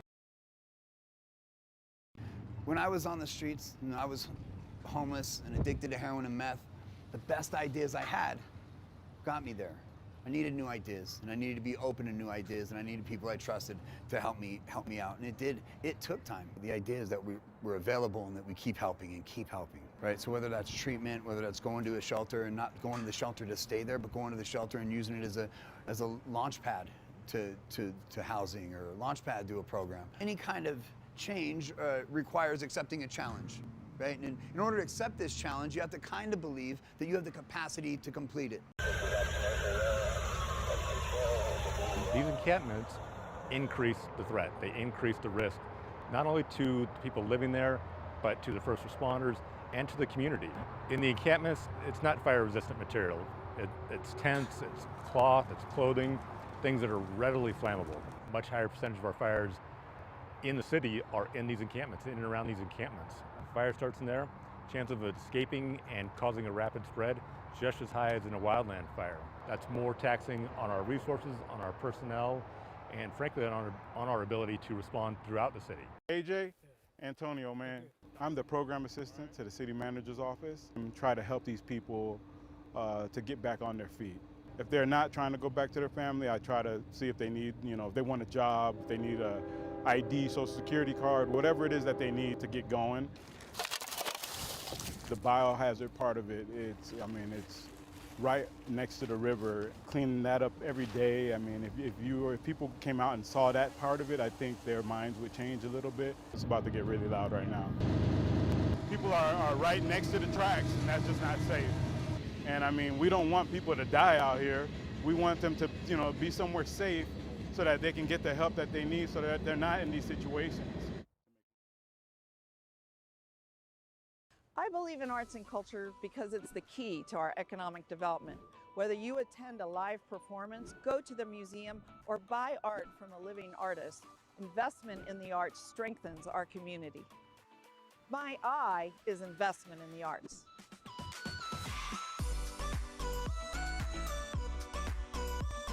I believe in arts and culture because it creates inclusion and unifies communities. Yo creo en las artes y la cultura porque unifican a la gente. My I is inclusion. Mi I es por inclusión.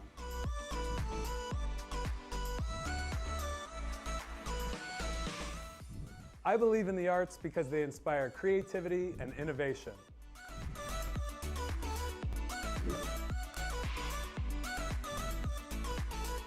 My I is inspire.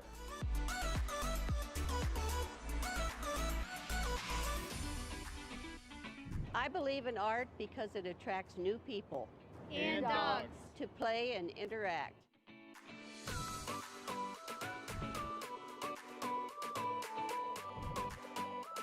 My I is interact.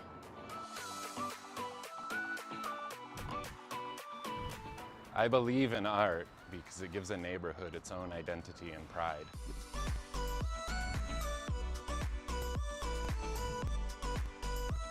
My I is identity. I believe in art because it allows us to imagine and reimagine what downtown can be.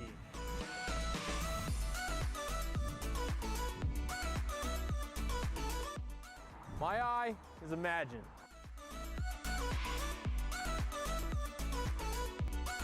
How how does one use their imagination to reimagine the city of Reno? It starts with art, the creative expression. A starts for activation. R is for reimagine. And T is tantalize. That's art in Reno.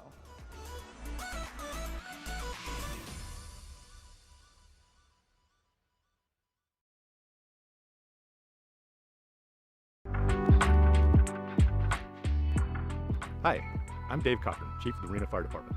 Today we're going to talk about defensible space and how you can keep your home safe this summer. This is Trey Palmer, Fire Marshal of the Reno Fire Department. Many communities within the city border the wildland-urban interface area. It's not a matter if wildfire occurs, but when wildfire happens. We need water to put out fires. In regards to fire hydrants, make sure you never park in front of a fire hydrant and maintain 3 feet all the way around the hydrant so we can access all of the connections and all of the valves. This includes taking out vegetation, walls, anything that can obstruct our access to that hydrant. Don't park in front of emergency access gates or fire lanes. Our apparatus need a minimum of 20 feet width to correctly respond to and set up suppression operations. Simple property maintenance will help slow the spread of fire when that wildfire does occur. Keep hot embers from entering your attic and living space by clearing juniper, pine, shrubs, and combustible ground cover like pine needles and leaf litter at least 5 feet from your exterior walls and decks. Make sure your address is clearly posted from street view and in contrasting color.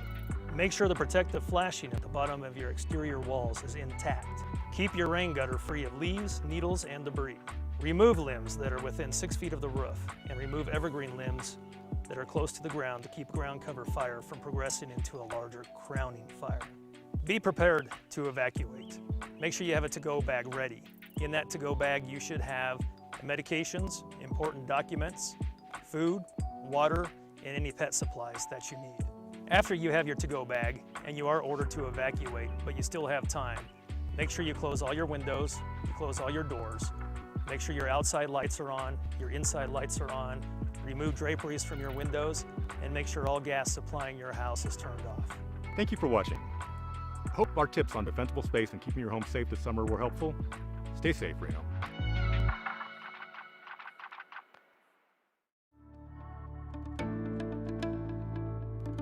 Hi, I'm Dave Cochran, Chief of the Reno Fire Department.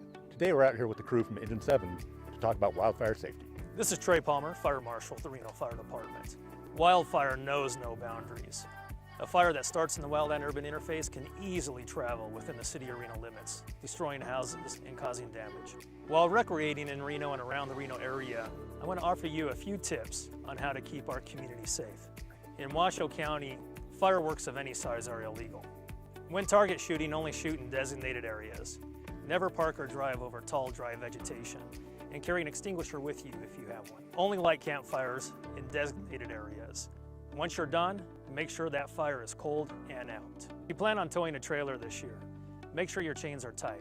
Loose chains cause sparks. Sparks cause fires. This is going to be a busy fire season. The vegetation out there is drier than normal. By following these safety tips, you can help us help you. Wildfire, it's everyone's fight. I'd like to thank you for watching our tips on wildfire safety today. Stay safe this summer.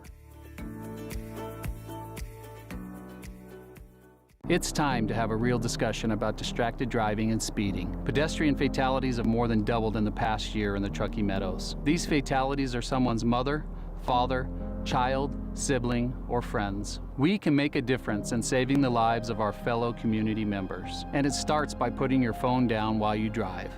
Distracted driving, it's just not worth it. And while you're driving on our streets, slow down, because we all deserve to go home to our families. Please, drive like you live here. I'm Reno Fire Chief Dave Cochran. Today we're going to tell you about an exciting new program we have called Community Connect. Community Connect helps you help us keep you safe. Reno Community Connect is a self-reporting system for the City of Reno citizens to share vital information about their household with first responders. Citizens that reside in the City of Reno can sign up using Facebook, Google, or any email address. Once you've created your profile and answered a few simple questions about you and your residence, You will be able to provide vital information to first responders so that they may be better equipped to assist you and your family in an emergency.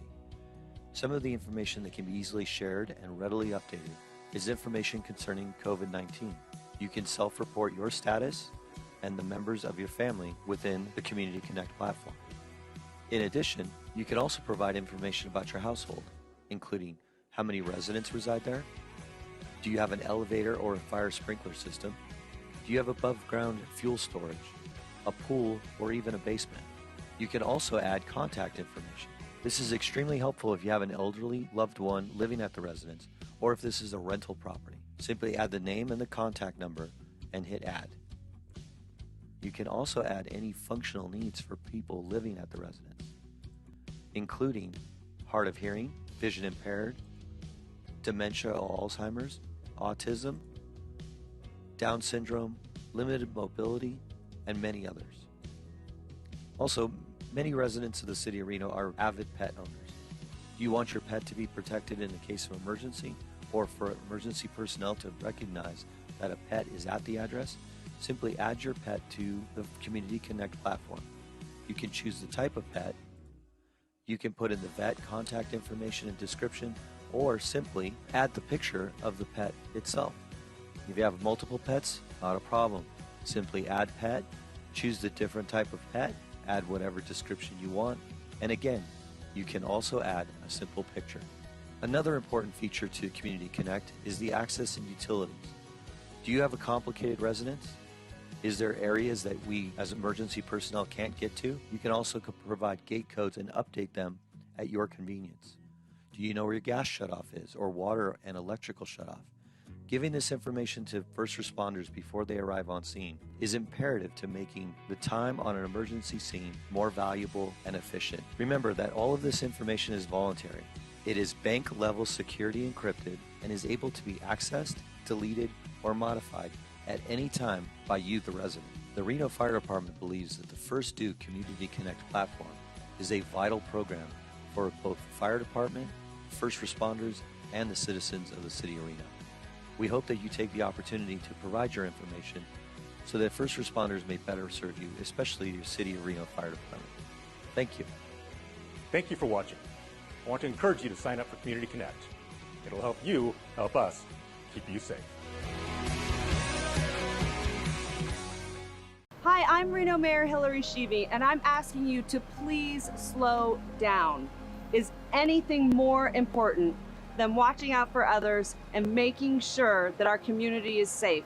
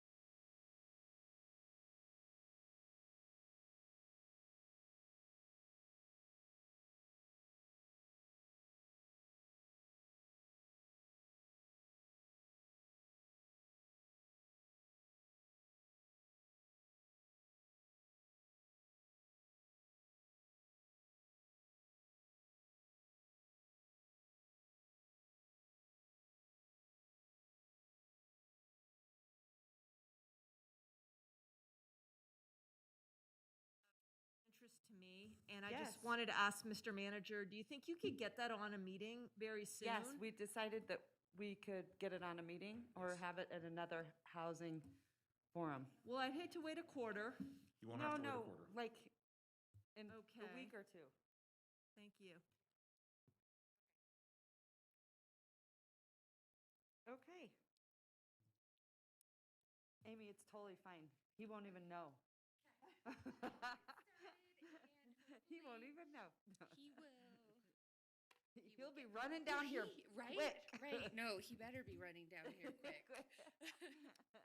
And if he shows up late, we can always bring him back up to like kind of reconnect.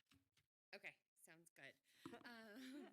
Madam Mayor, council members, city manager, good afternoon, and thank you for having me here today to talk about the Reno Housing Authority and all the great work that we're doing. Created in 1943 as the Housing Authority of the City of Reno, Washoe County and the City of Sparks invited the Housing Authority to also be their housing authority. So we've had a regional focus for about 50 years. We're a not-for-profit entity. Federal government does provide subsidies for our program, but we also have our own business activities that support much of our overhead. We've been designated a top performing agency by HUD for more than 20 years. And in 2013, we received the Moving to Work designation based on our performance and fiscal responsibility. We are only one of 39 agencies out of 4,000 across the country selected to receive this designation. And what that means is HUD relies on us to develop and test innovative housing programs that can and have been adopted across the nation. We are recognized as industry leaders. This map here is a map of the Reno Housing Authority properties throughout Washoe County. So we're not just in the city of Reno, city of Sparks, but we're the entire region. And who do we serve? Not only are we the largest affordable housing provider in Washoe County, RHA is the solution for thousands of low-income families, seniors, and persons with disabilities. Our scope is giant. Because the RHA exists, more than 9,000 Nevadans have a safe, secure place to call home. More than 2,500 of our households earn less than 30% of the area median income. What is affordable housing? And we've heard a lot about that today. And there's many interpretations of affordable housing, but the industry standard is the one recommended by economic experts and the U.S. Department of Housing and Urban Development. They agree that in order to be financially sound, no more than 30% of one's household income should go toward housing. So, as we've heard from other speakers, to put that in perspective, a family that earns $100,000 a year should spend no more than $30,000 on housing or no more than $2,500 a month. The Housing Authority targets those who earn less than 50% of the AMI, and most of our households assisted by HUD funding earn less than 30%. These are people who struggle daily on a day-to-day basis and are most vulnerable of being homeless. The home you see here was part of a partnership with the City of Reno. The City of Reno built the property with NSP funding. RHA now owns, maintains, and rents it to families earning less than 40% of AMI. This 3-bedroom, 2-bath home rents for less than $1,000 a month. That rent allows families to care for themselves, buy health insurance, buy a car, and save for homeownership. A similarly sized home just a few miles away at market rate charges $2,500 a month. At that cost, meeting long-term goals is extremely challenging for a low-income family.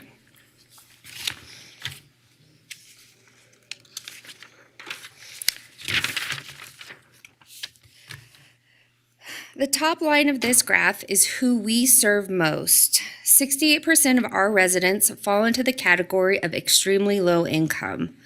Without RHA assistance, these people spend 90% of their income providing a roof over their heads.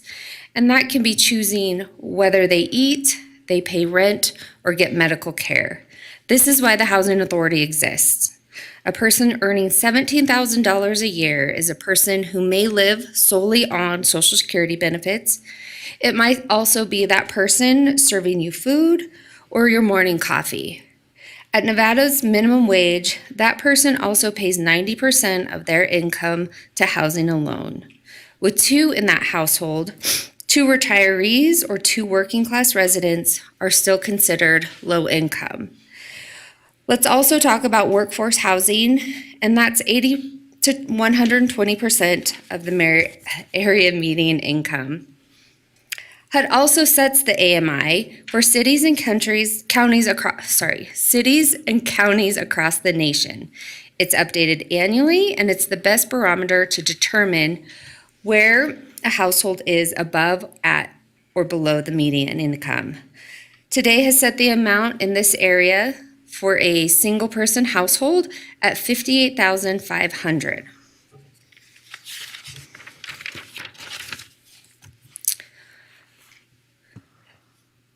The Housing Authority administers HUD-funded programs, and there are 2 main programs that we administer. Our public housing program is the traditional federal program. Our 8 public housing complexes are well-maintained and safe. Each of these complexes has a resident council that helps plan community events and self-govern. This gives residents a sense of community and cooperation. Those events may include the RPD visiting the sites with our seniors and explaining and talking to them about safety and when to call 911, community garden planning, and holiday parties for our children. The Housing Choice Voucher Program is more prevalent than public housing. These 3,000 residents can get a voucher and live wherever they'd like in Washoe County, near family and friends, close to medical services and schools. We also have a number of specialty purpose vouchers. We have the HUD VASH program that was mentioned today through partnership with the VA. We also were awarded additional emergency housing vouchers.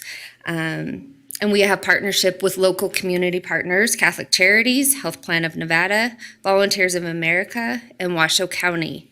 We received former foster youth and homeless vouchers for foster youth aging out of the foster program.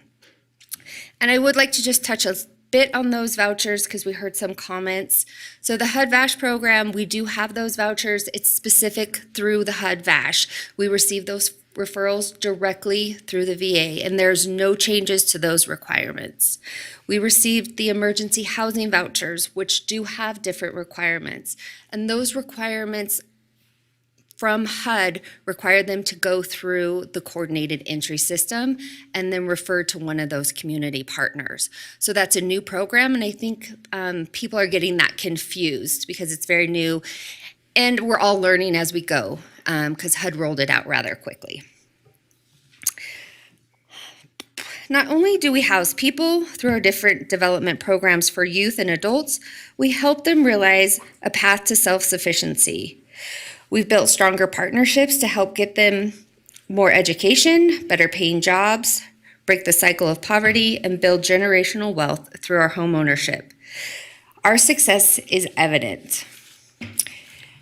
And the Mayor, you wanted me to mention just a minute here from some of our more exciting programs, but we do have our workforce development program, which one of the goals of those participants might be home ownership. Oh my gosh, you guys, I'm sorry. I have not been advancing my slides. So in this picture. Well, you know the material so well, so I can tell you're not even like reading, which is cool. I love it. So this picture here is one of our graduates from our Family Self-Sufficiency Program, and she's receiving a check for almost $10,000 as she worked through the program and escrowed those funds, and she's going to use that to purchase a home. So that's just one of our programs that we do help our families become self-sufficient. Through our Moving to Work designation, we created a very exciting program called our Mobility Program. And that program, we have single-family homes that are located throughout Washoe County, in lower poverty areas. So we allowed our public housing residents to move into one of those homes. They were still assisted at that time that they moved, and we worked with them through our workforce development program. And we've had some that have actually moved off, that they are now paying the full rent. They still get to remain in that home, but they have become self-sufficient through that program. So those are just two of our moving to work activities or programs that we help our families become self-sufficient. We also have our market activities, and I think this is one that not many people are aware of. Through our market activities, we've grown our entire program to do so much more than what we're federally funded for. The Housing Authority does bring in, just through our federal funds, $50 million in the region in revenue every year. Through these activities, we built or purchased more than 500 homes that we rent out below market, and that's every single one of those that are in our market activities are below market rent. We use these properties as a setup. Residents go through our workforce development program, earn more money, can move into these sites in great neighborhoods, and eventually get off of housing assistance altogether. In fact, right now, we have 144 households currently living in our single-family homes and receive no assistance whatsoever. They've risen up and will soon move on, and new residents can take advantage of these same programs. RHA provides them not just a house, but a pathway forward in life. And again, these properties are permanently affordable. Our newest community, pictured here, I think we brag about it all the time, Willie J. Wynn. It opened 19 months ago through collaboration with local municipalities to house homeless seniors. This is the Willie J. Wynn complex, and it is absolutely beautiful. Next, we are planning to build a 12 units. It will be called the Dick Scott Manor, using land in partnership with the city of Reno. And we plan to homeless veterans, again, with partnership through the VA. And we're hoping this will take groundbreaking in the next 6 months. Another one of our market activities was acting as the distribution arm of city, county, and state CARES Act funds. These funds help those affected by COVID and is directly responsible for keeping thousands of families, seniors, and persons with disabilities from becoming homeless. We paid landlords directly, helping ensure they too could stay solvent.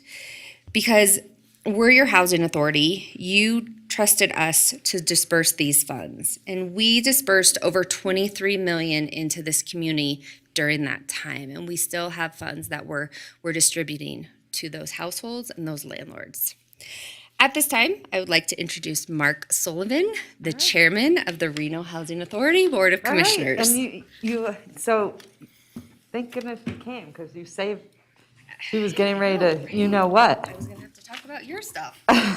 She was a little nervous.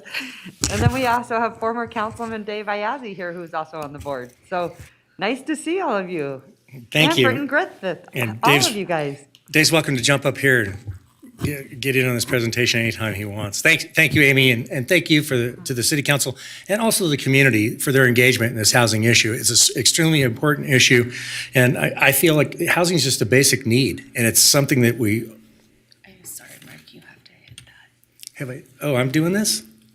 I thought we were waiting for you. I spit my gum out. I'm going to do all three of those at once.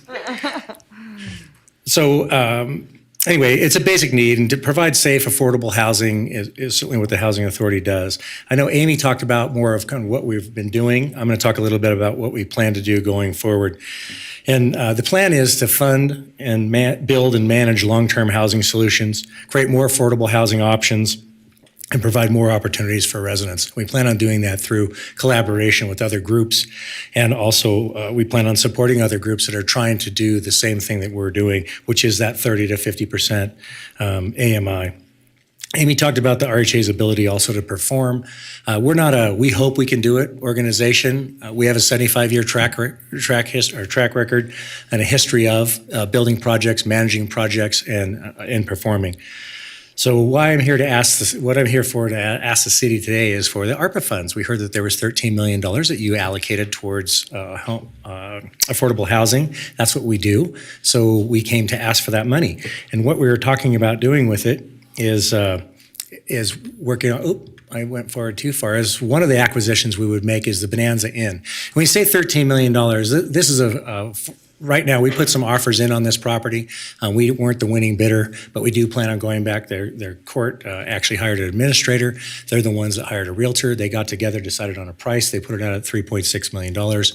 We put an offer on it. They told us we needed an upper offer. We upped it once, and then we just decided we're not going to continue forward, just bidding against we don't even know what. So the court, we're anticipating they're going to receive that offer from the administrator, whoever the winning bidder was. It was selected from the administrator and the realtor. The court will receive that, and then they're going to open it up to bidding, and we plan on pursuing the property at that time. And I think the treasurer, when he spoke about we're just making down payments, that's exactly what $13 million would be, is more of a down payment. We also have $9 million, so we would couple that together to be able to work on acquiring this property. This property would have or provide over 100 units of affordable housing in downtown Reno, and it's basically it's a rehab project. It would happen relatively quick. And think about it like this, both this project and the Sundowner project, I'm going the wrong direction again. This is not exactly instill confidence, does it? So anyway, that project and the Bonanza are both markets. They're projects and units that aren't on the market today. So these would actually be in addition to what's going on in the marketplace today. And this is an opportunity that came up quickly, and that's why we need the help, is because we don't have enough funds to be able to make it happen. And we're finding ourselves actually in a very similar situation to the local entities not too long ago when the CARES campus came up and they needed a infusion of cash, and they came to the Reno Housing Authority and said, can you guys help us? And we I think within 2 weeks, we wrote a check for $5 million. We saw that need. We know it's an asset to the community, and it's going to move the ball forward, and that's what we are, as a partner to help. And so we're hoping that you guys will also be our partner. This isn't the first time either that we've had an opportunity like this that came up. Both of these projects, they've been looked at by several developers. I've talked to some of those developers about the ability to develop those, and for various different reasons, they didn't move forward at those times. But there's no fatal flaws that any of them are aware of, and these are talented. I mean, they're well-versed. They're doing lots of units. One of them, they're doing over $1.5 billion of units down the LA area. I mean, they're just super experienced. Just didn't work out for them at the right time. We've had opportunities like this before that we've seized. One of them was in the late 2000s when we had some money come in through the Neighborhood Stabilization Program, and it was $10 million that we received. I'm sorry, $20 million that we received. And we went out and bought houses. We bought over 200 homes out throughout northern Nevada. And then we provided some homeownership opportunities in those homes, some of the programs that Amy talked about where people got to buy the house. And so we have about 165 of those homes today. But it just gives you an idea of our, not just CHAP, but also that program, the NSP program. We're pretty flexible. We have a small board, we're pretty nimble, and we all get along really well. And so it gives us the ability to function really well in the marketplace. So,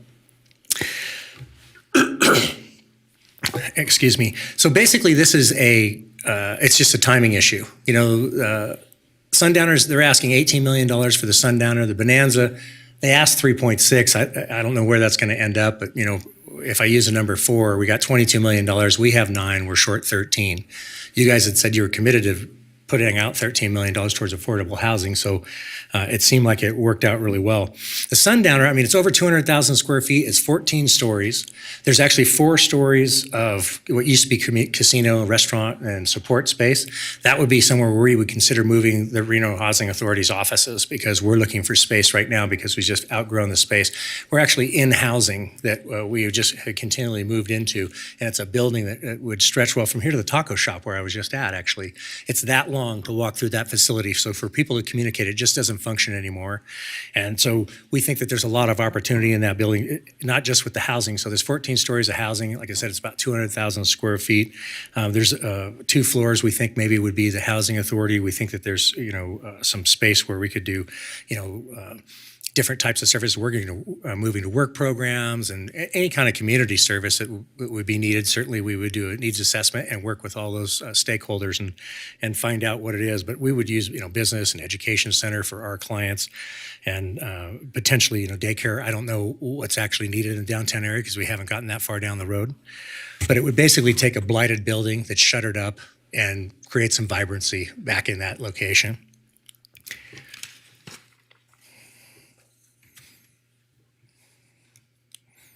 So we have, like I said, we're a little light on funds because we gave $5 million to Washoe County for the CARES campus. We have been in conversations with them. They've expressed an interest in actually buying that location. And we just haven't had talks with them yet just because they're kind of busy over there. But excuse me, we did get approached by them probably a couple of months ago when the temperatures got to be freezing and they had all the people living in tents, and they asked if they could use the property. On that property, it happened to be 26 motorhome spaces that are heated.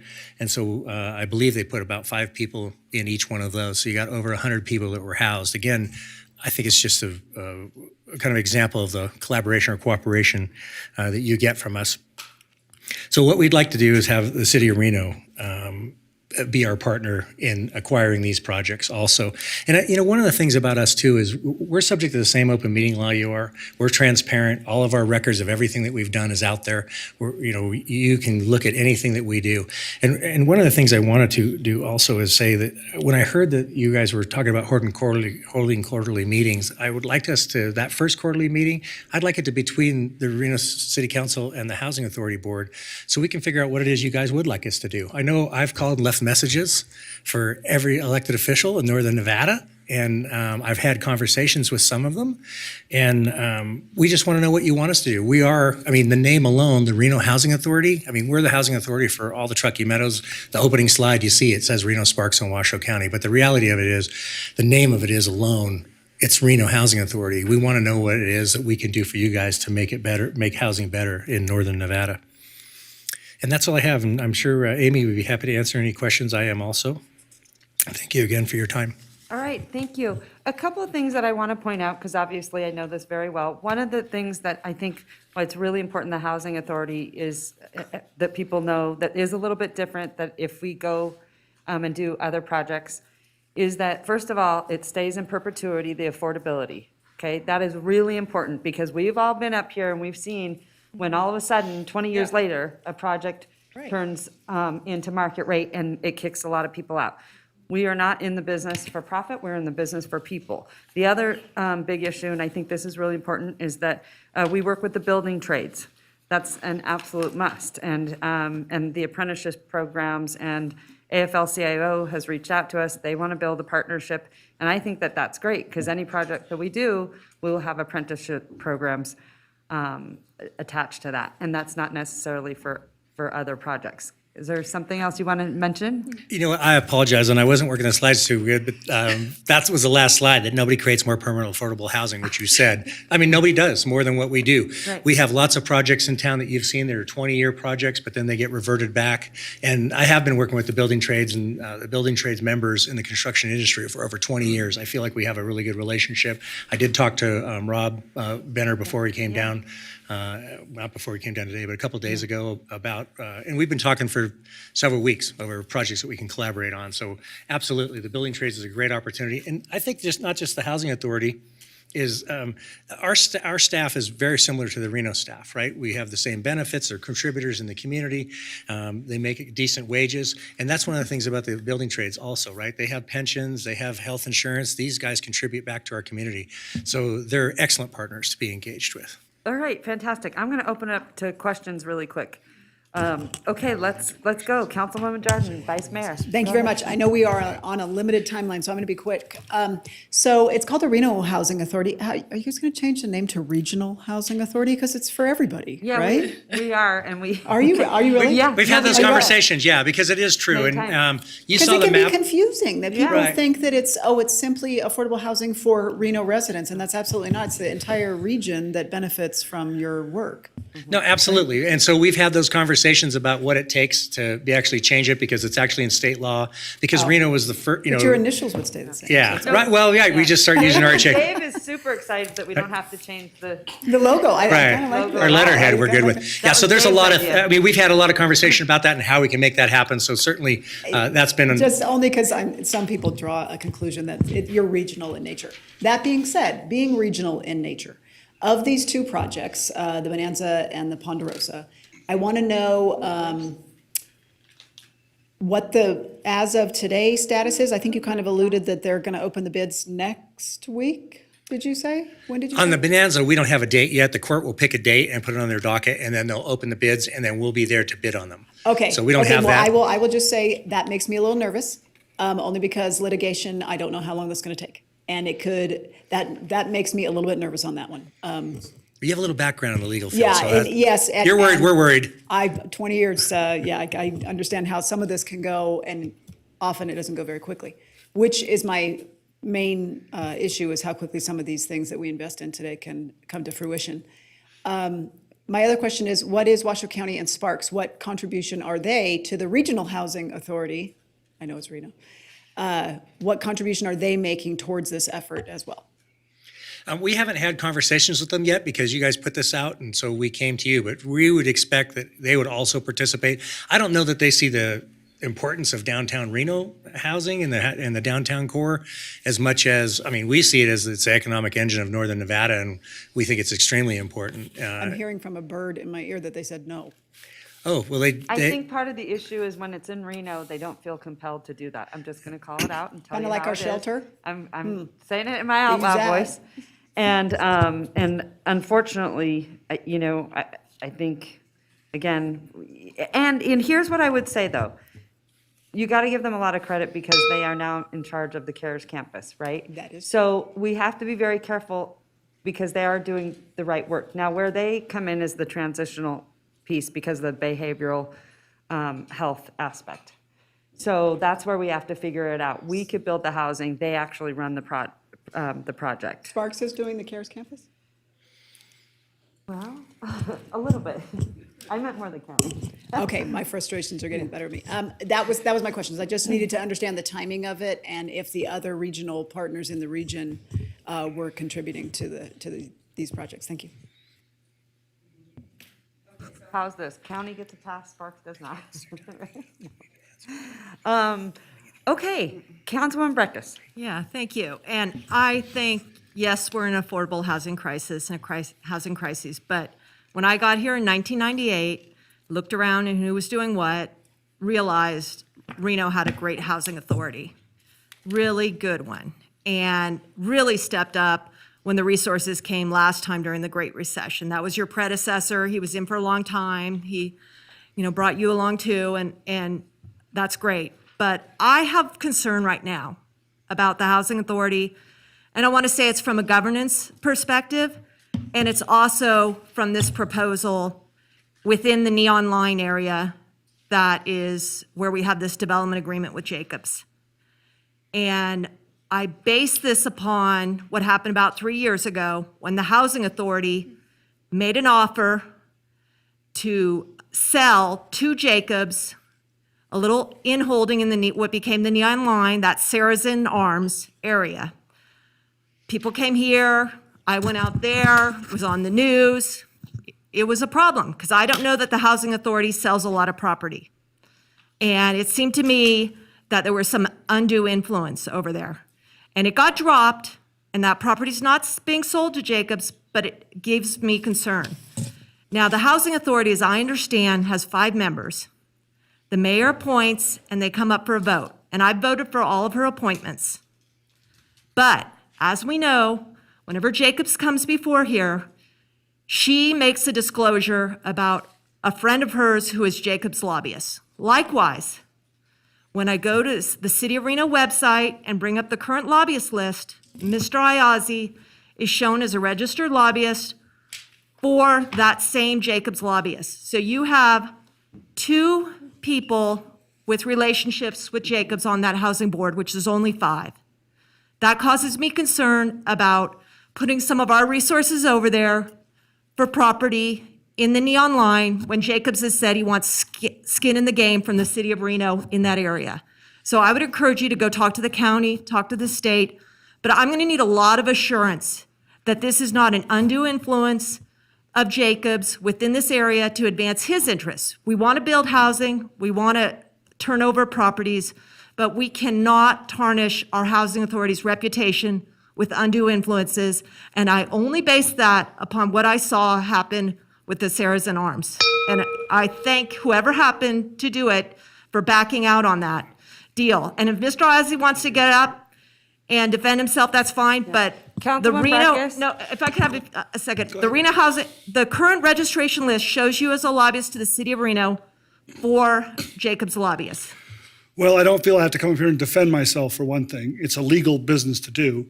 But I think it's more of a faction of the city isn't keeping their records up to date. I haven't had a license with the city of Reno for 2 years, and I haven't been a lobbyist for more than 2 years, I believe. So that tied, it was just for a temporary time. It's not true anymore, so I wanted to put that on the public record, that isn't a part of this. Thank you for that clarification. And one of the things I do want to clarify, and Councilwoman Breckus, the hard part is you haven't been at the table at all for any discussions with Jacobs Entertainment. What is happening? What has been happening? You've created a narrative that honestly isn't true. It's something that you have in your own mind. And had you been at the table with the developers, all of us trying to work on affordable housing, then you would know exactly what happened with the issue. And it's really too bad that you don't. And it also kind of speaks to the sense that you're not representing your ward, because you should be at the table with all of us, and you're not. So you're creating a narrative that does not exist. One of them, let me just tell you, yes, Jacobs came, wanted to purchase Saracen Arms.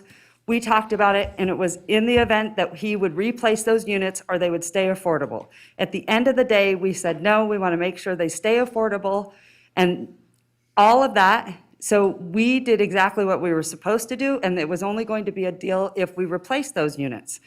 If you remember very well, I'm sure that we could have been in trouble being sued for that, something to that nature, and he was very kind, backed out, and he said, not only am I going to do that, I'm going to keep Renova affordable. Not only am I going to do that, I'm going to give you guys, because he said, what do you need? We said, we need senior affordable. He gave $1.5 million to do senior affordable. Everyone, let me just, newsflash here. Let's talk about this really quickly, because this gets left out. Excuse me, Madam Mayor, can we? Yes. We're diverting Yes. from the agenda. Can we Okay. get back on track here? Mr. Hall, 1 second. I want to just make sure everyone knows, Jacobs has not received one incentive. Not one incentive. And I'm only defending this because I think there have been a lot of people that have been out there with a lot of misinformation. And Councilwoman Breckus, you've been one of them. The only incentive he got was his sewer credits, the extension of the sewer credits. We do that for every developer so they can get a shovel in the ground, and he owns those sewer credits. So what you read in those headlines and in there until you really read the whole story, you would know that he's actually been a really good partner when it comes to affordable housing. And then coming forward, I've never seen a developer come forward and give you land and want to build on that land, and that's affordable. So I just want to put that on the record, because there's a lot of misinformation out there, and I'm sorry, Ms. Breckus, you have been one of the biggest reasons, because you're not at the table, and you would know the real stories and what's happening if you would actually come to the table and represent Ward 1. If I could just add something, I have not had any conversations with the Jacobs Entertainment people since the Saracen deal, not anything about this, and I would think it would be the exact opposite, that they would be concerned about 30 to 50%. Most developers, I mean, you hear the NIMBYs all the time. I talked to the guys, they happen to be coming out of the building, the offices are upstairs from Green Street, and they said every project they go forward with, there's 200 people out there saying, we don't want that in our neighborhood. So it's hard to get this stuff to happen to begin with, and I haven't heard anything out of them over there. So I don't know what their plans are. I don't know why he didn't buy it. I've talked to other developers that looked at it, and they said there's no fatal flaws, and that's why we're looking at going forward. But there's been no incentives. I haven't even had a conversation with them about it. All right, I'm going to go to Councilman Reese. Thank you, Madam Mayor. I think for my part, I want to first start off with the Reno Housing Authority. Thank you for the presentation. I think it's certainly fair to say that the work that you do every day is meaningful. Ms. Jones, thank you for the opportunity to visit a number of the sites over the last year and a half, just to get a better understanding of what you're doing. I think there's, I have concerns about the ask, quite frankly. But those are all concerns that I'm sure with time could be worked through, right? So it's not so much that I want to ask real specific and pointed questions. I'm sort of disappointed that Councilmember Breckus has decided that the Reno Housing Authority is somehow involved in some vast conspiracy. That's unfortunate. We have great people on that board. Former Councilmember Ayazi is perhaps one of the people that I can turn to in a moment of crisis to understand a lot of history of the city and also what's going on today. And so when I had the opportunity to talk with him just about what's going on with Reno Housing Authority today, I was interested to know some of the details about both the Bonanza and the Sundowner. From my perspective, because I'm worried about the nature of the probate process, I'm a little reluctant to say what will happen there with the Bonanza. With regard to the Sundowner, my concern there is mostly about the scope and size of the project. It's not that I don't think that you would do great things with whatever dollars we ultimately can send your direction, which is likely, I think, a good ask. But it's whether or not the Sundowner, which may be, I don't know, $100 million project. I'm just not sure. Having been in the development world for a long time and looking at what's going on with the old Harrah's renovation, it just gives me a pause. And it means that, the city has a limited pool of resources, by the largesse of the ARPA funds that we're going to try to figure out what to do with and how to make the biggest impact for. And so, again, it's not that I think that Reno Housing Authority is not awesome. They are. It's not that I don't think that you have a vision for this area and haven't been a good partner. You have been and do have a good vision. But I'm worried about the project specifically. And so, again, because it's not normally if a project was coming to us and we were voting, aye and nay about a project, we'd have a lot more things. We'd have pro formas and contractors would be lined up. And so just again, this is my hesitancy. It's not anything to do with y'all. I implicitly trust the work that you're doing and think that it is something that we can do. Ultimately, I suppose any direction from me to our staff would be if we're interested in doing something along these lines that we got to go out and work through it, right? It would be like, even just some of the basics, like having Mr. Pingree go out and tour the facility and look at the what are facilities, the two different ones, because I think therein lies the rub, right? So I thank you for the history and some of the presentational work and the work you have done, and I'll look forward to learning a little bit more about the ask. Can I just respond to that a little bit? Yes, go right ahead. Just so you know, excuse me, we've had conversations like with the guys that are doing Harrah's, and we actually, waiting the outcome here, we have them prepared to go do a walkthrough for us to give us some ideas. But they already gave us a number of what they thought it would be a square foot, and it's substantial. That's almost half what your number is in your head. So, and that includes the purchase price. So, and they're doing it right now. They're doing it in this town. Their actually numbers are going to be a little bit higher. They're going to have a little nicer finishes than we have. We do have prevailing wage. They don't. So ours comes back. Maybe we're right in the, he felt we're right in that ballpark. So it's a little bit north of 50, but it's not 55. So that,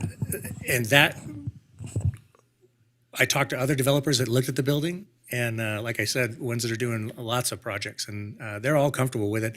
And it's not a project that we wouldn't do. 200 units is not that big of a project. We have a project right now, it's called Hawkview, that we're going to replace. It's up by Hug High School. I think it's 100, we'll probably do 180 units up there, something like that. So it's not, this isn't something out of our scale or out of our scope. We're going to build offices somewhere. This makes a lot of sense. Put some vibrancy back in the downtown in that area, and all of our workers down here, using services downtown. And then we got 200 units right on site. There's no travel or anything for them to get those services from us. It just makes sense.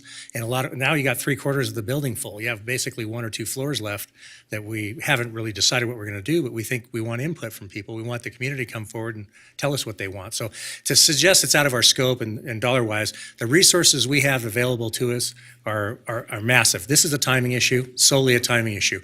We can get the money. I mean, our 165 houses that we had in our presentation, we don't owe $1 on those. You can guess what those are worth, right? And you saw where they're spread out, right, in the regional market. I mean, we're all over the Truckee Meadows and North Valleys. Thank you. All right. Thank you so much. I appreciate it. I'm going to hand it over to Councilwoman Dewar. Go ahead. Yeah, thank you so much. I just wanted to Amy, give a shout out to you. You know that you have been there every time I've called, and I have called a lot. And I've also brought volunteers, though, on the backside. I don't just come with my hand out. But I think it was a brilliant stroke when you hired Farah Downey to be that, a version of a navigator, a person that has what I'll call street cred. You know, she can relate to people who need housing. She needed housing at one time herself. She's benefited from these programs. She's learned her way around. She has navigated. And I understand that you are considering expanding or continuing that. And I just want to endorse that. I think that she and her set of knowledge fits with a realm of other people that you have that know specifics about other programs. The second thing I wanted to make or say is that I think these projects are very intriguing and they do seem right in your alley. I am not familiar with the money, what it's going to take, the timing. I am not sure, like Councilmember Reese, on what the ask is here of us today, because we don't have anything. It's not scheduled for possible action on our agenda, so I was a little unclear. You know, later we're going to talk about how to spend our ARPA dollars that we've already aligned or asked to be aligned with affordable housing. So can you just summarize what are you hoping from us? Do you want to touch on that? I'll let you. I'll keep You're going. doing great. Well, that's what we were asking for, was that $13 million shortfall. The whole 13 million? Okay. Yes, because That that's just happens to be where we're at today. Oh, that's what you need and that's what Right. we have. Okay. Yes. And then on the timing, let me just say this. So there's another part of our monies. I mean, I think our ARPA funds, and this is really for our manager, I thought we divided it 13 and 13. Or 13 and 12. I think we had set aside maybe 25 million for affordable housing in 2 tranches. So if the timing's not right now, I mean, there's still tomorrow. And this isn't all the money I think that we have for this purpose. So. And I just wanted to follow up Yeah. on Mark. Yes, we're asking for 13 million, but whatever funds that the city of Reno will allocate to the housing authority, Okay. will absolutely accept. Okay. You know, these are 2 really great projects. And I know there's the concern of the sundowner, the unknowns, but it's a huge opportunity for us and downtown Reno to be able to bring new units back to downtown Reno and a place for us to have No, our it office. sounds fantastic. I think, you know, like many things, devil's in the details. You have the big vision and you've started working the numbers and you know how to get there. But I think that, you know, in terms of the timing here, we have to hear from our manager what their recommendation is from the staff on how they want us to deploy this first tranche of money.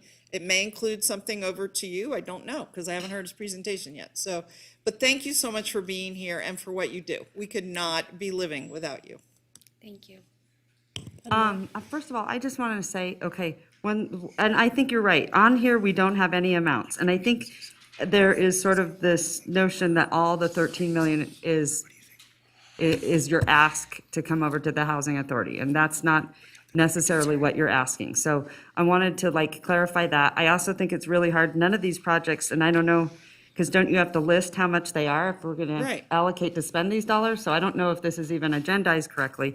I also want to apologize to my housing authority board because the beef that Councilwoman Breckus has with you is actually out of disdain for me.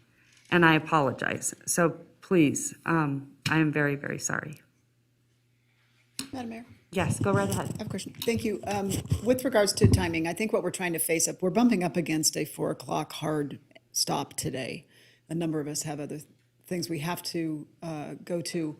But my question is to our city manager, is there enough time to have the next presentation and a discussion and a vote to get some things moving today? I'm just a little worried that we've got a half an hour. And I don't think we're taking any motion on this item, correct? We're waiting until the next? There's no motion on this item. The motion. We're happy to sit down Okay. whenever you tell us it's okay. Did you like how subtle I was being, not subtle? Sorry, Well, we want to get to something, but we yeah. wanted to understand, you're finished? You're finished? Okay. Yeah, I Okay. think we're All great, right. thanks. Thank you. The other thing is we can also call another special council meeting to do this relatively soon, next week. So, because I think this is really important. All these projects are important. Everything on this agenda today is important. Nathan's got a great presentation on zoning. That is really important. This is a really complex, a lot of issues, lots of moving parts, and a lot of partners. So it's not going to happen in just a few hours, but I think, it certainly warrants that. So that would be my recommendation, Mr. City Manager, that we bring it back to another special council meeting as soon as possible. Okay. Moving on, Councilman Reese, go ahead. Well, I just want to make sure I clarify. I have no compunction about supporting the Reno Housing Authority. I mean, you are our regional housing authority. It's possible that all 26 million may be coming your way. I just don't know based on the presentation so far. And so whatever we can do to support the Reno Housing Authority, I think we should be doing. I just want to make sure that as we do that, we're covering all our bases, making sure the public is part of that input process. Again, I think what you're doing is fantastic. The track record is proven. You obviously dispersed a lot of the money we got in the first wave of the CARES funding. So we know you can do it. It's just a matter of what are we going to do? What are the specific asks? What are we going to do with the funds? And if the will of this body is that all 26 million or however many it is go to you, I may be supportive of that. It's just I want to make sure I know what we're doing first.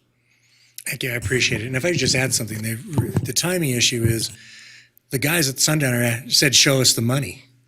So that's why we know we have 9 million. We went through all of our books and all of our programs. We have to keep operating money. We have to have program reserves and all that, but that's what we could come up with. And again, we'll press on the county to try and get the 5 million from the CARES site, but we're still at 13 there and we're talking 22. So we still need some help, even if we had that money in our back pocket. So thank you very much. I appreciate your guys' time and your focus on this issue. Extremely important. And the dedication that you guys have obviously towards this issue is appreciated. Thank you. Okay, thank you. Okay. We don't need to take any action on that. Let's move along to, Madam Clerk, item B6.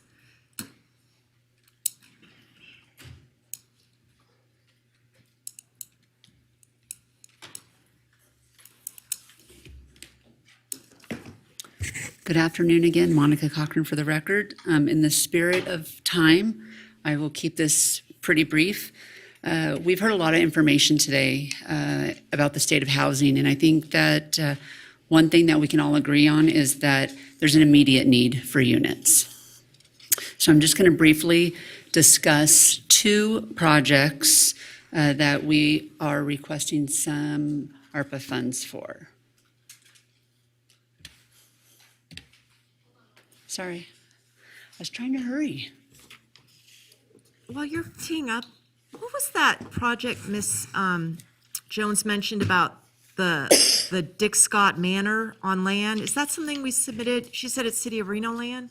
It is a parcel on 8th Street that we brought to council almost 2 years ago. It's a very small parcel across from CSA that we purchased with some NSP funds. NSP. Yep, and they have, the Housing Authority has just submitted their plans that were required within 24 months. Okay. For approval, and it's, I believe, a 12-unit veterans complex. Okay, I appreciate that. Thanks. Am I ready? Okay.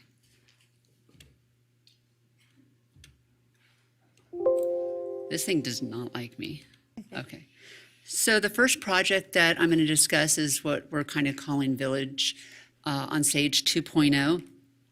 This is for the purchase and transportation and setting of 96 additional units at the current Village on Sage Street.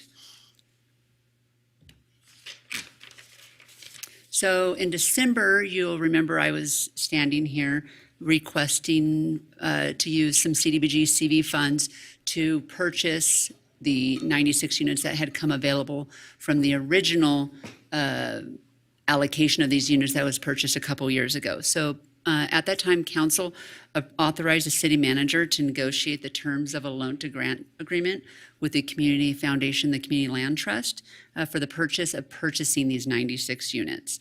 And they are modular style, modular units that are dorm style in nature. The units, when they come to fruition, will be made available for individuals who earn between about 30 and 50% AMI, which equates to approximately $15,000 to $32,000.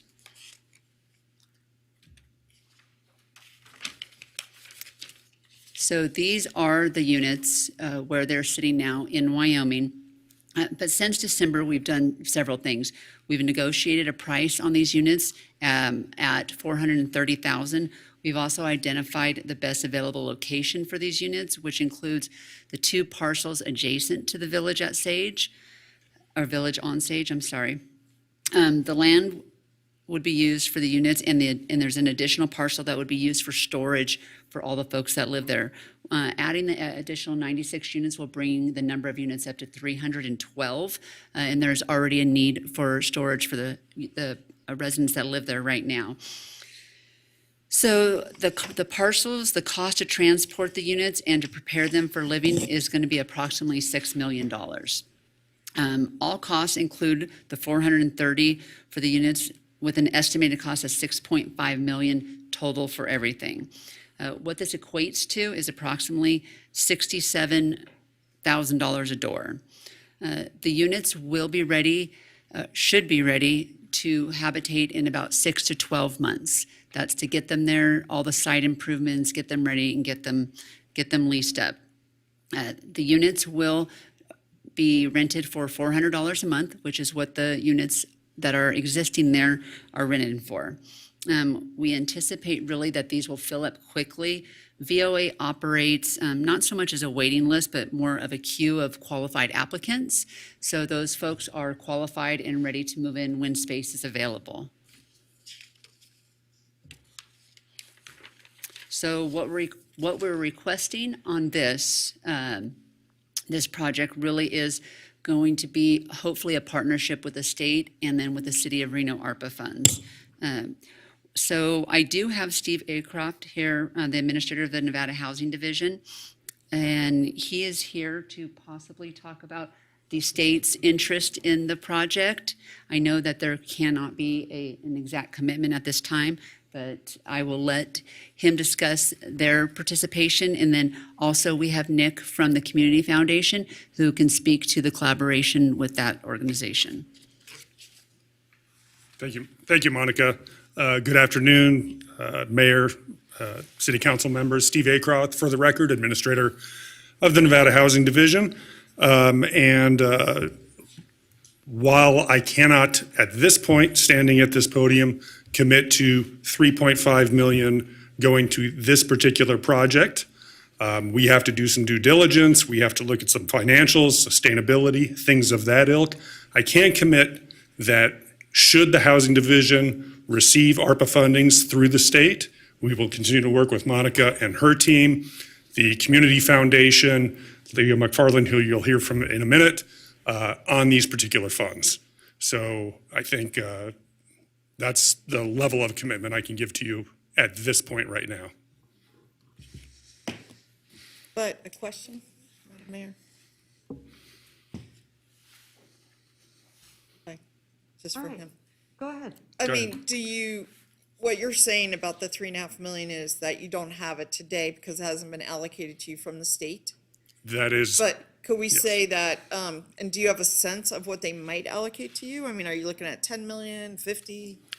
At this point, No clue? I can't tell you. It does have to be done through the governor's office and then legislative enactment to provide us the budget authorities. You have to have legislative authority, so you have to wait till next session? No, No.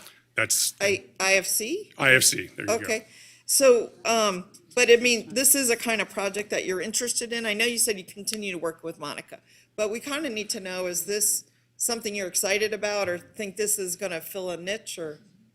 I can speak to, we were heavily involved with the construction of Sage Street 1.0. Okay. So being a continuation, yes, to answer your question, Okay, yes. thanks so much. Yeah. Question on these? All right. Madam Mayor, could I ask a question on these also? I think that when we talk about the innovative efforts and projects with nonprofits, this has been a really good one. And, it got done and now they want to come back. I just want to ask, how much have you looked at this entities' books to see, how they're capitalized for long-term sustainability. I mean, obviously, we're buying it down with some equity coming in, but the rents are 400. Are those, are there vouchers in there from the state or from us? I mean, the housing authority? There are not, but I do have Leo McFarland from VOA who can talk about the financials of Volunteers Okay, of America. so VOA is the owner of the project? No, they are the operator, and then I also have Nick from the Community Foundation, and they are the owner. Yeah, So I they're mean, both here. okay, so the owner is a nonprofit entity that hires an operator, which is the VOA. Have you looked at their numbers to see how they're, running reserves for repairs and all that? I mean, and the soundness of the model? We have not looked at that to this point. Okay, I guess my question is, what other money's coming in? For the record, Leo McFarland, Operating. Volunteers of America. So the income of the 219 units right now is supporting the operation of the current Sage Street property. During a ramp up, I probably carried the additional nut that wasn't covered by rents because it took a while to get all the units occupied. But right now, it's in a pretty healthy situation. And the state of Nevada has also extended by a great length of time for the Community Foundation the initial loan that they made to make the project happen. So that's really been very beneficial. We still have to make payments on the actual purchase of the existing units, and those payments are being made monthly. So at this point, we are at the break-even level with the income. COVID hit us for a little bit of a curveball in that some folks stopped paying rent for a while. But again, that's something that I carry on my books as a small loss leader. But it's a very healthy project, very well received by the population who's residing there. And this particular site, this triangular shaped property, which is adjacent to the property, was something that was always on our vision for just this sort of activity. And so we're here as a big supporter of adding those 96 additional units, which will only make our operations even more healthy because we're not going to have to add any additional support services. The staff is already there. This is just a benefit that's going to add to the positive nature of the operations of the Sage Street, village on Sage Street. Yeah, that's great. I mean, I just think that we're not going to underwrite it, but I think we do need to have some really good foundational parameters for a nonprofit to keep something for the long term. Is that loan forgivable from the state? Those, in reserves. All right, thank you. I just wanted to say real quick to Councilwoman Breckus, while we didn't look at the financials for this particular project, we do look at VOA's financials annually as we audit them for other projects. So just wanted to put that out. And a couple things. I'm a little confused because we've also given the Community Foundation land on a couple. We just had one where there's something on the river. Do you remember the one that they came and it's, you would remember, city manager? What? And then gave it to the Community Foundation so that they could sell it. Then there was another one. And so I want to know, like in those contracts, when you guys are doing the affordable, does it stay, it needs to stay in perpetuity? That is really important. And also, do development fees come into play? And then there were water rights on the last Sage Street. So just kind of wanting to find out. Go ahead. Yep. Yes, And please I can do. answer that it does stay affordable in perpetuity with the land trust, and I think Nick left. But, Perfect. I'll let VO, or So that's the Leo. case. I believe it's at a minimum 50-year tie-in to with our relationship with the Community Foundation. And your second question was about Water rights, I think. no. Development That was fees? the third one. Yes. Affordable in perpetuity and, Affordable. yes. Yeah. Okay, and the other one was No development development fees. No development fees. Okay, perfect, thank you. Okay. Councilwoman Dewar, Yes, 3 two minutes. quick questions and then we can go. Just give us the status of the land. Do we own the land? Do we have an option on the land? What's the story there? No, we've been investigating the land. We did do a phase 1 on it that was just completed, Okay. and there were no issues found with the land. Okay. And so, we know the price of the land? I mean, are we in an option agreement or something? No, not until we have authority. We know the price of the land and we know that's going to be the price. Okay. And then the units, have we acquired them with our general fund, with our other ARPA money? I mean, it was the 460,000. We did not, we have not procured them yet. We are trying to make sure the rest of the deal was going to work out so that we had a place to put them. But we are working on that agreement. The attorneys are working on that and working with the individuals that own them. So let me ask Mr. Manager, is it timely to make a motion about this? I mean, I'd like to, if you say that we could use one. Well, I mean, I think it just becomes a cycle if we don't move forward with it. All right, so given that. I have a motion at the end, though, because there's two projects. I Do you know, want could to? I just do one Yeah, and sure. one? Yep. Okay, so I'd like to make a motion that we commit 2.5 million of our our ARPA funds to completing this project. We'll call it Sage Street 2.0. Second. And what, hold on, I have a motion and a second, discussion. What happens if we don't get the land? So this is just to purchase just the units, correct? Both. No, this is for Or everything. this is for Site everything. improvements, transportation, And the everything. land? Yeah. Yes, Okay, let me just ask you this. And the land would go to the community foundation, correct? correct. Okay. Why doesn't the land stay inside the city of Reno's purview? I'm just curious. Why is that? In general, they have a land trust and they can keep it affordable in perpetuity. That's what they're set up for. And so can we. So They- what's the they- difference? I can't answer what the difference is with the city holding the land, except some things are easier built and produced when they're with the land trust and not with the government agency. Well, could you look into that? I mean, I think those are some details that just have to be worked Okay. out. And I think you should talk with our manager and with the community foundation about that. Yeah, here's the thing, I don't want to hold up the process, and I'm going to support it, of course. But one of the things that I want to make sure that we do as the city is that we stay the landowners. Right. Because that way we know. I agree. It will always be in perpetuity, and we know what's happening with everything, every step of the way. And so, because again, our job is about the people. Right. Not the And profit. we did 3 million on the land, if I recall, last Yeah. time for Sage Street and initially. Yeah. And secondly, I think that, I do already know that whether you working with the city or working with a nonprofit, they're all both tax deductible. So if people are making contributions, whether it's to community foundation or city, you know, I think we're on equal basis on tax deduction. All right, so I have a motion, and a second. All those in favor say aye. Aye. All those opposed? Motion carries. Okay, so the next project, Project 2, the Highway 40 Motel.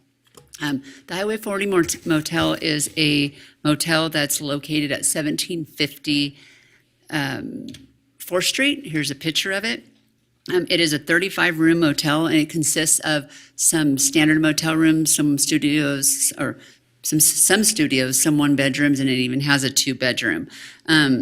What would happen here is the property would be purchased, renovated, and managed by Volunteers of America. This project is very near to the village on Sage Street. It's on the north side of the property, which would create really an economy of scale for VOA with their staff and operations and all of that. This piece of property is also on transit lines and close to some supportive services, medical clinics, things like that. This is a picture of one of the standard rooms. The estimated renovation and purchase cost for this entire project would be $4 million. Post-renovation rents would range at approximately $675 per month to $1,000, depending on whether they were a studio or a one-bedroom. This is one of the rooms that is a motel-ish type room. They will be converted to all have kitchenettes in them. We actually visited some of the rooms that were already renovated, and they were pretty lovely. As the rooms would also be renovated as they became available, so nobody would be displaced. Additionally, currently there's 20 rooms in this out of the 35 that are, or out of the 32 that are not being rented out at this moment. So it really would bring additional units that are permanent into place. They would be converted into true studios, true one-bedrooms, and so on. So again, what we are hoping with this is a partnership with the state. We've heard from Steve about the type of commitment that they can have, and I'll let him come up again if he would like to speak. And then also a partnership with Volunteers of America on this. I think that is about all I have to say about the Highway 40 Motel, unless Mr. McFarland or Mr. Acroft would like to come up and speak. Questions? Councilwoman Breckus. Yeah, so is this, did you take that photo today? No. It looks like today. I am interested in this, and as a matter of fact, was advocating when the CARES campus was being built that we think about buying motels. A lot were getting torn down, so that was hard. But because they're dangerous. If this one, is this one across the street? I think these people reached out to me in the fall or summer, and had been trying to sell it and felt that the CARES campus presence had caused issues with their operations. There was an issue about a bus stop out in front. Is this that one? Is the family Patel? It is? Okay. Have you done an appraisal yet? We have not done the appraisal yet. But we don't pay above appraisal. Okay. Because I thought we did for some of that, or maybe the Housing Authority did on that Wells Cargo property. And I just want to make sure that we're doing a good job. The other question is, so I am sympathetic to this because I think motels are a great idea. They were during the height of the pandemic, the onset. I wish we'd gone there. And then also I'm sympathetic to this property owner who said he'd been trying to reach out to see about using it for that purpose and has been impacted. But when you did your earlier presentation to us, you talked about how the rungs of the ladder, the lanes, you wanted the county to go into transitional. And this seems to me to fit that scope because there could be efficiencies for the operator of the cares to put, people who need to be isolated over there or transition, it just seems more akin with running the shelter or transitional than permanent housing.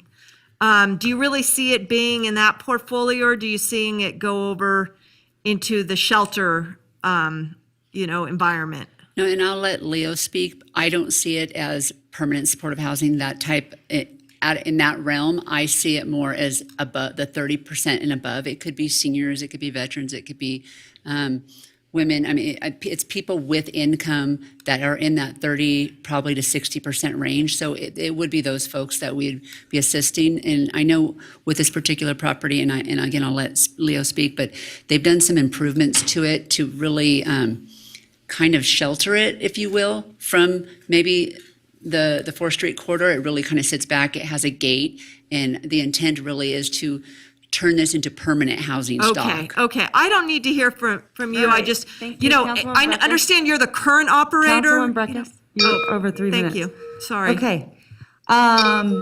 Vice Mayor Jordan, go ahead. Thank you very much. This one excites me even more than some of the other things we've heard today for a variety of reasons. Its location, when you look at the whole sort of ecosystem of things in which the majority of this council have supported in the last year, from the CARES campus to tiny homes to Sage Street, it fits the rungs on the ladder. I'm going to keep going back to that. And this is such a significant rung as it relates to seniors and vets that we are missing, not totally, but we certainly need more of. And to me, this complements that whole ecosystem in this area on a transit line with, I want to say, turnkey. It needs some work. Still needs some work. That's your doing, but it's something that we could turn around and have. How many units is it? 32. So 32 units for it has potentially. some that can turn into Yeah. So. 32 units for seniors, vets, that really does fit that entire ecosystem. This one is something I think that complements what we want to do. It checks all the boxes for me. If I could vote for this twice, I would vote for it twice. All right. Councilman Reese. Quick I question. guess that's you, Councilwoman Dewar. Yeah, Let's quick- go to Councilman Reese and then I'll come right fine. back to you. Go ahead, Councilman Reese. Thank you, Madam Mayor. I guess for my part, I am very interested in the proposal. I didn't fully understand who would be the owner in perpetuity of the land. I understood that VOA would be the operator, or who will own it? Based on earlier discussion, I think that's something that we should talk about some more. Okay, and I understand the reasons why you might have a foundation own it and not the city. I think the mayor's point is well taken, though. We're trying to ensure that, some subsequent council doesn't come along and reverse the decision about the ownership element to it, or that it falls out after some certain amount of time. I mean, I think it is revisionist history, though, to talk about the shelter that was set up, and the question about whether we could use the money that we got some months ago for hotel purchases.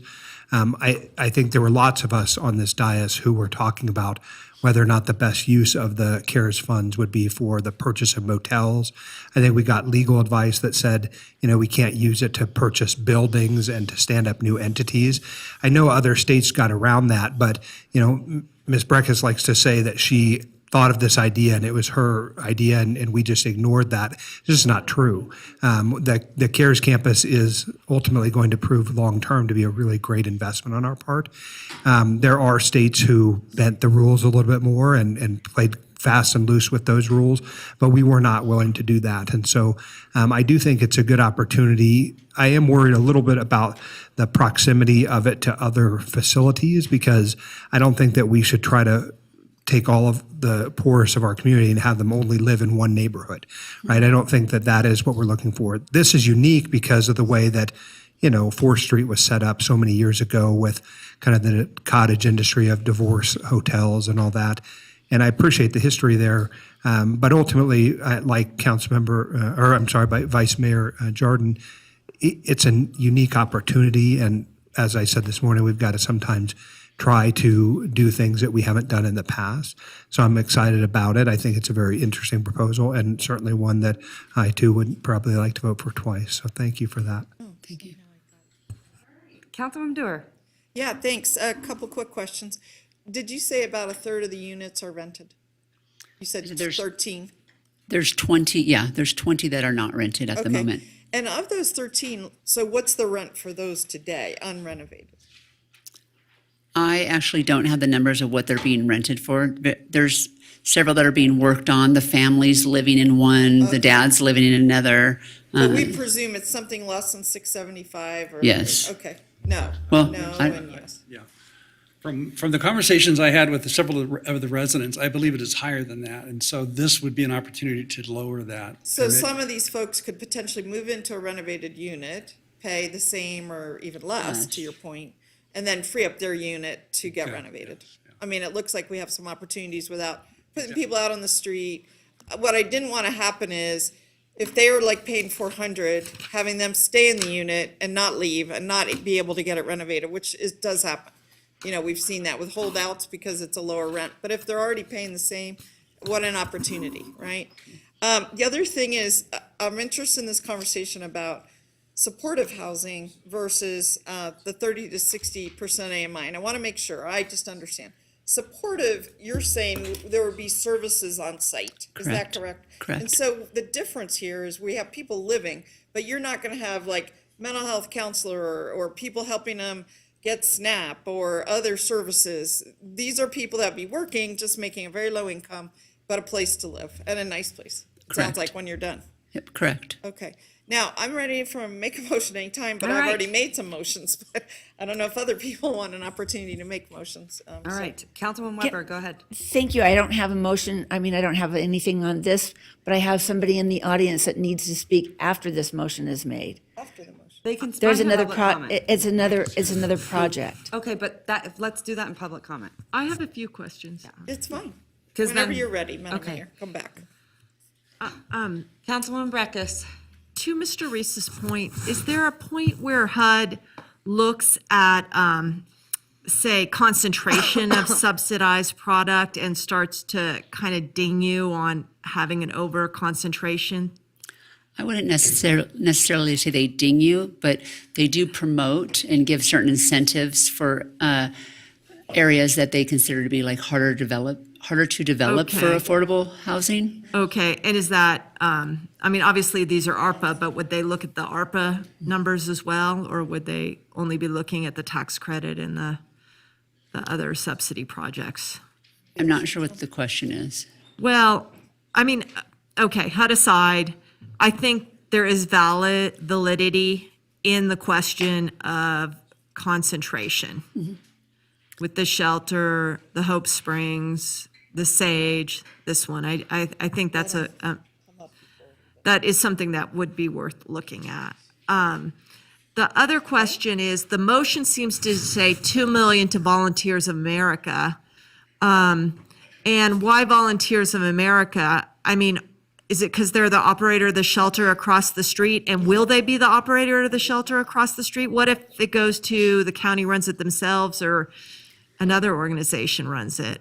This is for Volunteers of America to purchase and renovate and run the motel property. And they do manage the Village on Sage, which is right behind them. Yeah. That's regardless of if they manage the CARES campus or not. But it's a different arrangement because in the Sage, it's owned by the Community Land Trust. Correct. And they contract with VOA. Here, you're explaining to me that VOA is going to own it and operate it. Is that how I'm understanding correctly? Correct. Okay. So why is the difference in, are you going to look at their financial model going? This was the motion, but based on our conversation earlier, we're going to look at that again on the ownership. But I'll let Leo. Okay, yeah. Volunteers America currently is operating multiple programs in the Reno area. We have 180 units of affordable housing over off of, Sierra Manor, over there off of Audi Boulevard. And we've been in that market for about 30 years now, and recently developed a 40-unit Sierra Manor 2 also on that property. So we have a whole development arm for affordable housing. This would fall under that sort of division, which is under my umbrella. But it's under that division. It has nothing to do with the CARES campus. It really is just associated with this Sage Street, except for the proximity, which makes it easy. Okay, now I understand. Thank you. Okay. Thank you. All right, Madam Mayor. I'd like to make a motion that we authorize staff to invest $2 million of the ARPA funds in the Highway 40 motel with further discussion. With further discussion about the actual terms of the ownership, Mr. Manager, whether that be us, Community Foundation, VOA, whatever it looks like, and the operations of that. That's usually on a contract term, for so many years. But the motion today is to authorize the $2 million out of ARPA for this project with the details to be worked out. And I assume you will get back to us on, the pro and con if you need to come back to us for further direction, in terms of a second step of this, you will. Yes. Okay. I have a motion and a second. All those in favor say aye. Yes, go ahead. Just mention something. Yes. Someone in the audience has suggested that it was a different amount of money. Not 2 million.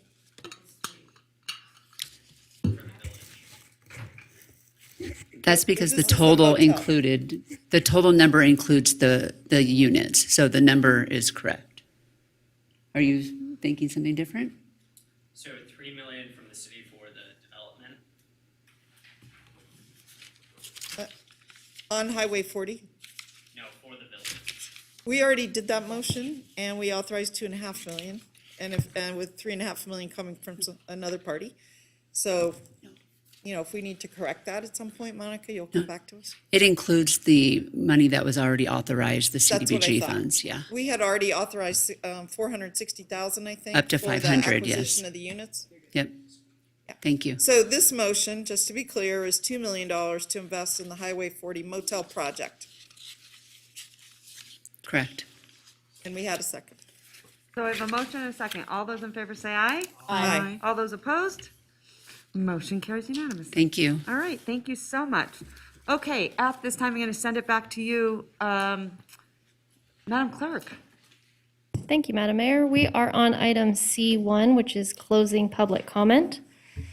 Madam Mayor. Go right ahead. Madam Mayor, I'm not sure that the Reno Housing Authority got the direction that they needed? I mean, or did they? Am I confused, Mr. Manager? I'm not certain that we gave any direction to the Reno Housing Authority. We took their presentation on our advisement. We made a couple of decisions as it relates to allocating some of the money that was set aside for affordable housing projects in the first tranche of the ARP funding. I do think that with a little bit of additional information in the cap stack, particularly for the Sundowner project, we'll be ready to allocate money or make a decision on whether or not money should go in that direction. I am a little disappointed. I think that it should have been at the table. It wasn't. I think, honestly, I think we could have done a much better job with that. I think there was a lot of uncertainty of what that looked like. And it's really disappointing because I think downtown affordable housing, workforce housing is really critical. And for it not to come to this body like it should have, because if we think it's important, then we should have it at the table. Clearly it wasn't, and so I want to apologize. And Madam Mayor, I think I don't want them to leave with that impression. My thought was that we would be bringing that back sooner rather than later to support in some form or fashion. It just felt today like maybe something got left without a bow being put on it with regards to Reno Housing Authority. Exactly. Yeah. It didn't have a $13 million price tag on it, but it didn't have any price tag on it. So I'm a little confused as to what we were doing with Reno Housing. So maybe when we clean up for the next item, Madam Mayor, Yeah. we can get better clarity on that at our Yes. next So I even think what I'm council going to meeting. do is I'm going to call for another special Right. council meeting on affordable housing. Right. We can have other people here. I know, Bonnie, you have someone that you want to hear present. I think there's just a lot of different players at the table, obviously lots of information. This is complex. You cannot do this in a day. And there's a lot of important projects out there. And there's other properties out there. There's even more motels that came on the market. And I want to clarify that. If you can preserve an existing property, then you should, if you can. Oftentimes you can't. I have two experts sitting right here who know firsthand, it is really hard to get in there and rehabilitate an entire project because it's so expensive. Not only that, it can often be dangerous. And you don't want people living in dangerous conditions just because you wanted to cut a lot of corners. So I just want everyone to know that. And also, I keep saying this, slumlords shouldn't be landlords, but not all of the people that run those motels, some of them are doing a phenomenal job. So I don't want everyone to think that because everyone just thought, oh, Hillary doesn't support motels. That's not it. The ones I was in were disgusting and deplorable, and you would not want even your worst enemy living in them. So the fact that we should say that we should save them for housing is a slap in the face when they're $300, $400 a week. Do the math at 200 square feet and no kitchenette. No running water, mold, not hundreds of bed bugs, thousands. So anyway, okay, Madam Clerk, back to you. Well, Madam Mayor, I had a final comment on this. We're still in this agenda item, and Go ahead. the way it was characterized was including but not limited to these two projects. And I want to make sure that the direction to staff is clear, and this is what I understood, was that we were going to reconsider or consider for the first time Reno Housing Authority projects at another meeting, potentially not even a separate workshop, but on city council meeting, as soon as they have their details together and the money together, and bring it back. So I don't think anybody should be disappointed. I'm excited about their project. And I just want to hear more about it, the timing, the money, the ask, get it on a council agenda, let us vote it up or down. We don't have to wait for a quarter, in other words, 3 months. I think it could come back much sooner. Perfect. No, like I said, I'm going to call a special council meeting right away. Yeah. So we'll get it back on the agenda next week. Okay, go ahead. All right, Madam Mayor, we're on item C1, which is closing public comment.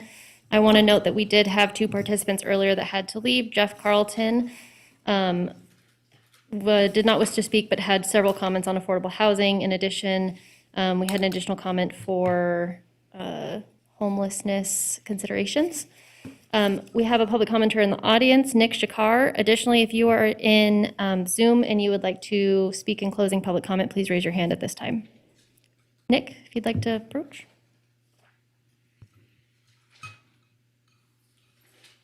Thank you, Madam Mayor.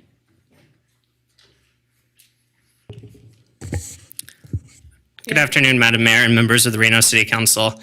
Well, first, I want to start by thanking you for your earlier approval related to the village on Sage Street. And I apologize for the confusion with the funding, but very excited to move the project forward. We have documented outcomes. We know that the village model works. We've had numerous people pay off debt. They're able to increase their income and ultimately move on to a greater path towards independence. So we know now with those additional 96 units, we'll be able to even increase our impact in the community. But I wanted to speak about a separate project that was mentioned a little bit earlier, and with Councilmember Reese earlier today and during the meeting, you had talked about the importance of home ownership.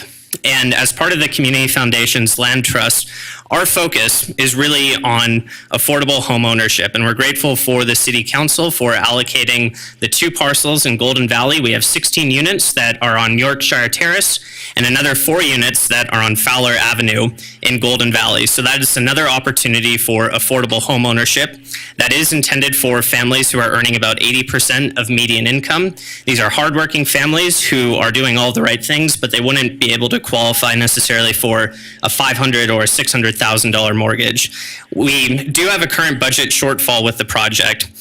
As was discussed earlier, one of the challenges that we've had has been inflation, particularly with the cost of lumber. So initially the project had penciled out just so that we could break even as a nonprofit operation.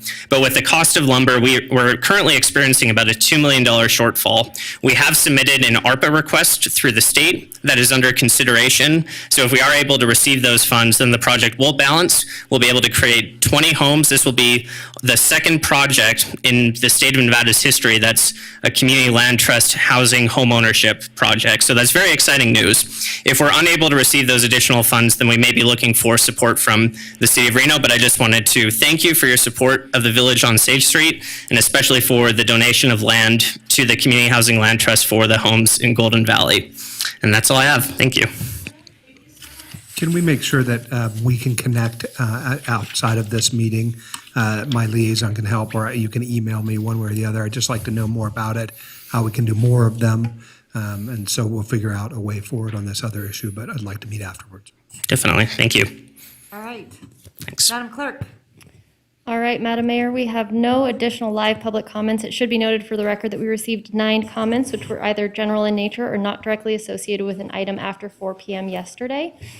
These comments were written correspondence received via our online public comment form or by our office via email. Comments of these have been distributed to the Reno City Council and will be available on the reno.gov meeting portal. 2 in favor and 7 concerned comments. Additionally, we have 2 voicemails, which we'll transition to at this time. Okay.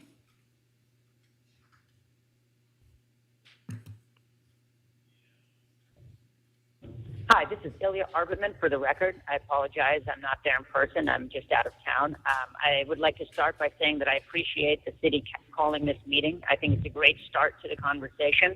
However, it's quite difficult to fit in anything particularly cogent or, I guess, effective in this 3-minute allotted slot. I think we need to move towards having some meetings with real community engagement where members of the community and advocates and anyone who's interested can actually have a substantial back and forth with the city and with the council and with staff, where we can actually start talking about solutions rather than kind of the current model, which is sort of something happens and then we get to complain about it and then, and it just takes forever.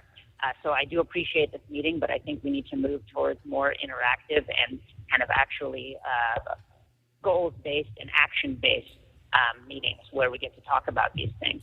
Secondly, I'd like to say that I wholeheartedly support turning any old and unused properties into affordable housing, such as the Sundowner and things like that. But I think that this is only part of the solution, although it certainly helps. And I'm really looking forward to people getting off of the street and into some of these places. Another part of the problem that we need to address is we need to face the reality that unbridled, unregulated growth does have negative consequences. On my street, and I live by the VA hospital, there are 2 vacant single-family homes, one of which has been vacant since July. It was purchased by a developer, and that developer has just been letting it sit. I'm not sure for what reason. This type of thing is happening all over the city, and honestly, it's unacceptable. It's very uncomfortable for us to think of regulating growth or limiting the free market or whatever hang-ups people have, but that's just what the challenge that is before us today. There are some properties on 4th Street, one of which I was a tenant at, that have been vacant now for going on 4 years. One of these properties is directly across the street from St. Vincent's and Catholic Charities. It's unacceptable to have a homeless services provider across the street from thousands of empty square feet that have just been going unused now for years.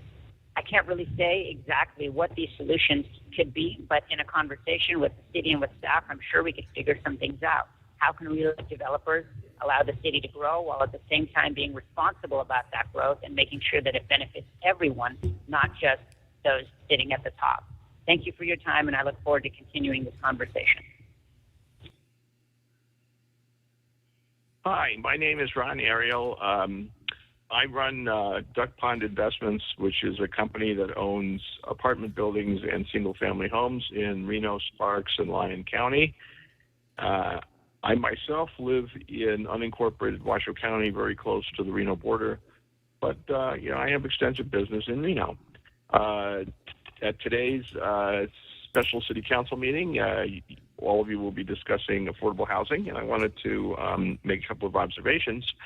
The Bay Area has had huge problems with sprawl and unaffordability, people not being able to live in the same cities where they work because of single-family home zoning. I recommend that the City Council seriously consider eliminating single-family home zoning for as much of the city as possible. This doesn't mean that single-family home owners have to sell to a developer. It just means that voluntarily they can, and what will result are neighborhoods where you will have mixed single and multifamily housing, and the increase in multifamily housing will improve the affordability of housing throughout the city. This does not mean that the quality of life will drop. It will not. I note that there will be some snobs, especially living in some of the wards where there are more expensive properties, who will fight this tooth and nail. But we have to make a choice here. If you want affordable housing in Reno, you have to increase the quantity of housing, and you can't substantially increase the quantity of housing by increasing only single-family home development. That increases sprawl. It makes public transportation much more difficult it makes it more difficult for public transportation to serve the neighborhoods, and that would not be good in the long run. So may I suggest that the City Council seriously consider, at least in parts of Reno, removing single-family home zoning and allowing the market to determine the next courses. I recommend that I'm not 100% opposed to rent control, but I recommend that the City Council leave that as a very, very last resort after exhausting any other measures. All right, thank you very much. Have a good day, and good luck to all of you. Bye-bye.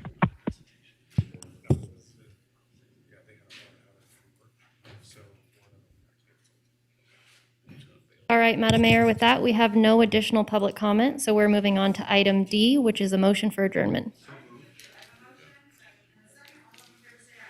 Aye. Thank you. Thank you, all of you who stayed the entire day. You get a big star, Gordon and Madeline. Who else was here? And Britton, you were here all day. Caffeine is a wonderful thing.